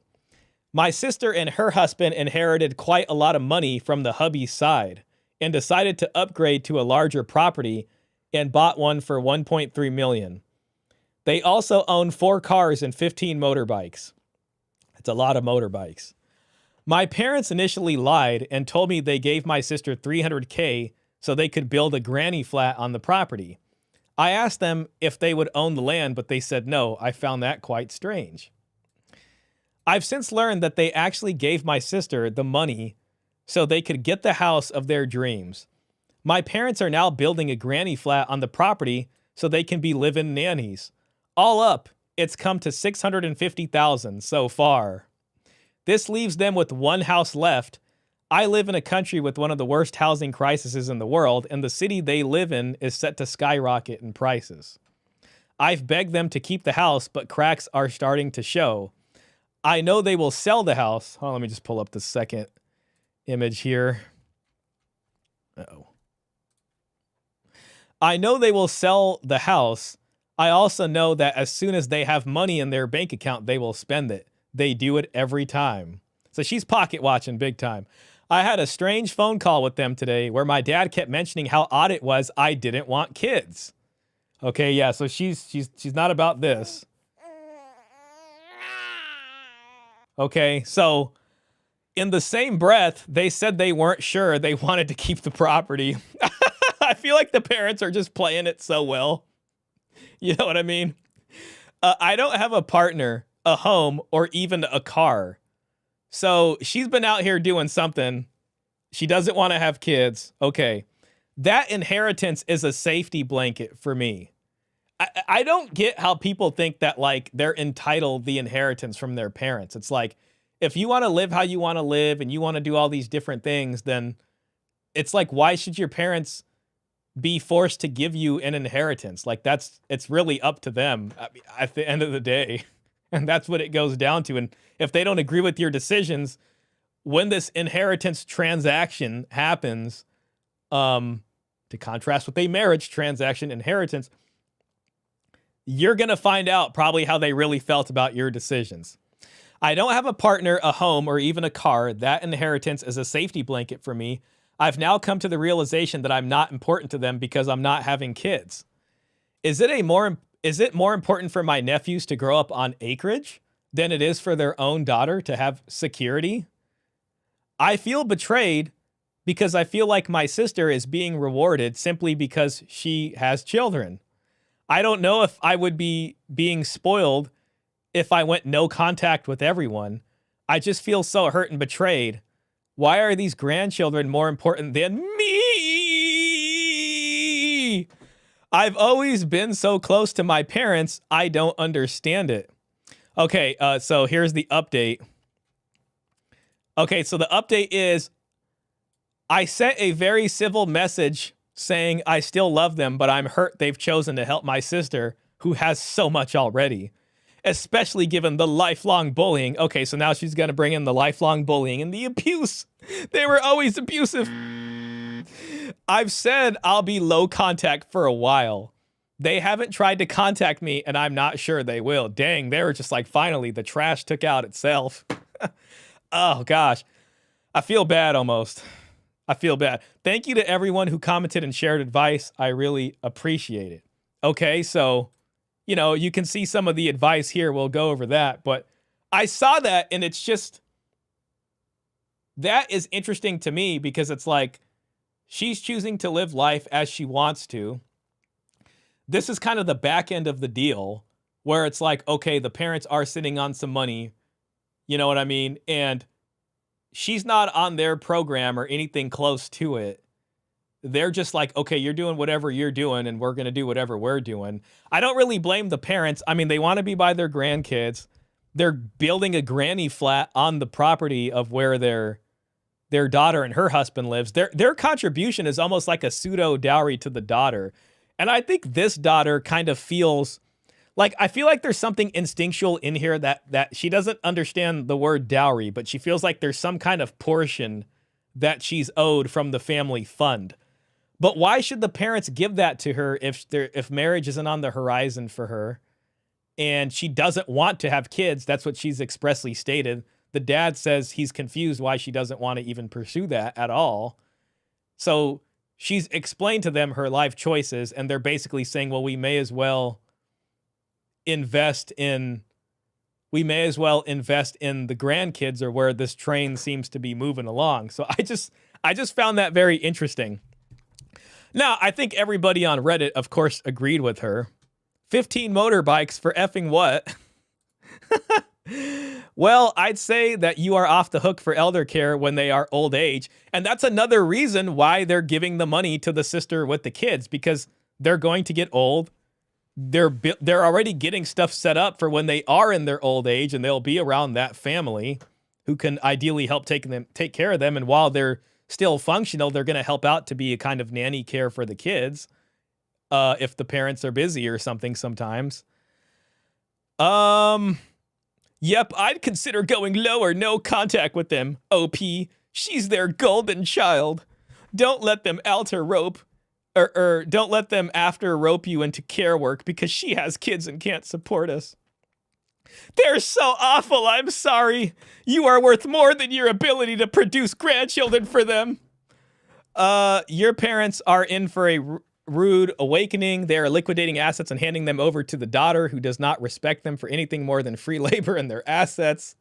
What she is like, everybody here is like anti-family, like crazy. What she is actively handing over to them. What I would do is stop moping and ask your parents what their old age plan is and how it will be financed. I think they're already working on that. That's what the granny flat is for. Old age care is incredibly expensive. The best doctors are expensive. How will this be covered? Well, certainly not from that daughter who doesn't even own a car or a house and doesn't have a husband who can possibly maybe help out with care for her parents if it ever came to that. So I don't know why they would have this discussion with her, because what is she supposed to help them with as far as this plan goes? If anything, she's sitting there hoping they keep the house so that she can get that from them later. Welcome to my world, and that so many other people with shallow, selfish parents coming from the people who don't want to have kids. You know your parents are lying to you regularly. You must view their lack of character through that realization. It's a very bad thing. The lying. Your sister is mean to the parents. That means they're going to be even bigger pushovers. So that's where Reddit went with it. One thing I do also want to show is what, you know, Twitter and Reddit just seem to have this sort of complete difference of how they look at these things. I'm always so nervous with pulling up any X link. I'll be honest with you guys. Let's see what the folks on Twitter had to say. You know what? Let me just scroll down this just to make sure it's safe. I still don't trust Twitter all the way. Okay. So this is the Twitter post. So let's see what they got to say. Oh, here was the first part of the post. Right here. For context, I've never gotten along with my sister. She's always been incredibly cold towards me. She's always been very awful to my parents. So, you know, my parents and grandparents gave her around $30K for IVF treatments, which didn't bother me. Then she ended up having a kid and then another one naturally. Suddenly she needs my mom 24/7. So yeah, so as soon as they had kids, then it started that. Being on child free is probably a red flag, but I can understand why somebody would be annoyed that their sibling was getting significant help because of kids, and her parents apparently anticipated it would cause problems. But again, child free probably means you have emotional problems anyway.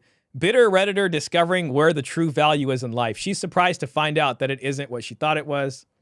I think there is a level of betrayal here, although it's entirely possible that the Reddit cat lady also has a stable job, which is why she's not getting the money.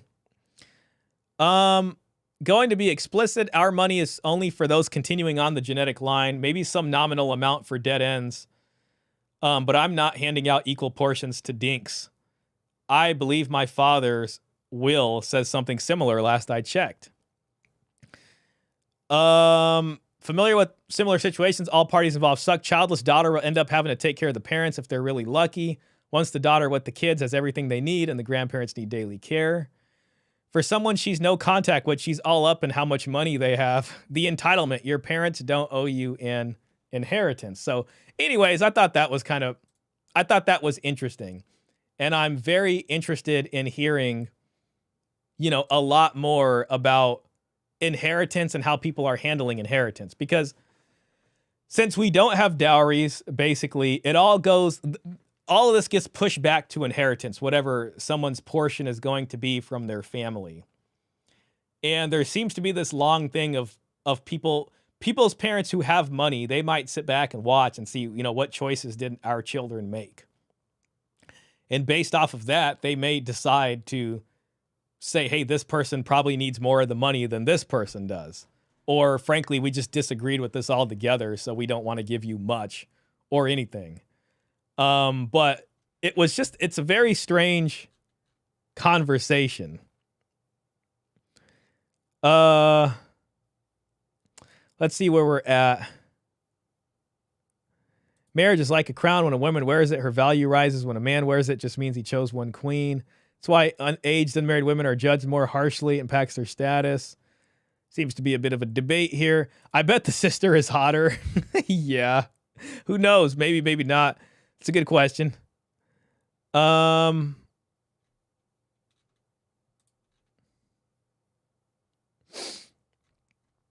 Okay. Yes, the Bible encourages promiscuity in men and the 10 Commandments.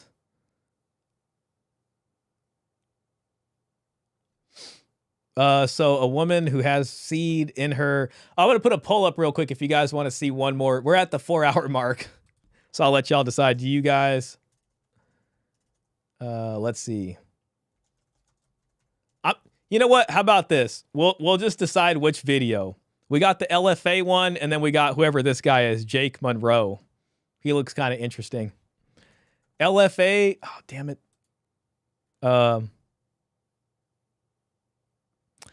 LFA or Jake Monroe.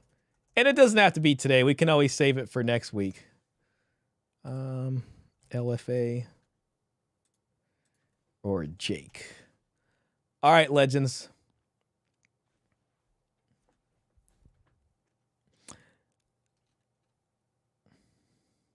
Crazy low IQ, K-selected short-term prey mating strategy.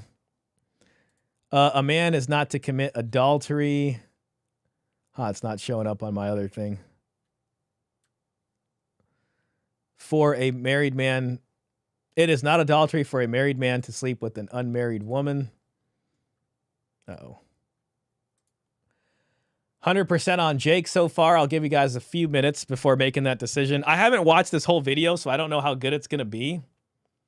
But it seems like it's kind of interesting. I'm just so surprised that this LFA guy, because, you know, we were watching him and he seemed to be like kind of moving towards a different direction here, but it seems he's kind of went back all in on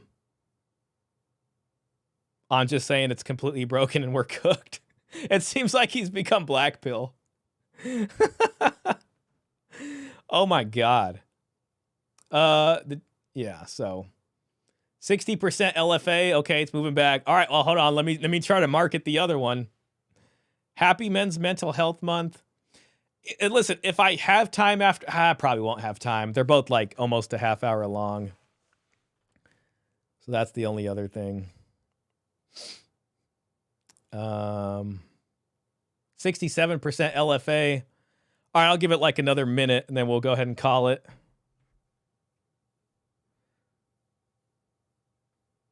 Let's see.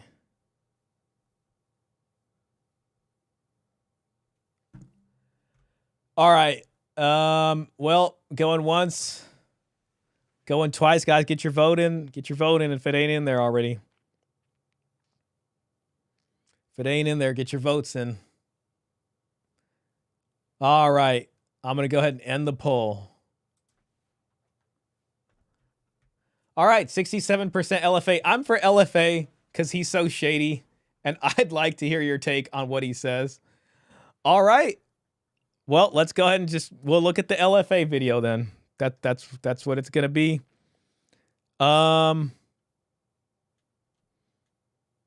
Okay. Already from the first comment, the women in church and the women in bars are the same women. Uh-oh. I think we can see what's happening. All right, let's go and watch this one. What's up, brothers? Hope everyone's doing well out there. I just got back from out of town. I went to my nephew's graduation. So I've only slept about 3 hours. Vivian, I'll say just kind of add a little bit more tact into your if you're going to have debates with the guys, like I get it, people want to debate and chat, but let's not call people lazy or dishonest. I mean, just a little bit more tact in expressing the opinion, I think would be appreciated. So have spirited discussions, but, you know, let's not. I would try to keep the attacks down, you know, because I just don't appreciate seeing it. So let's move in. And I drove for 14 hours. But it dawned upon me that I've been gone for almost 2 weeks, so I figured, you know what? Let's return from our hiatus right now. Let's turn the camera on and so let's see what's going on with LFA. Let's shoot the shit with the people for a little while. And what I want to talk about in today's video. Remember, guys, please be you know, respectful and tactful with each other in the chat. It's not meant as a doomer video. More of a reality check. You know, a realistic view of what men are facing right now. Okay, so he's saying it's not a doomer video. All right, it seemed that way. And I thought of this because I was watching my nephew graduate, 18 years old, no clue what the world's about to bring him. But one thing we know is, you know, as with all of us, when we cross over to adulthood, we're in for a rude awakening. You know, my generation was, Gen Z was, Gen Alpha is. Oh no, Mr. Pitt, I'd say it's all right. It's not, you know, that bad, but I do appreciate you watching. I just don't, you know, have spirited debates if you guys like, but tactfully. And in a lot of ways, society is cooked. You know, I don't mean to sound like a doomer here, but it's the truth. You know, in a lot of ways, men are screwed. Okay, he started to sound like a doomer again. know there's a boomer take. They're going to say that that's just complaining. I'm not complaining. I love my life, love every aspect of my life. But that doesn't change the fact that the majority of society is cooked. Most men really just want a very simple life. And they consider the American dream to be a wife that loves them, a home, nice middle-class home, a career that doesn't have to be, it doesn't have to be the most amazing career in the world, but just enough to pay their bills, enough to go on vacation, enough to take care of their wife and kids. It's kind of interesting when you think about it. It's like, well, what happened to the American dream? The American dream did used to be what he was saying. It was a wife and, 2-3 kids and a house and all that. And that's kind of been replaced. Like the American dream isn't good enough, or people want a lot more. And on the one end, there's Bugattis and all these kinds of other things. And on the other end is the women wanting, the quote unquote high value guy or whatever. And a lot of the American dream, even the one he's describing, has become out of reach for a lot of people. That's another thing. Enough to own a home. If they have a career, a home they own, a wife that loves them, and the means to have a family, they'll be happy. That's all they want. They don't need Bugattis. They don't need the He brought up Bugatti. Oh, man. Influencer lifestyle. They don't care about all this self-improvement guru, manosphere type stuff. They don't really care about that. They just want a normal life. But there's two problems, two major roadblocks standing in their way. Number one is, in order to even think about accomplishing this, the majority of them will first have to take on hundreds of thousands of dollars in student loan debt. Because let's face it, even for me, I didn't have any scholarships. I think I got a couple $1,000s here and there in Pell Grants, right? But for the most part, I was taking on Fed loans. We were just talking about student loans earlier in Elena Barre Fitness's chat. And that's where it's at. Most guys are going to be taking on hundreds of thousands of dollars of student loan debt. Even if they do graduate and they start a good career, if they want to own a home.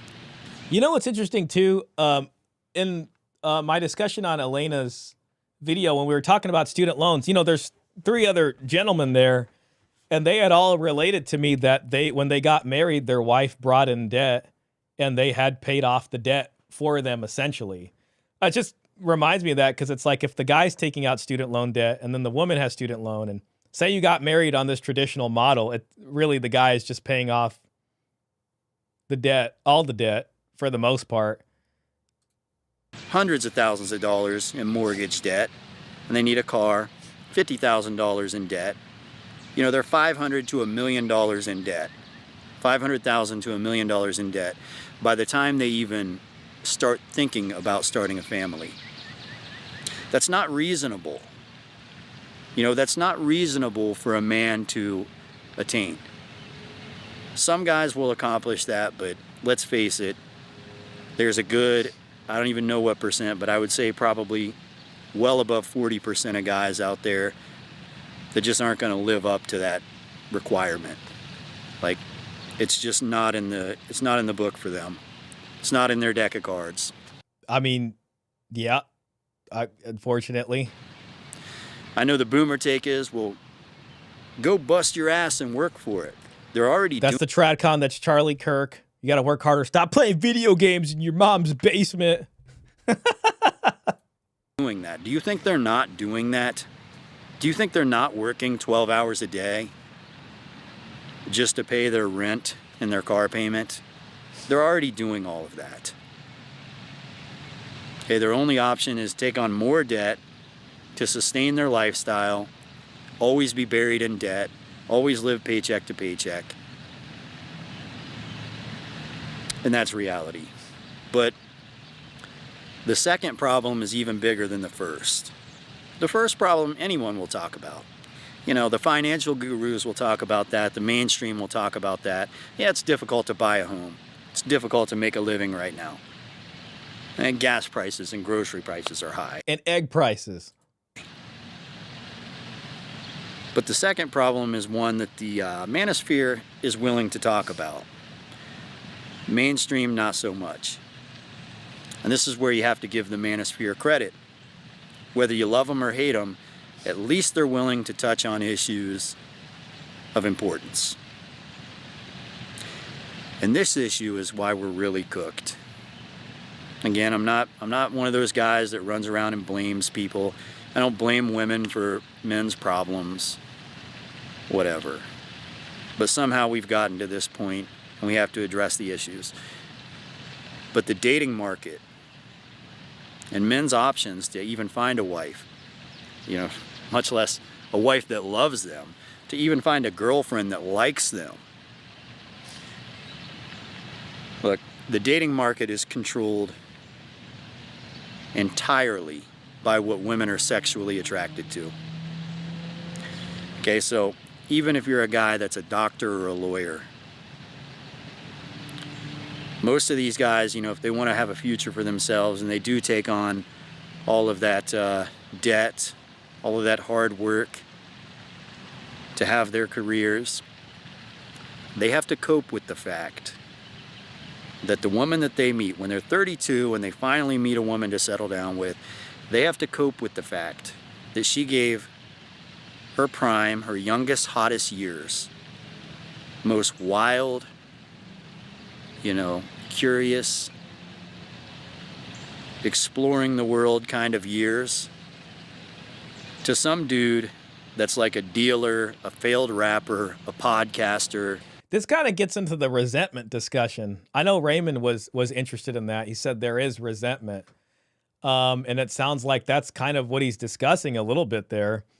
Jason says women pick who they want kids with. I dated my buddy's girl before they married. Uh-oh. She wanted my kids. Now she's with him and won't give him one. That's the double standard. So your buddy's married to this lady and she doesn't want to have kids with them? Or that's interesting. That's interesting. Very strange. A criminal. You know, she gave her youngest, hottest years to one of those guys. A criminal. And now he can cope with the fact that he didn't get those years. He was overlooked. And, you know, she's reached a stage of her life where she doesn't even like sex anymore. She doesn't like to party anymore. She doesn't even like fun anymore. She just wants to settle down. And that's what he gets, right? So that's like best case scenario. And that's not a shot at women, okay?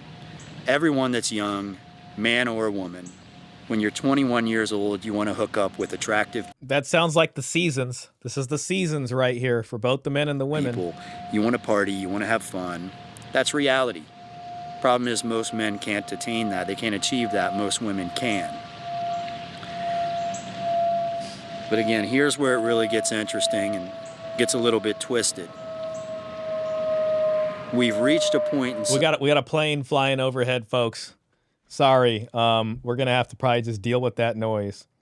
Where the heck is my... That's what it sounds like happening right out there. Society. Wow, where it's an annoying plane. If you take the path, like you go to college for 5 years, you're going to end up with all this debt. You know, you buy a home, you have a good credit score. You're stuck with all this debt and still little to no options with women. Whereas there's another guy on the other side of the fence that instead of going to college for 5 years, he went to prison. He went to the state pen. Dude, this reminds me of something. Memory unlocked. I remember a woman, you know, I saw a woman, and this was in the past few years, and her boyfriend was going to jail. Like, everybody knew he was going to jail because of some stuff he was doing, and he was going to be sent to prison. Not just jail, prison. And she went ahead and got pregnant from him and gave birth to the child, and he's in prison. And, you know, that's what she wanted to do. Like, that was the decision she consciously made, was like, well, my boyfriend's going to prison, and I am going to make sure to have his baby before he goes to prison, even though he's going to be in prison and not able to help me take care of this baby. I mean, people make some decisions out here. He got out and he created a social media brand for himself. He blew up and he makes 10 million a year. And that's the guy that's getting all the women. Okay, so we got, you know, this is kind of the resentment. There's a little bit of the resentment. I told him he didn't care. He's effed. He did. He's complaining about not being able to get kids. That's really strange, man. Guess he fell hard for her. Blake wanted to party until he couldn't get his way in the last few months. He changed the tune. Man, I'm not up to date on that Blake thing. I should probably look into that. At a certain times, no eggs are present at any price. Hence freezing eggs, in vitro surrogate babies. Men should only date women between the age of her prime childbearing years. Why would you let your buddy marry her if you knew he wasn't her first choice? Oh, man. It's just so interesting to me. I don't know. You think that's part of the deal? I'll be right back. I'm just going to let my cat in real quick. I'm going to hear her crying.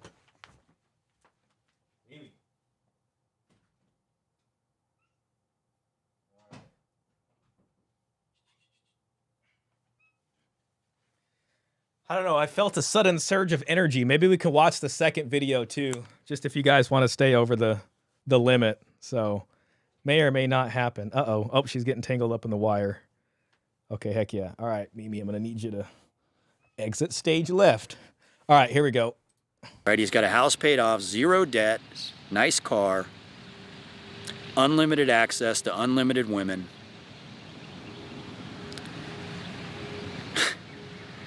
Really didn't even earn it, right? That's the zeitgeist that we're living in. And the boomer take is like, oh, just go out there and work for it. They don't want to accept the fact that we've gotten to this point. And they don't want to look at the reasons why we've got to this point, like, okay, the dating market, and in a lot of ways society and culture, at least from a social standpoint, are controlled mostly by what women are sexually attracted to. If women like bad boys, women like degenerates, a lot of men are going to become that. And why is that? Because, look, whether we like it or not, as men, we're hardwired to some degree to be freaking simps, right? Men wake up from sun up to sundown, right? Especially men that are 21 years old. They wake up and they think about women. They're either thinking about women sexually, they're thinking about being the co-star of a romance flick, a romance novel. You know, they want to give a girl flowers, they want to look in her eyes and see how much she loves him. You know, that's what men Coach Greg Adams, men are in love, women are in business. Men want. So they'll do whatever it takes to try to achieve that. And the current zeitgeist is just not rewarding to men that work their asses off, bust their ass, you know, do their best to live a nice middle-class blue-collar lifestyle. This is the question. What do men get out of marriage? That's not very rewarding. Poor behavior is rewarded more than good behavior. Like, you would think it was satirical that a guy can go to the pen, get out, and become a millionaire at a much faster rate than a guy that goes to college. And by the same token, women out there can do the same. They can just become an OnlyFans star. A woman could go to school to be a lawyer, take on all that debt, and get out and just bust her ass to work. Or she can become an OnlyFans star. Just show her big bouncing tits on the internet. I mean, that's definitely assuming she has those. Make 10 million. Don't forget about the hymenoplasty, guys. The hymenoplasty is an option. We learned about that earlier today. $1,500 to $5,000. It's crazy. you know, but for the first time in human history, this is where we're at. Women have always been attracted to dangerous men, to bad boys, to handsome men. But the difference is, for the first time, men can actually get paid for being bad boys, for being dangerous, for being handsome. All right, this new era that we're living in. And it does nothing for society. You know, if a guy's an influencer and he drives a Ferrari and he has a nice house, he does nothing for society. But he's rewarded for it. And that's where we're at. You know, that's where this... Well, it's the same thing what you can say, like the top OF chicks. I mean, you know, they're rewarded, I guess, monetarily for whatever they're providing. And they make a ton of money, at least the ones who are really into it like that. This current zeitgeist is at, and that's like that's the trajectory. It's getting worse. So for any of the young guys out there that are just like not really sure what direction they should go or what they should do, you can't just look at them and say, well, work your ass off. Okay, they're not complaining. They're observing. They're understanding. They see what's going on around them. They see what's rewarded, and they see what's being punished. And their good behavior is being punished. Poor behavior is being rewarded. A lot of changes have taken place in the world. I think you can kind of see that with, like, you know, young people. If you ask, what do you want to do? And if they answer like, I want to be a social media guy, or I want to be a TikToker or something like that, people are seeing what's being rewarded in society, and they're going after that. Jason says, unless she's all in on you, marriage isn't worth it. I've been with girls who later got married and still reached out. Uh-oh. It made me realize what some husbands will never know. She needs to think you're the best thing since sliced bread. Anything less than that, and she'll eventually resent you. I don't get this guy. Who cares if the other guy had more luck in life? Everybody is responsible for their own. Well, you know what they say, comparison is the thief of joy or something like that. I can't even remember. You know, and over the course of these last 25 years, they're kind of like system updates. You know, when you leave your laptop on, when you go to sleep and you wake up the next day and it has a system update, it changes. You open it up and it's unrecognizable. We go through those in society. Now, the first one I can remember was Y2K. I was 13 years old, but you know, I remember it had something to do with computers. There were some updates going on. And looking back, although we didn't realize it at the time, they had the technology in place for the smartphones and the high-speed internet and the social media, but they hadn't yet implemented it on the public. You know, of course, they're going to have the technology decades before they release it to us. Right? That's obvious. But we didn't know what it was yet, and they didn't know exactly what impact it was going to have on us.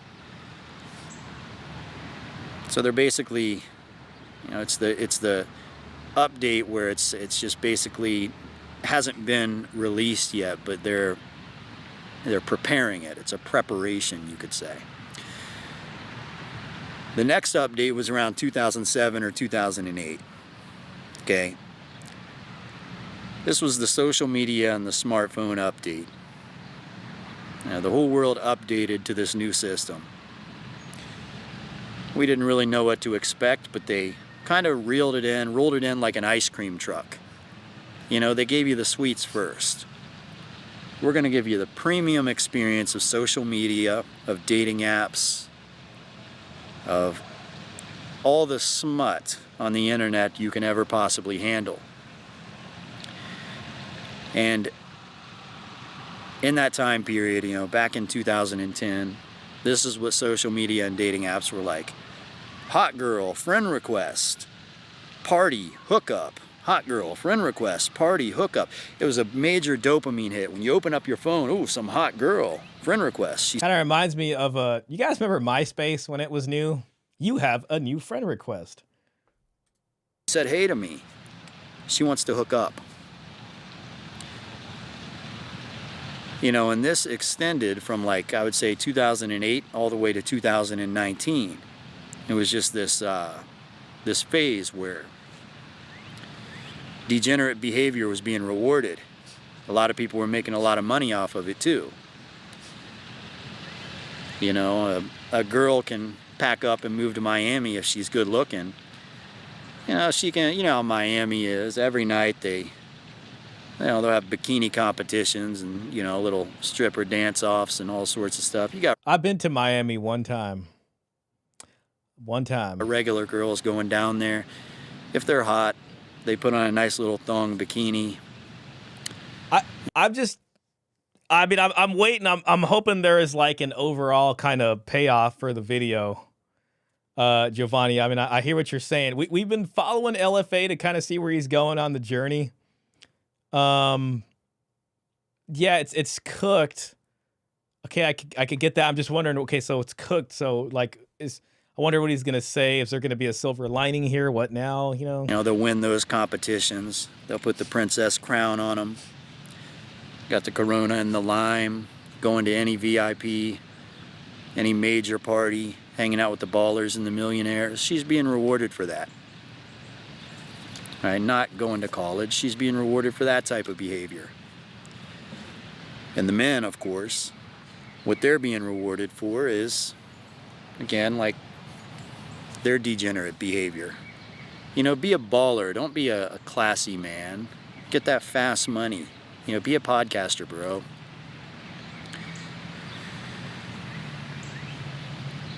And it kind of chewed people up and spit them out. You know, I would say that whole decade just chewed people up and spit them out. They didn't realize what was coming to them. And then obviously we went through this update, and you know, it's, let's say 5 years ago. It's 2025 right now, so you do the math. And suddenly that ice cream truck full of sweets is gone. And now you turn on social media, and what do you see? A bunch of negativity and confusion. A bunch of stuff messing with your head. You know, a bunch of, you know, doom and gloom. Men are angry with women. Women are angry with men. Everyone's angry with everyone. Pure chaos and confusion. Don't worry, guys. We're going to make it. You know, we're no longer in that social media golden era where it was all fun. You know, now we're reaping the consequences. And again, what's the way out? Okay, here we go. So it's cooked. All right, let's see what he says is the way out. You know, how does a man get out of this? Obviously, you learn how to budget. You learn how to live within your means. Problem with that is that's not appealing. That's not what women are sexually attracted to. But you have to do it. You have to make that sacrifice if you want things to work out. Obviously, take care of your physique, count your calories, work out, all of that stuff. You know, that'll help you with that being what women are sexually attracted to thing. Okay, be in shape. That's positive. But again, you're not going to be flamboyant. You're not going to be out there in the front screaming, "Look at me."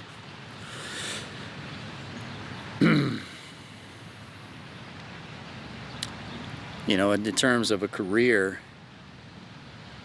like, look, there's plenty of careers out there, and everyone's got a different skill set, I suppose, but it's not going to be easy, and you're probably going to have to pay a lot for an education to get there. And we're just not in an easy spot right now. Sounds kind of like he's saying we're all just kind of stuck in the game. Okay, you know, try to be in shape, try to figure out a decent enough job. I mean, I think most of us are kind of dealing with that as best we can. It's not as simple as pull yourself up by the bootstraps. It's a major struggle.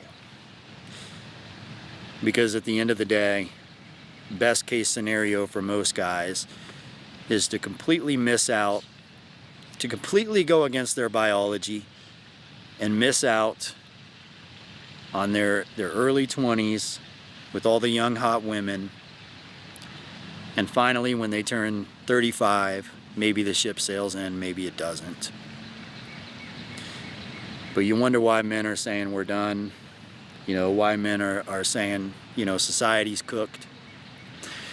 And there's a difference. When women say that they're done, it's usually because they got chewed up and spit out.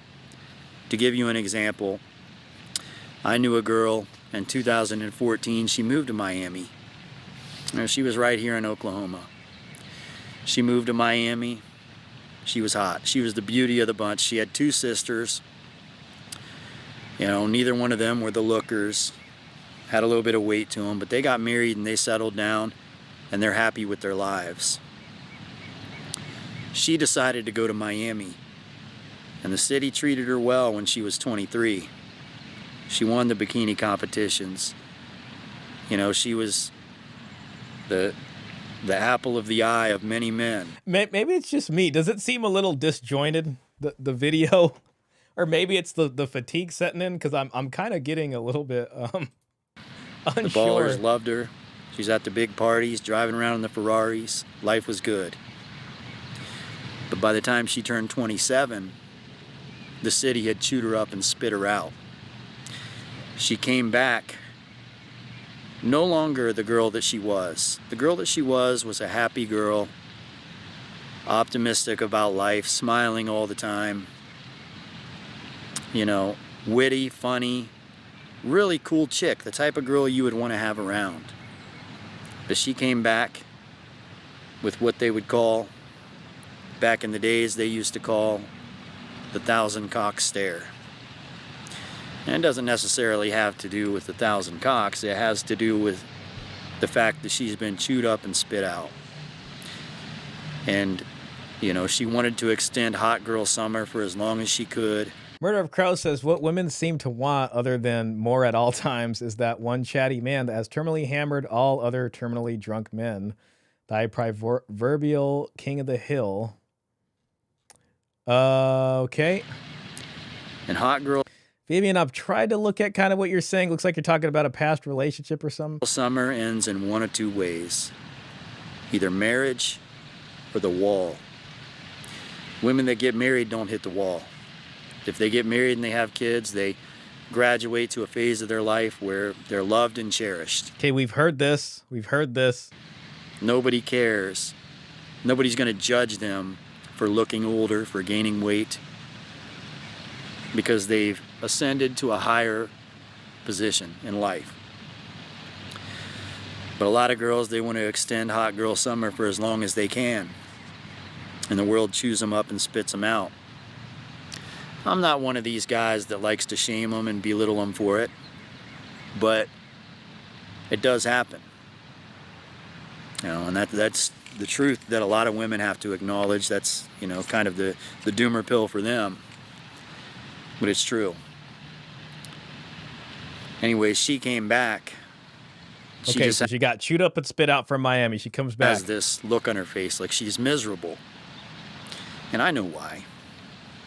It's because she lived the high life. She was treated like a goddess. No one would ever tell her no. Life on easy mode.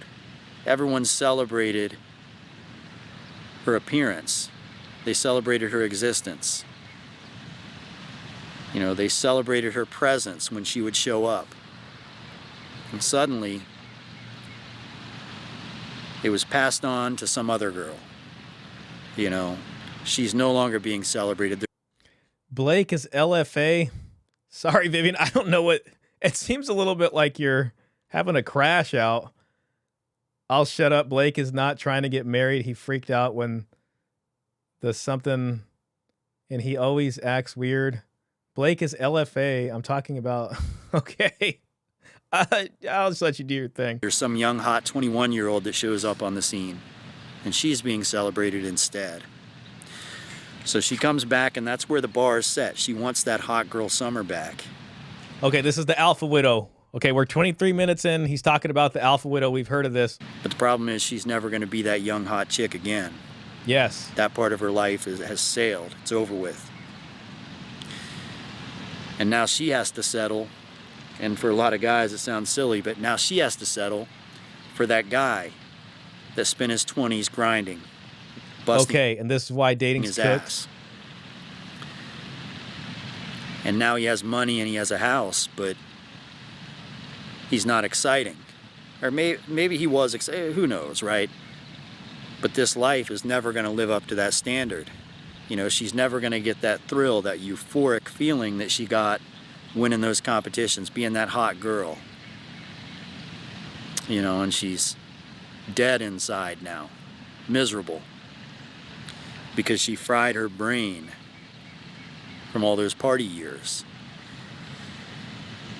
And, you know, look, we can act like it doesn't exist, but I've seen this happen to a lot of good women. I've seen a lot of sweet women turn sour.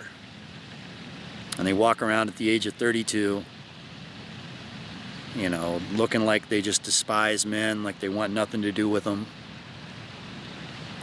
And we see men, you know, with no American dream in sight. Sorry, guys, if I'm not reacting a lot. I'm just waiting for the main payoff here. I mean, a lot of the stuff I think is a rehash of things we've seen in other places. No hope for a future in sight. We're in this boat together. This is why I don't do the gender war stuff. We're all in this boat together and we've all been misled, but we don't know how to get out of it. I mean, you got to jump off the boat and hope. If you could see land in the distance, you got to jump off and just swim for dear life. And the problem is you can't really convince young people to make changes, especially a young hot chick. She's not going to stop doing that. You know, and when guys are being rewarded for being bad boys, why wouldn't they do it? You know, it's a much easier process. It's much more simple. I want to see LFA come out and you know, go hard against the trad cons now. It seems like he has no other choice at this point. So the good men are the men getting shamed. You know, the good women are the ones that are being... This was made 2 weeks ago, so it's probably off the heels of the Tommy Lauren clip. Maybe some of the Charlie Kirk overlooked. stuff. That's strange, but it's also fake now, isn't it? You know, somewhere along the line, the world Titanic just is a changed very on good us. Alpha Widow. I got to go back and watch that. It's a long movie. Something's off. And I don't even know how we'd go back. How do we change this? I don't see change in sight. I don't see how it's possible. Okay. Well, I mean, looks like he's joining the large amount of guys who are basically expecting a collapse and saying things won't get better until it gets really bad. Again, there's always a way. Okay, you know, here's the silver lining. And I think it starts by, you know, looking at what you have and just enjoying it a little bit. Enjoying the fact that you have a life. You've woken up another day.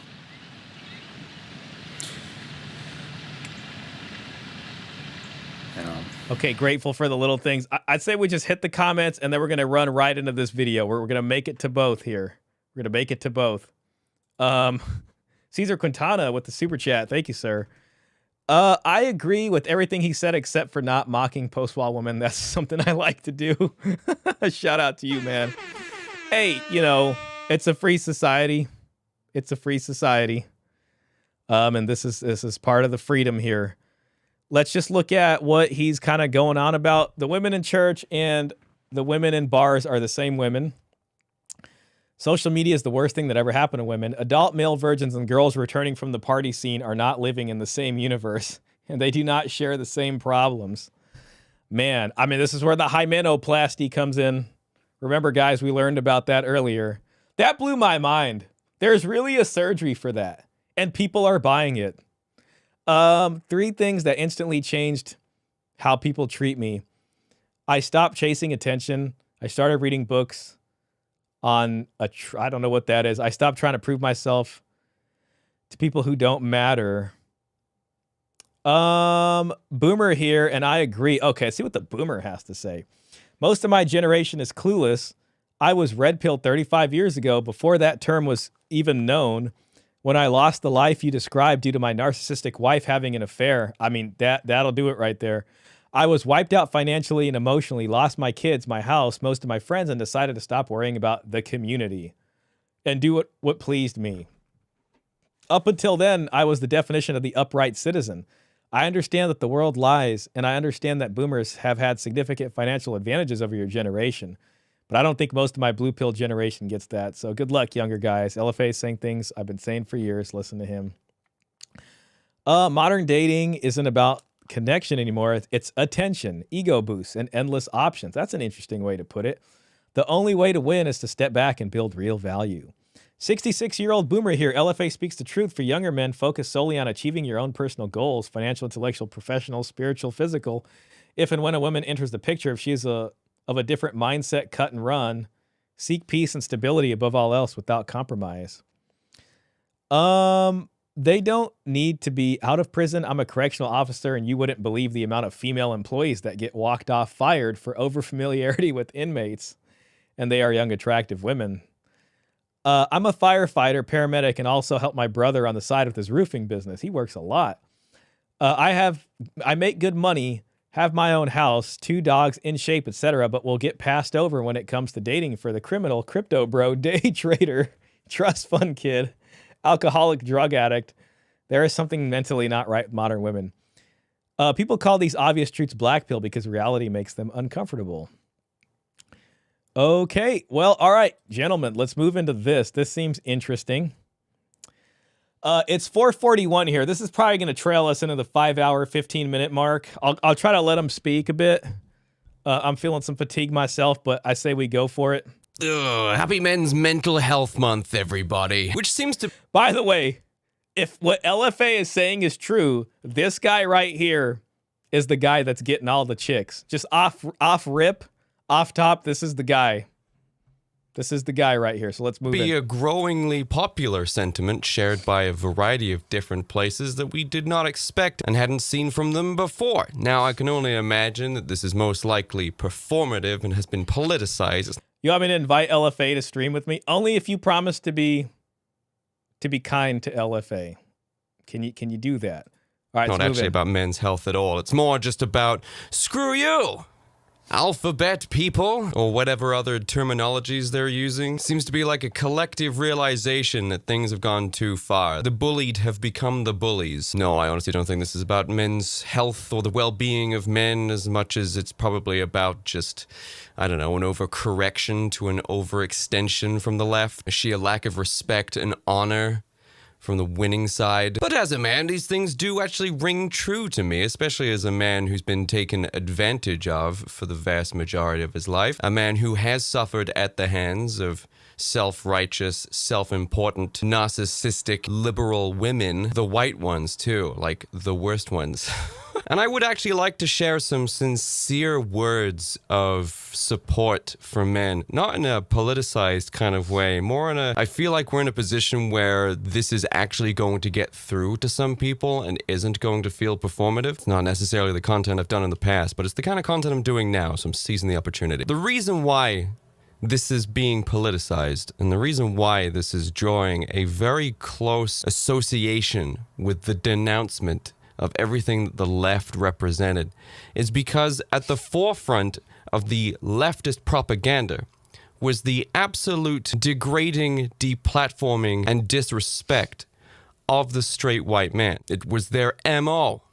If you don't believe me, try and have a look and see what the Democratic Party's primary tactic is in order to win back voters for the next time that they go to lose. That's right, they're trying to win back straight white men again. If the Democrats' major priority was not trying to win back young men in the face of the increasing trend of young straight men deviating from leftist ideologies, then this would not be something that's in any way associated with each other, right? There would just be the LGBTQ leftist ideology movement that's overreaching and overextending into every single thing it can possibly control, and then there's also then men's rights. These things are not related, but they are.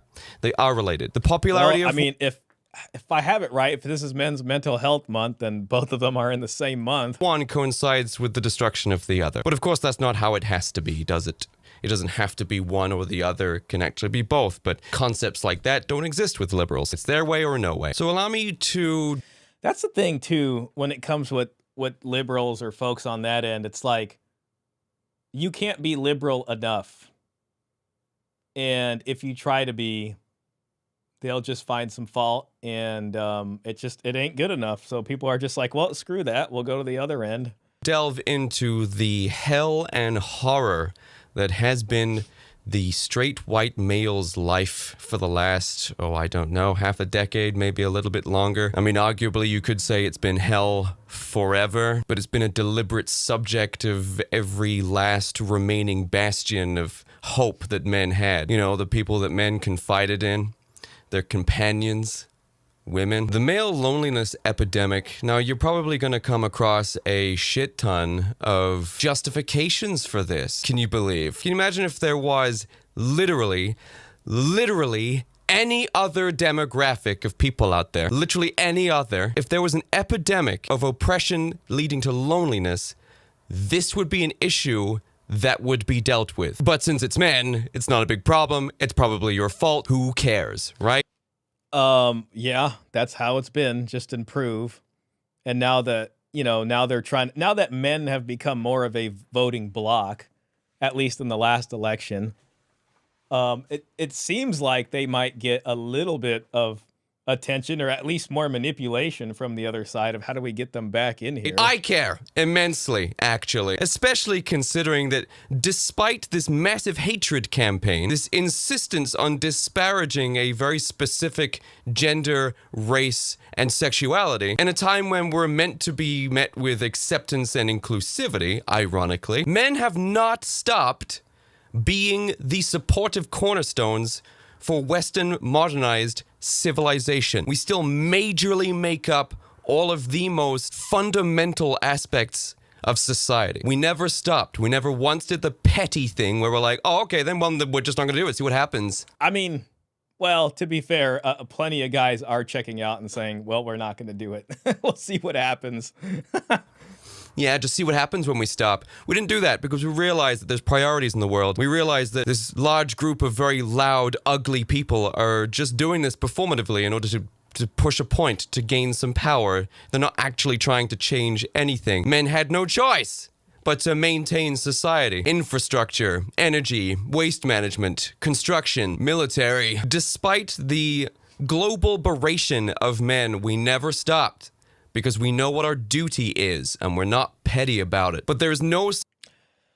I don't even know if it's that, or if it's just the pay. But, all right, let's go with what he's saying. Surprise at all that there... And it's not even just a completely unrelated coincidence that there is an ever-growing amount of young men deviating from leftist liberal bullshit, and also the increase in the male loneliness epidemic. These two things are not mutually exclusive. They are both symptoms of a singular thing. I wonder what his opinion of the conservative side of things are in terms of how they look at men's rights. Because he's mentioned men's rights already. He's very focused on the liberal side that has pushed men away. Does he believe the conservative side is actually catering to men in a way that helps them? And that is the degradation of the straight white male populace. You know, the guys that make all the cool stuff. When a young man has to grow up in a society where, I don't know, every single piece of media, every single leftist politician, every video game, every TV show, every movie, every stage show, school classes, there's been this undeniable, constant, unending narrative of men bad, especially straight white men bad. Especially straight white man bad. And if you're scoffing and rolling your eyes at this, then you're part of the problem. And sweetie, history's coming for you. It really is. You're the reason why your party lost. Because you're unwilling to acknowledge things that don't concern you. Well, it's about to. In fact, it already did. that I could give him some credit on. I mean, really, it is the sort of complete dismissal of men in general, not even just white men, that Democrats lost. Actually, both times, you know, a woman ran, they're just like, no thanks. Look who won the vote in America. Behold the reaping of your sowing. But when men grow up in this oppressive society that is designed to degrade them, then of course men are going to grow up thinking that they have nothing they can offer society. And this has always been the fundamental desire of men, to provide. It's like what we do. And you know, he sounds a little bit gynocentric. In some ways. But whatever. Have done forever. If we can't provide something, we feel utterly useless. Oh, God. I don't know, man. Seems to really be going in on the men as utility. So we always strive to do the best we possibly can in order to provide something to a woman, a family, society, colleagues, literally anything. If we're unable to provide, if we're unable to give something to someone in exchange for affection and respect, then we feel utterly useless. Men fall into depression, deep, unending, and usually fatal depression. Just look at the statistics, because they feel they are unable to provide something. They feel, well, it's providing is one thing, but you can be a guy that's a good provider, gets divorced, you're still providing because you have the means to, and you're still working there. But it's a forced provision now, and it's not an outcome that you wanted. Those guys will call it. So it's not just about providing.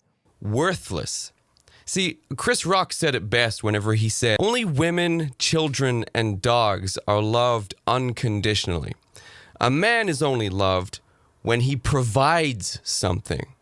And this is true. And men never really had a problem with this because they...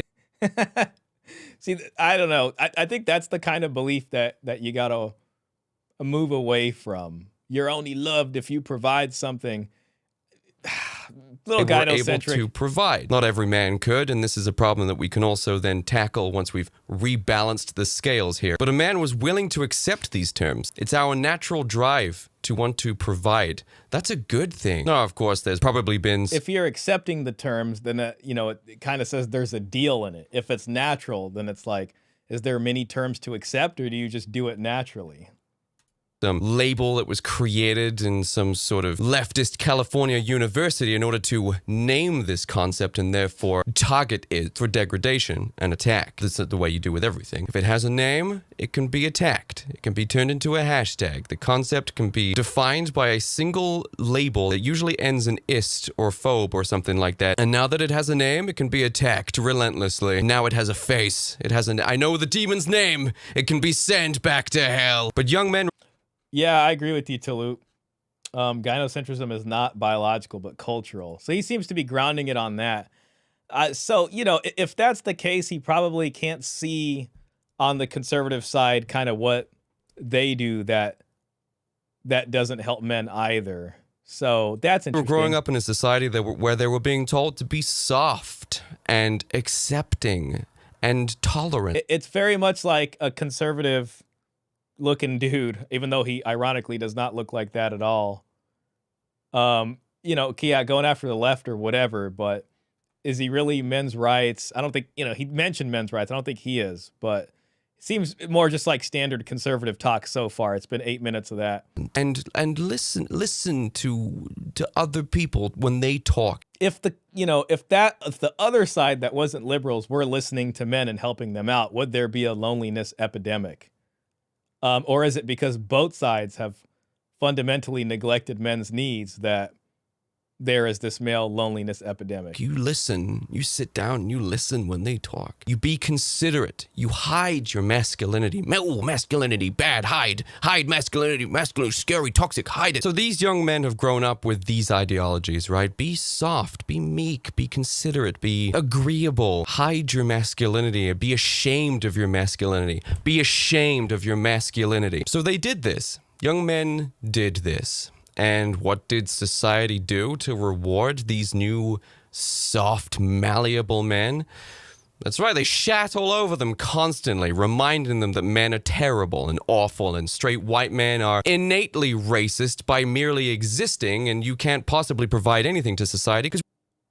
Yo, Base FCC. Hey, man, I still got to respond to your Twitter message. I just started streaming and gonna look at that soon. Thanks for coming in, by the way. The workhorse aspiration and be hard BS is just another side of manipulating men. At what point are people just gonna say, maybe we should love men or something? Yeah, absolutely. And, you know, this gentleman here doesn't seem to have gotten there yet. But that's what it is, you know, like, yeah, be hard, work harder, be a better utility. Men biologically want to do that. So it just, I don't know. I'm not hearing anything too outside of the box here yet. It's just, well, this is why liberals bad. But still play into a lot of other norms that you can even argue are harmful for men. Women can do it too. Yep, that's right. Women can do everything you can do. You're not needed, boys. Congratulations. I'm very tempted at like 10 minutes in to probably just call it. We're at 4 hours, 55 minutes. So around 5 hour mark, I'll wrap it up. You removed the only reason why most men feel like they deserve to live, and we're seeing the results of this. Why most men feel like they deserve to live, which is to provide for others, whatever that means. I don't know. I mean, it just seems very it's just I don't really like that rooted into this biological thing, and there's something missing here. So it's very gynocentric. Men, as an entirety, young men, are feeling like they have nothing to provide. There's nothing important about them, and they should be sorry for existing, despite the fact. Yes, bro, we need to start valuing men by his intrinsic value and not because he sacrifices himself for society. Yeah, exactly. Masculinity is beautiful, but men who internalize the feminist misandry are intolerable. Ask Bass FCZ about Monday FA Monday. All right, smooth. That every single woman on Earth and all modern civilizations still require these exact same men to sacrifice the same amount of their lives to prop up these organizations and these infrastructures. Well, if they want to do it naturally, and naturally that makes them feel good, then why is there why are people complaining about things? You still need to do all the work, fellas, but you're not going to get any more respect for it. Sorry, that train's gone. Now, I've seen a lot of ways that people are trying to combat this, and I'm gonna offer my 2 cents actually as a man who's been shat on constantly as an infiltrator of what has now become leftist subcultures. I'm going to give you a way to actually fix this. And I see all this kind of performative, ineffective bullshit where it's like, okay, let's see how to fix this. Reach out to a man today. Oh, reach out. It's too late for that. After over half a decade of men being told that no one gives a what they think or how they feel or what they're going through, do you really think a man is going to hear, how you doing? Are you okay? And be like, well, I'm glad you asked because I can't wait to tell you. Do you think they're going to do that? They're probably not. They've been conditioned not to do that. Do you think especially a man is going to do that on the most performative month of the year, Men's Mental Health Month? A man knows that this is just a symptom of the month we find ourselves in. It's just flamboyant virtue signaling. It's hollow. It's just like, I did my part for Men's Mental Health Month. What about you? It's like, this is not. Vivian says, I know Base blocked me. Yo, Vivian, I'm gonna have to give you a warning. Don't attack Base and don't cause any drama in here. So I'm telling you right now. And so I don't like that. He's probably salty. I wasn't devastated and desperate. So just, Vivian, I know you're kind of having a crash out. We're tolerating it. You know, so kind of don't make me do the thing here, which would be a few day ban or something like that. Base, I am looking forward to our discussion with, you know, that we're gonna have, and we'll make that happen soon. So again, Vivian, please don't attack anybody that's in here. Not how this works actually at all. It's also not going to be down to the working class or the individual or social groups. It's not going to be down to this kind of thing. There needs to be a complete and utter. Thank you. Just ignore her. Sorry about that, Base. It's been kind of the whole thing all night. I didn't block no one. I don't know what's going on here. I'm just listening. Yeah, don't mind her. She's been having kind of a crash out. I've been mostly tolerating it because, you know, sometimes people just need a place to be, to get stuff out. But she's been a little derailing of the stream, and unfortunately, a difficult discussion needs to be made. Or not decision. Sorry, that's the fatigue coming to get me. So, Mr. Pitt, thank you. If you need to move that to 10 minutes or a week or even more, feel free. You have my complete confidence in your decision making here. I hate that it needs to be like that. You know what I mean? But there's one thing I don't want. I want people to be able to come in here and, you know, relax in the chat. You could share your opinions or whatever, but, you know, part of the chat rules is being tactful about that and not, you know, accusing other people of stuff and calling other people, saying they're salty or there's this or there's that. That's not something I feel good about. And seeing that in the chat and seeing that amongst the people. Frankly, it's embarrassing. I can't have people in here fighting over petty things. And that's not you, Base. That was, I don't know why she's coming at you like that. So, Mr. Pitt, thank you, sir. Appreciate that. Restructuring of the entire society and our media as a whole. This is going to take years to fix. Since it took years to get men into this position, it's going to take years to get these men out of it. And boy, are they electing the leaders they think are going to get them out of this. If you don't want to live under a fascist alt-right regime, we don't need more Trumps. If you don't want more Trumps in future, if you don't want more conservative presidents in future, then everyone's going to have to change their attitude about men. You're going to have to. I know it's... I think the left, I mean, you know, there's definitely this wake up moment of what do we do about how we approach men.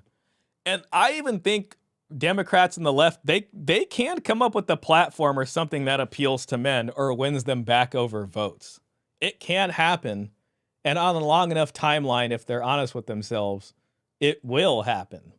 You know, nobody is married to any party. And I take a position of, you know, you look at what's in your best interest as a voter. And if the other party starts making sense, then vote for the other one. You know, that's part of the game. So, you know, I'm interested to see what they come up with at the time of the next election. But they are, you know, dealing with kind of reaping what they sow. So I agree with him about that. There has been a lot of dismissing and negative talk about men coming from that side. And, well, they lost the election because of it. But, you know, looking back, it's like, okay, you know, Trump won, then Biden won.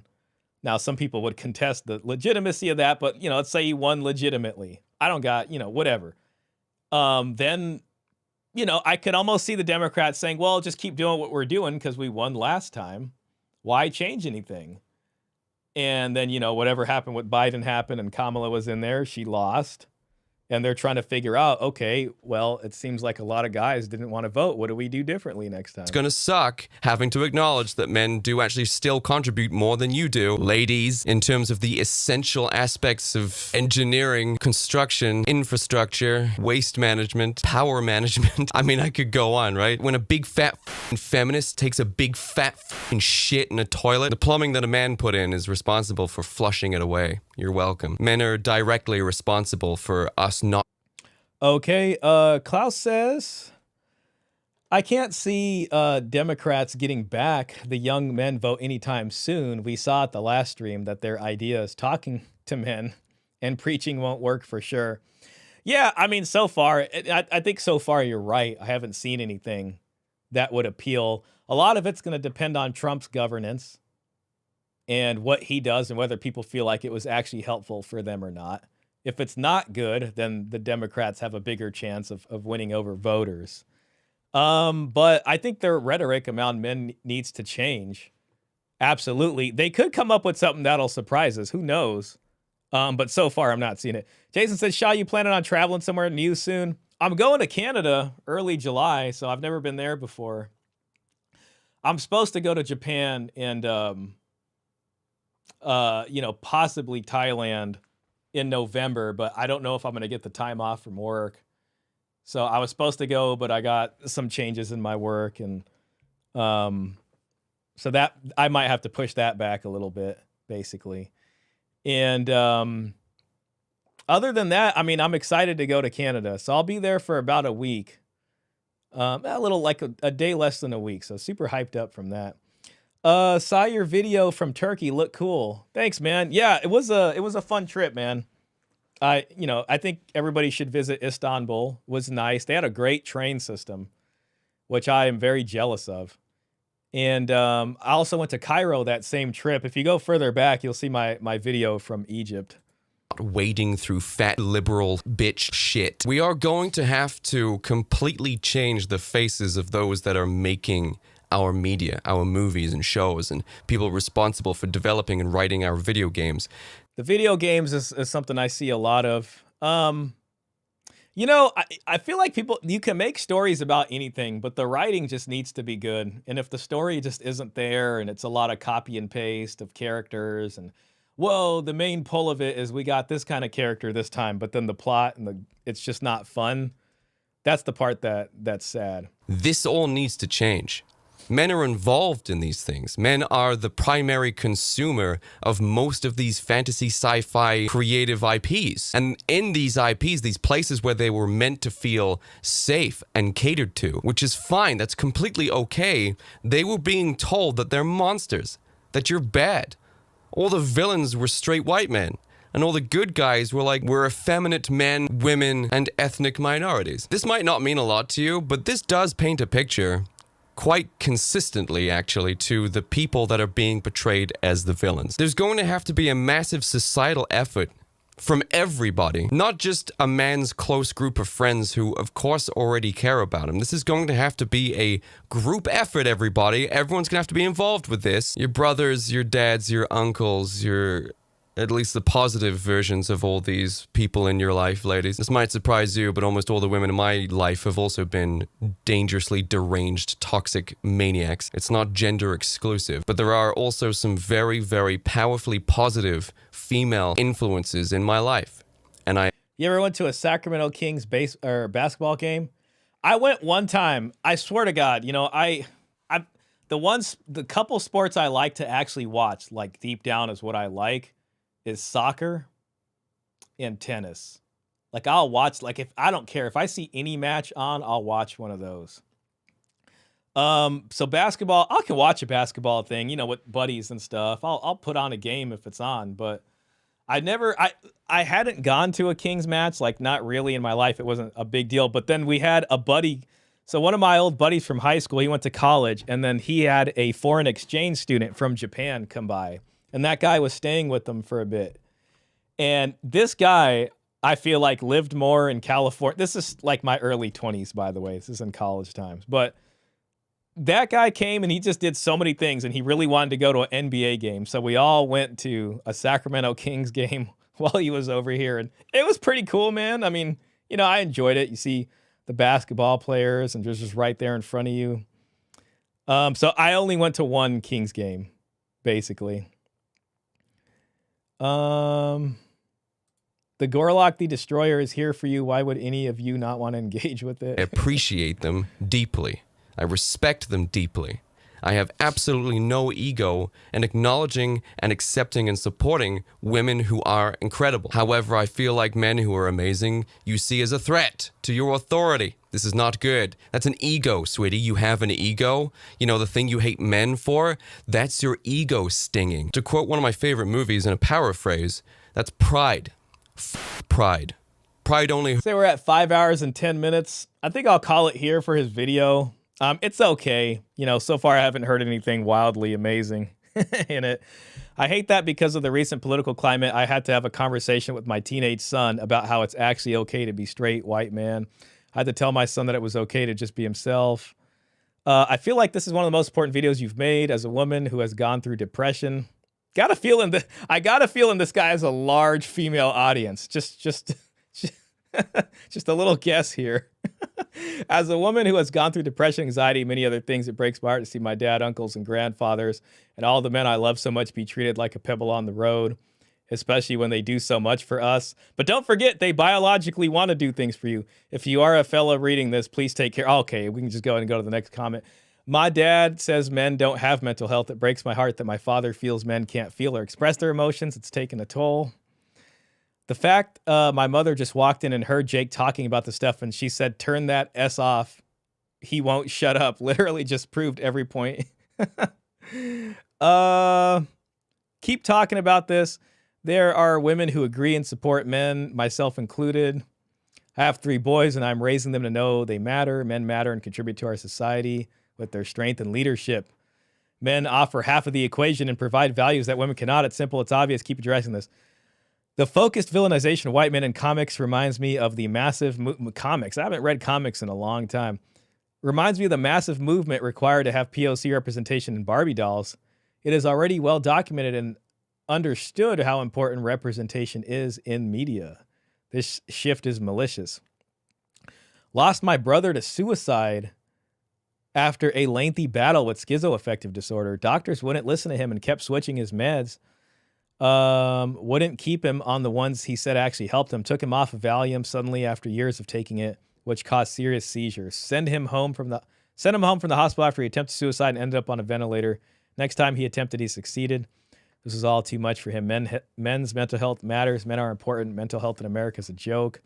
A brilliant monologue. The problem is that when men say they're okay, it's not forgotten that okay is simply the middle part of the word broken. Oh, that's an interesting thing right there.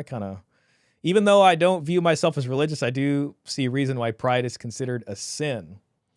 All right, folks, 5 hours, 10 minutes. I say we hit the music on and recap here.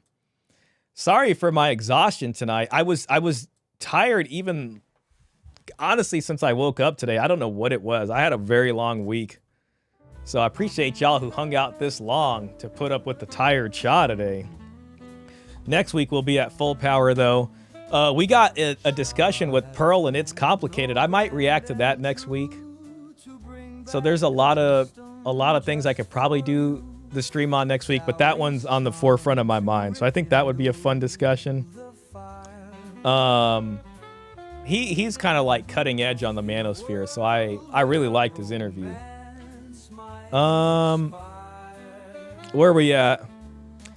Cesar Quintana, of course I don't support white men being oppressed, but in a way they did it to themselves for unleashing the white woman upon society. You know, man, there's this argument of like, well, men provide all this and men provide all that, and without men there'd be no civilization. That's and if men wanted to take women's rights tomorrow, they could. I can see that, but what are the chances of men collectively getting together? I mean, I'd like, okay, that's one thing, but at a certain point, nature did imbue women with some sort of natural parity here. And once men's collectivity hits a critical mass, the women convince certain guys to help them fight the other guys. My buddy's wife told me this once. This was years ago. But she was just like, oh, women don't need to fight. We just convince another guy to do it for us. Like, we just convince a man to do it for us. It was, I don't know why. It was just this interesting thing that I remember her telling me. And it's like men collectively coming together or something to, at a certain, it's like the 4B movement. If all the women are going to be like, we're not going to have sex with the guys, okay. Once it hits a certain critical mass, some of those women will break rank. Essentially, because they'll see their opportunity finally has come, and certain guys will do that too. It's even okay to be a man. The question is it okay to be an old white man like I am? Hey man, I think it's okay. Shout out to you, brother. From my perspective, there seems to be no peak to the man uphill, no end in sight. Yeah, this guy really didn't offer much difference in that. I'm also tired. I had to get up after 3.5 hours sleep to catch the stream. I was at a birthday party. Oh man. Well, I hope I'm not interrupting your sleep too much. I know it's really late for you, man, so I appreciate you being here. Shout out to my German brothers, man. Thanks for coming on a Saturday night to hang out with us. Going to take a nap now, man. You take it easy. And thanks for staying the whole freaking time. That's crazy. That's more than I deserve, man. That's 5 hours of us hanging out. Hopefully it was fun for you guys as much as it was for me. Some of the other comments. Hope I didn't miss any. Happy Batcher. Great to see you. Nah, Murder Crows, you're not wrong. Dems have lost it entirely. LFA is a much chattier Chad than most. Just saying. Easy to see. Maybe I'm too sour. Sorry. Good luck, Dems. Yeah. Mr. Pitt, I want to give a special shout out to you, man. Thanks for being in here. I swear to God, I think about you several times during the week, and I'm like, I gotta send that guy a token of appreciation or something. If you got like a PO box or something, you know, that you want to send me, I gotta figure out what to send Mr. Pitt for always being here and giving the ban hammer when it needs to be banned, you know, when it needs to happen. So shout out to you. Shaw, what happens if you have a date on a Saturday night? Well, we've seen what happens in that case before. Usually I'll try to do the stream on the prior Friday, or I'll have to do it on a Sunday. But Klaus has work on Monday, so I try to move it to the Friday night. But you guys find out. The only way you're not going to find out is if, like, I managed to, like, score a hot date, and it's like I didn't have enough time. But I usually tell everybody in the Discord. Let me put on the country song real quick one more time for the people. But yeah, that's pretty much will you stream. Yeah, it usually gets moved either to the Friday or the Sunday. And whatever happened, dude, I got them right here. And I was thinking about you because I wasn't wearing these and I felt bad. And I don't know why I fell off the horse on these, man. I'm getting overconfident. You know what I'm saying? Like, I still got to have the glasses on. I appreciate you holding me to account on that. Thanks, Shaw. Night, y'all. I'll be searching for this VOD. Heck yeah, man. I was a little exhausted today, so I feel like, you know, today's not my best work here. I thank everybody for the donations. We had a good amount of donations tonight. And, you know, I appreciate the support of the channel. So we got to keep doing what we got to do. And I want to make sure I deliver on that. That was one of the motivating, you know, things to really make sure we hit the 5 hours tonight, especially. Don't give her the Saturday night lot, bro. Dude, I do everything in my power to not go on a date on Saturday night. I swear to God. Like, it's always a Friday. Or if I can move her to Sunday, that's even better. You know what I'm saying? So, we'll see. I'm kind of going through a thing. A lot of the women I've been talking to lately, I've kind of just stopped. And I'm kind of starting over on that.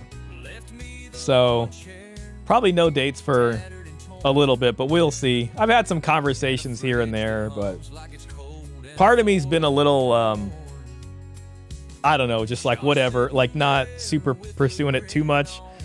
Yeah, what happened to the red pill glasses? The channel's success is the token of appreciation. Thank you, brother. Man, thank you, sir. I really mean it. I gotta send something over your way. I do mean that. But thank you, man. They don't deserve it. Don't give the chicks your Saturday night slot, bro. They don't deserve it. I'ma say it. You, Shall you gonna need to change those for yellow glasses? I know, right? I know, we're out of amber right now. Yeah, Sunday. Yeah, I mean, it's Friday night is the best if I can move it there. You know, you could just take melatonin as a supplement too for sleeping better. I've heard of that before. Saturdays are for the boys. Exactly. That's true. You're doing all right, Shaw. Thank you, man. I appreciate that. There's some more conversations coming down the line. So, you know, there'll be some more with Raymond Thoughts in Mind. Base FCZ, I know him and I are going to get something worked out. And, you know, so I know Rachel Wilson, she came in the chat a couple weeks ago, and they're busy folks, you know, so, you know, eventually we'll, you know, touch base on that and get something scheduled, but that seems to be in the works too. Some more stuff coming. Okay, tell us how it is to be South Asian and unmarried. Do your folks nag you, or are they chill? Dude, every day, bro. I mean, there is nothing that they would rather have than that from both of my parents. You know, I get that discussion every now and then. So I do not I do not blame them. Let me see if I can get the rap song on. Let's go ahead and get the rap song on for the folks.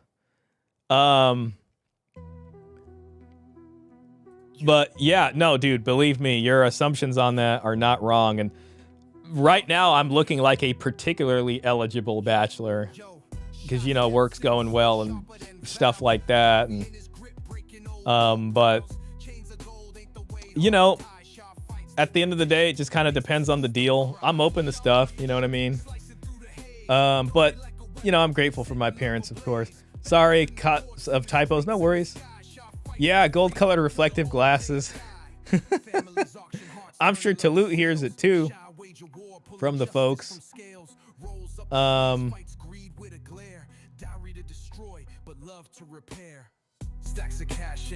I feel you, bro. I'm in the same boat. I just keep telling my pops he wouldn't survive 1 minute in this dating marketplace. Yeah, I mean, you know, I believe my parents are correct on that. I do think about it a lot, man. I really do. So, you know. Shaw, trust me, experiment with keeping those shades on all day. You will have a minor breakthrough. All right, I mean, maybe I will, man. Maybe I will. We'll see. W stream. Thank you, sir. Just keep wearing these, huh? Man, these come in handy when I'm reading a ton of papers, because the paper on the PDF is white.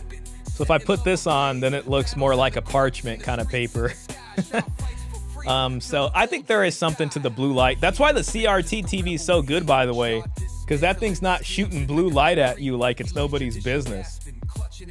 I got to do a CRT stream for folks one of these days. Like, I'll get a camera on there and we'll play some retro games. How about that? It'll be like a little treat for the people.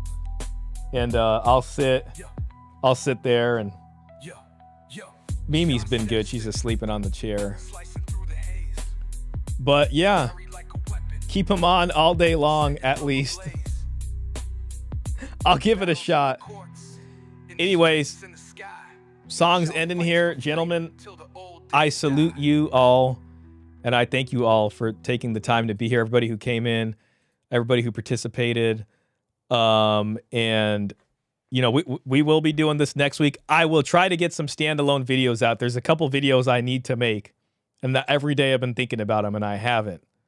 So hopefully tomorrow's the day. I hope I just wake up refreshed tomorrow, go on a nice walk, come home, clean myself up, and get a video done for you guys. Super Smash Brothers 64. Oh man, that would be so freaking awesome. I had that game.